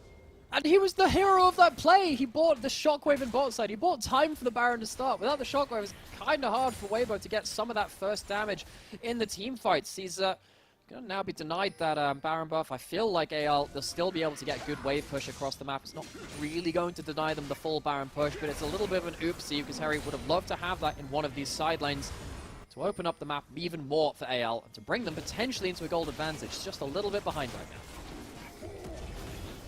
Just a bit. I mean, it's literally 400 between the two teams right now as Rocco are looking for this red buff. And to be honest, my eyes are on Xiaohao this game. He's got the Viego, he's going for this carry build as well with Kraken Slayer. And he's had a good game so far. Caught out on the wrong side of the map that time, but realistically, that's a whole team call from Weibo. And a great, honestly, just a great response from AL as well. Punishing that misposition on the map, punishing the greed for these towers. And now what can AL do with the Baron? They've got 1,000 gold lead from it to start with, which is technically negative because this includes the 300 gold you get per player when you first take it down. So that's 1,500. So anything less than 1,500 means it was fundamentally a negative play. Well, I mean, they still have the money in pockets. That's okay. They've now gone into a reset, which means that the waves have been really well dealt with by Weibo. Dragon is spawning, which means that's where AL's attention is. It means that they're unlikely to be able to even break this inner ring of turrets. You can see that ZDZ, Xiaohu, they've been picking off these side lanes. Now, ZDZ might have stepped too far, but I think he'll just about be safe. He is Udyr, after all. He'll run out of most plays. AL, not realistically going to be able to use this Baron. They have to fight for this Dragon instead. That's a big fat wave crashing into the tier 2 in the bottom side as well behind AL. ZDZ can look for a flank here. Dragon is just going to be taken down. Very, very fast Dragon take here from AL. And sure, you got on the flank, but who cares? Bomb flies on in. They found Xiaohu. He's forced to flash, and everybody dives on top. But look at the combo coming on through. They trade kills for now. Resets galore available for Xiaohao, but actually forced away. And it's Croco that's looking for the kills instead. Harry forces a flash as well out of light. And AL, I don't know how they keep pulling this off. Well, what happened there was Croco primed his third auto knockup on the Dragon and then immediately flashed onto Xiaohu. The unexpected knockup. Sometimes it takes Shinstao a little while to go towards that, but that's an important kill. Maybe they can go push in with the double demolitionist and do some tower damage. This is their opportunity to shred these objectives, and they get a bonus kill on top of it as well. ZDZ overstepping and taken down immediately. Tier 2 in the mid lane, taken. AL, not going to greed for this one, going to reset. I can't believe it's happening to Weibo again. What a fantastic game one from them. And even though AL only get themselves the 1,000 gold power play, and as you said, it's actually kind of negative if you count out the actual Baron gold itself, they're in a good position in this game 3. Croco straight onto Xiaohu with that flash E. Fantastic play from him to force out the Zhonya's and force the rest of the team to retreat. They can't stand on the Zhonya's body of Orianna. They have to back off, which means that only Xiaohu dies for free. To that point, we already talked about resets from that Tristana being a problem, and they really can't retreat without that threat of the shockwave and the ball keeping them safe. He certainly can't. ZDZ just respawning onto the map now. Xiaohu trying to clear vision and set up for potentially another Baron in a couple of minutes' time. And this is a weird one because we've got Shanks with a bounty in the mid lane. I'm going to hold that thought. Xiaohu's caught. The shockwave comes in, but that just ain't enough. Xiaohu not having a good day after game number 1. His first game was so good as well. It's so disappointing. Yeah. That death there, reminiscent of how he was dying an awful lot in the OMG series as well. Caught out in side lanes, trying to fix waves, but not really being respectful. Xiaohu is a player which we have an awful lot of great memories of his play. Honestly, this year has just not been adding to them. He has had some real stinkers. He had no flash, no Zhonya's, no way out of that one. It leaves his team into a really awkward spot. Whenever you lose someone against this team, you can't defend these turrets, and they immediately explode. Look how quickly that goes down. Only the 2 Void Grub buffs. It's not like that's going to be a huge difference maker. AL still making the big use of it, though, and Weibo starting to really fall apart as soon as someone gets caught. Yeah, really nice stuff from AL. Great capitalization on that pick. And in the meantime, ZDZ tries to answer on the bottom side, but Harry's able to get down there. One thing I do want to note, Harry, no TP available, and ZDZ does have that up. Baron's up in 45 seconds, so Harry realistically cannot stick around on this bot side for too long with the Baron spawning. Yeah, it's a decent point. Question is, can you really get onto that Baron quickly enough? Well, and yeah, I suppose the problem is, the other side of it as well, is that even if you could get onto it, one team has a Maokai and a Ziggs while you're pinned on the Baron, the other one doesn't. So even though you could throw the Renata ult towards the Baron, which is pretty threatening, I don't think Weibo can realistically go towards this, and there's a really difficult situation for them now where even if they want to head towards that side of the map, they have to walk through Nature's Grasp and see how that works for them. They'd really like to have a secondary angle, but they don't have the top lane or mid lane push. They don't have wards to go towards. It is a very difficult decision. They see nothing important on the map right now, and the observers are highlighting that. They have one ward on Baron, importantly so. It doesn't actually see the Baron itself, though, is that they don't necessarily see it started. Chris trying to start the fight there, but Hope gets away with his own flash, and now suddenly onto the front line. Hostile takeover. Will buy a little bit of time, but that is really all it will get. That's going to be Chris, flash, ultimate on cooldown now, and AL can just rinse and repeat. They can just reset and go for this again. TP available for Hope, so he can go for that reset and still join the play. Looks like Weibo, they want to just maybe brute force mid and try and get that wave in. They can't really approach this. This is so dangerous to them. That Renata ult, it felt like that was the tool to go forwards. Now they are waiting for just some big mistake from AL. Very difficult for them. ZDZ pushing forwards, vision of the Baron. Xiaohao is on the scene this time. It would be 50-50 if AL commit to this one. Xiaohao trying to move into they're flipping it. Oh, we're actually just going to flip this, aren't we? 3K on the Baron right now. 2,500 as they look for the 50-50. Croco, how good is your finger? Can you get the smite on down? No. Xiaohao grabs it in the end. He's pulled over the wall, take down. It's 2 kills for 1. It's a Baron, though, for Weibo. It's the shockwave used to secure the Baron, but they lose 2, and that's going to be a big problem. They get themselves the big objective. They're probably losing Dragon. I don't know, man. AL, they probably shouldn't have flipped out. They should have looked towards that fight. Really quite disrespectful of them. It gives maybe a reprieve to Weibo as they can push out these side lanes. Clutch steal from Xiaohu to combo up and to steal that one, but they are still losing objectives all the same. Yeah. I fear my call was anticlimactic on that one, but at the same time, I feel like this fight is anticlimactic in that I'm not sure what Weibo really achieved aside from just denying the Baron, but his team can still siege. Just disappointed to see a flip from AL, honestly. I have to say what really confused me is that there was a kill coming down at the exact same time that the Baron goes down as well. As you can see that Croco dies. Oh, well, not quite, but there was, yeah, they had a couple of just messy things going about the place. That it meant it was really quite difficult to see what was secured. As it stands, it's now going to be AL walking out with a numbers advantage, and Weibo are the ones with the chance at the Baron. Not really sure what they can do about it. It's really quite hard for them to push up without the threat being engaged onto, but the likes of that Maokai ultimate with the Zigzag on top of it. Something we've got to mention as well is Shanks getting 2 kills in that fight. He's now 4 items on the Tristana. This is a late game crit AD carry. And Weibo are going to find that out the hard way. And realistically, ZDZ, yes, he's got Thornmail. He's got 3 armor items if you include the boots, but Shanks doesn't care. He's still going to shred through that, and apparently Hope has come online as well. He's got the Crypt Bloom, and he's got the Seraphs for a little bit of stacked cooldown reduction. It's quite hard to get high cooldown reduction right now, but he's got enough of it as it stands. Hope, if you can land that damage onto the correct targets, that will be a huge moment for them. You can see that light on this Varus, though. The bonus you have is the on-hit Varus compared to the Pope is that you actually get a lot of defensive resists. Now, he might even be going towards the Jack Show as that 4th item with the Chain Vest and Inventory. Yeah, I mean, it could be something towards that to give him even more defense against potentially a big burst combo that would land his way.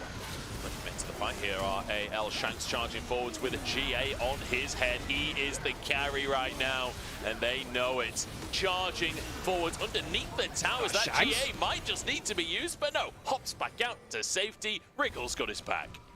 I think it's pretty lucky there that AL aren't taking that fight while Light was in any position to respond. I feel like with the items he had and with the overs push from AL, that could have gone very, very badly beyond the first pick onto Chris, but they do get the kill. And as we said just a few minutes before, once you give up even just a single kill versus the composition, it feels like the entire tower goes when the AL composition pulls in towards it as well. We got that bot lane in a turret. Now no tower stands outside of the base from Weibo, but importantly the base still stands. It starts with ZDZ walking up, trying to get some kind of battle ward vision into the enemy jungle. It's so hard for them to push up. We said that, hey, it's going to be quite hard to use this Baron buff because of the Maokai, because of the Zigzag on top of it. Great combo, despite the fact that the Shockwave gets some decent value beyond that point. You can see how difficult it is for Weibo to actually claim space on the map. Nearly getting caught out by Light there. And he was like just coaching stab. Yeah, same, buddy. Close same. to cardiac arrest. Shanks TPing. No, denied. Shockwave Shockwave, and the GA now on cooldown. Look at the rest of the minimap though. As They're AL pushing the base. charge into the base. Shanks flashes over to look for Crisp instead. He's ignited. Oh, denied. The ignite, the tick stops it. As Crisp, he actually goes down. The bailout wasn't in time. Or in fact, it was in time, but the kill was too early, is what I'm trying to say. Yeah. Inhib goes down. This is bizarre. Yeah, we're getting to the point where it's a little bit all over the place in terms of macro. It's quite hard to figure out what you're doing in late game sometimes, but Shanks completely oversteps on the top side, did not have the best vision for it, despite the fact that they have a ward on one side of the Hex gates to try and stop anyone going in towards them. He sees the rotation up towards him, but he's not in any position to really make his way out of that. His whole team on the other side of the map, it's too late on the teleport. It's a really good punish. As we were just talking about how actually it's been Xiaohu a lot of the time caught out in these positions. Shanks is the one that really ends up getting punished this time. He at least takes one down with him, but one kill is not equal to the other. That Tristana is so important for anyone's legend. That said though, 3 members commit to the top side for Weibo. It's an inhib taken for AL. I feel like this is exactly the same as the Baron that was taken at 20 minutes, where Weibo committed so many players to the bottom lane. AL immediately snapped decision, take the Baron, and that's where this big advantage came from for AL. Speaking of though, the advantage isn't actually that big anymore. 2,000 gold is the lead in their favor. Yes, they control a lot of the map. Yes, they've got an inhib down, but this extra Drake could be the difference maker for them. It would be Hex Soul if they can finish that off. Just think about the poke damage that will come out from Hope with a Hex Soul.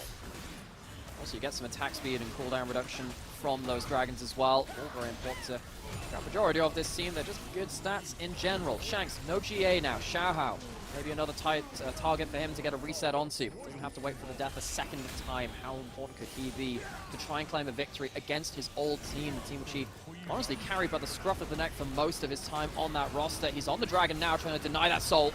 5k on it. It's maybe going to be a 50-50. No, great ult coming out from Crisp to deny the opportunity, but ZDC will go down for his trouble, and Crisp will follow too. They got the Drake, they denied the soul, but they don't get a soul of their own, and they lose 2 players. It's 50-second death timers. This is an opportunity for AL to potentially end the game. They do have the Shockwave, and there's no Baron buff the side of AL. They're teleporting towards top side because there's a wave there. I don't think they can end the game. I think a Shockwave would be able to clear most of the minions. We'll have to see how much damage Xiaohu can do to the actual super minions, because that's what you need to kill. You need to stop tower aggro going over too easily. They've taken the inhibs. They might actually be able to end the game because Xiaohu's getting shot out by Hope. And now the dive. Shockwave only onto Croco. It's 1 kill though. Is it enough? The tower's about to explode as Shanks still survives. You can't do it! Backwards, and Xiaohu's taken down by his old squad. Denied by his brothers. Light charges forward. Desperate to carry the game, but Harry is jumping onto the enemy mid laner. Xiaohu taken down by the Cassante. Not the first, and he won't be the last. As Harry charges forward, Shanks and Hope still alive here. As they're trying to get onto the Nexus. The front to back is working out, and AL, they find themselves favor once more, a 6th win in the LPL. Weibo find themselves at 4-4 despite winning 7 out of their 8 game 1s in LPL Spring 2024. Had a little look at how they were doing this time last year at the start of this series and said, hey, well, you know, maybe let's not make too many judgments too early. But I think there are some real alarm sirens on right now. AL on the other side, though, what a split they are having currently. Has it been the cleanest? No. This week in particular has given us a lot of concerns after they lost to EDG. Taking a win versus Weibo can hopefully right the ship a little more. And I just want to say as well that AL, at the start of the series, 8th place in the standings. But after this series, they've moved their way into top 6 at 6-3. And the game difference slightly behind FPX, so don't quite contest that 5th place spot. But my goodness, fantastic stuff to see coming on through. And it's a team that I'm excited about. Anyone's Legend, an organization that have basically never succeeded in the history of their existence. They've been struggling to try and make playoffs. Xiaohao was the one to nearly get them there previously. Now getting a series off of Xiaohao's expense, ultimately. They are making their way close to playoffs. And with 6 wins against 3 losses, it's very likely that they make it at this stage. Yeah, even if they just snatch up 1 or 2 more wins, that's it. They have a whole half a split to manage that. Given the level of play they've shown over the entire half of the split, you have to imagine they'll be able to pick that up somehow, some way. Now, obviously, a disaster could strike, but I do hope that we can see Hope and Shanks in playoffs. I want to see this team go forward. I think Harry had a good series today. He's a player which I've criticized quite heavily throughout some of this spring. I think that Croco has been an inconsistent player. He had some great moments too. I love that pick into mid lane he had onto Xiaohu, which turned the game a little bit towards that late game as well. This team has some moments of brilliance. Like many LPL teams, there is a lot still to be completed for this team's development, but a win here and the way that they did, which required a lot of tenacity, a lot of perseverance, that means a lot. It certainly does, and I'm just looking at the rest of the schedule as well for AL. It looks pretty good for a playoffs run, honestly. Like, their next opponent is NIP, which will be a challenge for sure, but then they've got RA, IG, I'd say they're potentially a favorite versus. That could be a bit of a toss-up, honestly, but RNG should be simple. But then the final 3 opponents. JDG, always going to be a toughie. LNG, who maybe by week 8 have started to figure themselves out a little bit more. And then Top Esports as well. It's a little bit of a gauntlet, potentially, to finish out the split. We'll see how they're going to continue to do. But a win today against Weibo is a fantastic result for anyone's legend. And I think anyone that's a fan of the Panda Warriors can walk away with a smile today. For sure. You know, for those of you that don't necessarily know the history of anyone's legends as well, this team rebranded from Rogue Warriors, which is a team that actually did have some good moments in the LPL. As anyone's legend, they've never really tasted that real success in the LPL. Yeah. Now, with some huge changes coming into the year, with Hope and Shanks coming over from Team WE, a team that was actually quite well regarded, even if they never quite found the success that they wanted. This team is one which I'm actually quietly quite excited for, if they can keep up the better run of form that they've had, rather than this week where they've kind of struggled a little bit.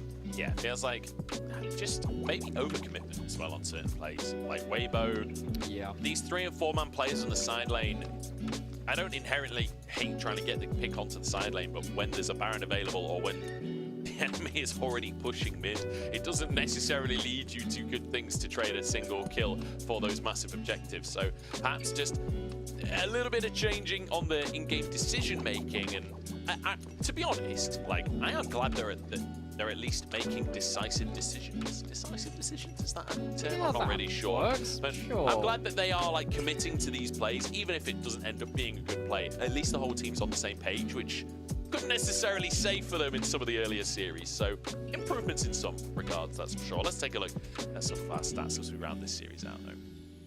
And, you know, Weibo, it's another hard loss for them all the same, but you have to question, you know, what do you take away from series like this? How should they be playing?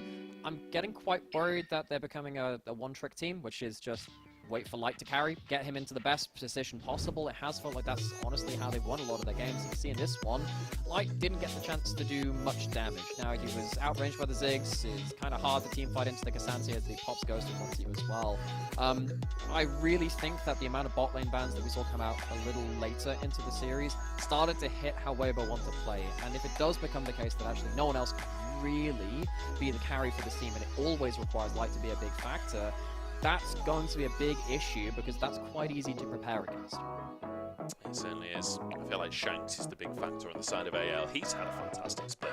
And honestly, one of the big things that we were going to talk about before the series, we didn't quite get chances. The pick ban started pretty sharpish, honestly, for this one, was Shanks versus Xiaohu in the mid lane. Statistically, Shanks is actually one of the best mid laners in the league. Like, he's had some incredible statistics so far, especially when it comes to those laning stats. And Xiaohu, a player that you'd expect to have those good stats, really trailing behind. You can just see from some of the stats here, the kill participation for particularly Light and ZDZ, that's not really a particularly helpful sign for them. It means that actually a team fight, if your top laner and your AD carry have bad kill participation in a team fight draft like this, it means that the team fight's going really badly. Now, we could tell that later in because of the tape as well. It really did just feel like it was Xiaohao finding opportunistic picks, and that was what solved the game. But it's a really big issue when, you know, your MVP of game 1 and then your best player of the split in Light as well can't get involved in a game. That's a big stylistic error. Yes, that's a problem. And again, like, it kind of goes into what we were saying about some of the issues earlier in the split for Weibo, is not necessarily all being on the same page of how to play the game out. And at least they are making some decisions together now, but not necessarily the right decisions. And when you can't enable your AD carry, it can lead to big old problems. One thing I will say, is I like that we got to see ZDZ popping off on Udyr. Like, how often do you see an Udyr MVP that was like, I think his final score was like 1-1-2 or something, but just the sheer pressure that he was putting out in that first game, like, that game was a pleasure to watch what Udyr can do in the right hands and the right ground. No, and I like the way that it played, because a lot of the time my problem with tanks is that they slow the game down because the identity of a tank is that I can't die, so I stop you doing stuff. And what happened in this game as opposed to that was I can't die, so I'm going to allow my team to do stuff. That is the kind of tank draft which I like, because it forces the game forwards, because someone just can't be dealt with and it forces you into bad decisions. I want to see that kind of gameplay a little bit more if we're going to continue to see the K'Sante and the Udyr hold shop really in that top lane.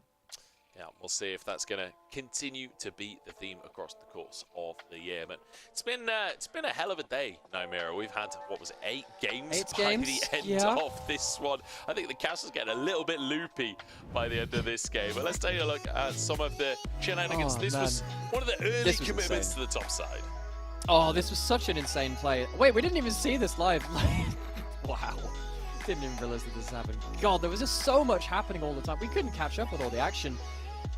Man, what a game this was. This is one of the most scrappy games I've seen in quite a while.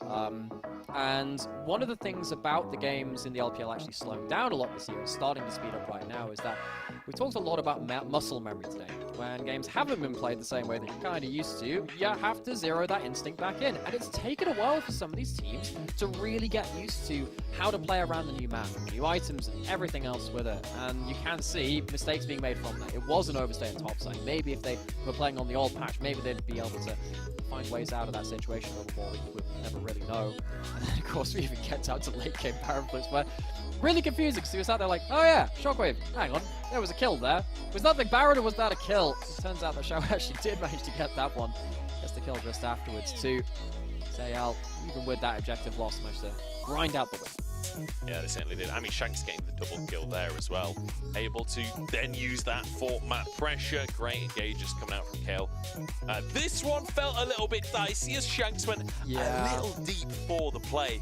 I like the idea though, that hostile take-up doing a lot to deny things. But again, this, Shanks nearly TPs out. 3-man commit on the top side from Weibo. In the meantime, AL taking an inhib in the mid lane. These are the decisions that are really starting to hurt Weibo. And actually, throughout all these clips as well, as we get into some of the later team fights, one thing which is really becoming apparent to me again is that having the Tristana in the mid lane and then also having the flex of the Maokai allows a lot of LPL teams to turn back to what was the comfort composition of the LPL in 23, which was Maokai, Tristana. It was also Maokai Jace last year too. It gives you really good scaling from the multiple marksmen if you do put that into mid lane. It gives you that dedicated go button. And you can see teams like AL, and we even saw teams like Ultra Prime use that kind of composition well earlier in the week as well when they picked up their second series win. It's been quite important to actually see that work for the LPL teams. It means that you can kind of play towards a bit of comfort while you figure out the stuff you haven't quite figured out yet. Looking at these last couple of fights, you can see the value of the Ziggs as well. Not even just in terms of damage, but the sheer zone control. Like, while they're taking out the front line, all of the bombs flying out from Ziggs and the ultimate as well just deny entry. You see Xiaohu having to walk all the way around to try and get into the fight. By the time you get there, backline's already gone down. Fantastic stuff. And you see how much that meant from AL. A huge cheer, and realizing the Nexus hadn't quite gone down there, I think, for a second. Shanks grabbing himself MVP. Shanks is a player I love to talk about because he is a player I love to see play. He's had, a pretty good tenure now in the LPL, but he's been there as a good mid laner to actually sometimes a great mid laner. He's never really quite pressed into the elite mid lane tier. This split he's having so far has been phenomenal, though. Yeah. If he keeps this up, I want to see how far this guy can go. I want to see if he can really finally break up into those upper echelons. This is a player which a lot of people have had eyes on for a very long time. Honestly, I do feel like there's potential of a bit of a changing of the guard in the LPL. Some of the older names are starting to filter out, and some of these guys that were rookies a couple of years ago are starting to really make waves. Shanks definitely in that number. Let's take a look at our results though, as we round out today. First of all, thank you everyone for joining us for this journey. The start of the day was a ride and a half. FPX taking out NIP in an absolute stonker of a series. And OMG 2-1 over EDG and AL 2-1 over Weibo. there have been some very important results here today. I think particularly learning a bit more of this trend of Weibo winning game ones and then really falling apart the rest of the series. But at the start of the day, FPX showing us how they are actually not just a team of hopeful rookies maybe getting something together. This is a genuinely, legitimately good team. They play well together and they play fast, faster than most of the LPL does right now. They are now sat up in the top 6 alongside anyone's legend. The top of the table is absolutely not what I would have called it before this split began. And as we look on to the teams which are currently not in the playoffs bracket, if we ended the split right now at the halfway point, we have a lot of teams, a lot of usual suspects which are really not in a good spot. It's crazy to think, like, a couple of years ago, if you saw those standings and saw that neither Top Esports or RNG or EDG are in the top 4, only JDG's there, it'd blow your mind. It'd absolutely blow your mind. It's RNG and EDG down there in the bottom 7, and a few of these teams really struggling to turn things around. Perhaps LNG, the only one within this list that feels like they have a big chance of making it into playoffs at this point, that can contend in a big way. We'll have to wait and see, though. There's still time. Let's see what's coming up tomorrow, as we have, as always, more games coming your way. LGD versus BLG to start us off, TES versus IG, and then TT versus JDG. I think particularly second series of the day, it's a kind of a continuation of the benchmark for IG. FPX today was the big benchmark of today. Okay, you're starting your gauntlet. You face Top Esports, you beat them. Can you keep this up? I think IG, they beat BLG, they lost to Team WE, who are, they're a good team. IG need to show that they can still hang with the top teams, and this isn't just a strength of schedule result.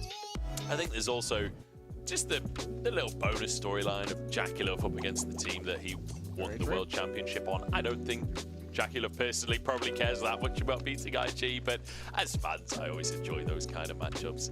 We'll have to see how that one's going to go down tomorrow. I'd definitely say TES are a favourite, but TES have been going through some tough times in their last couple of series, so we'll have to wait and see.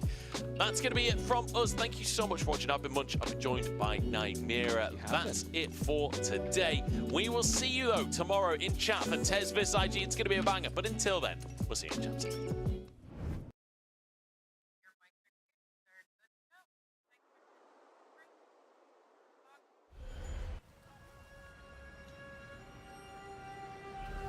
漫天的飞雪，璀璨的金光。真正的英雄，就是以平凡之躯，对抗着这个岁月的麻木不仁，让自己与更好的自己一遍一遍的在未来重逢。未来还可以继续吗？未来还有属于我的机会吗？未来还可以一直赢下去吗？8年前，我没有想过能坚持到现在。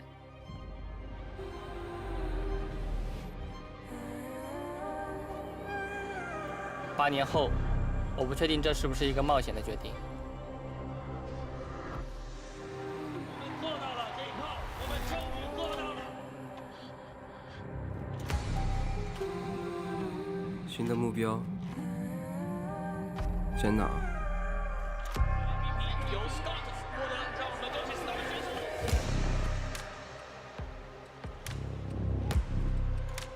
该停下来了吗？他们说我已经拿到了所有的荣誉，可我还想再拼一次，因为还想赢。我回来了。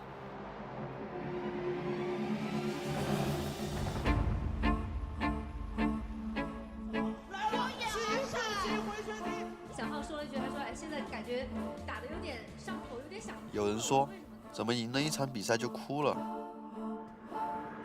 因为我知道自己为了那一场胜利付出了多少。队员们都比较的年轻，很敢打。在 LPL 的发挥真的是令人欣喜。无数次的训练之后，胜利的机会依旧稍纵即逝。拼尽全力，也未必会拿到自己想要的结果。努力不一定就有回报，但是不努力一定就没有机会了。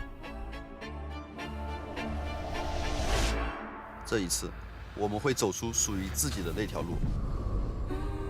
燃烧自己，目标只有冠军。今年他们赢下了春天、夏天 MSI 在内的所有冠军。我享受在舞台上捧杯的那一刻。如果说比赛一定要有输赢，为什么不能一直是我们？抱歉，这次我们站在了对立面。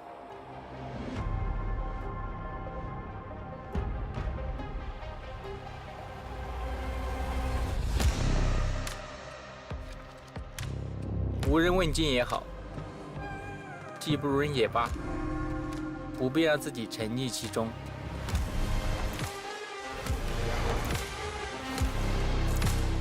所谓的最强和第一，应该由谁来决定？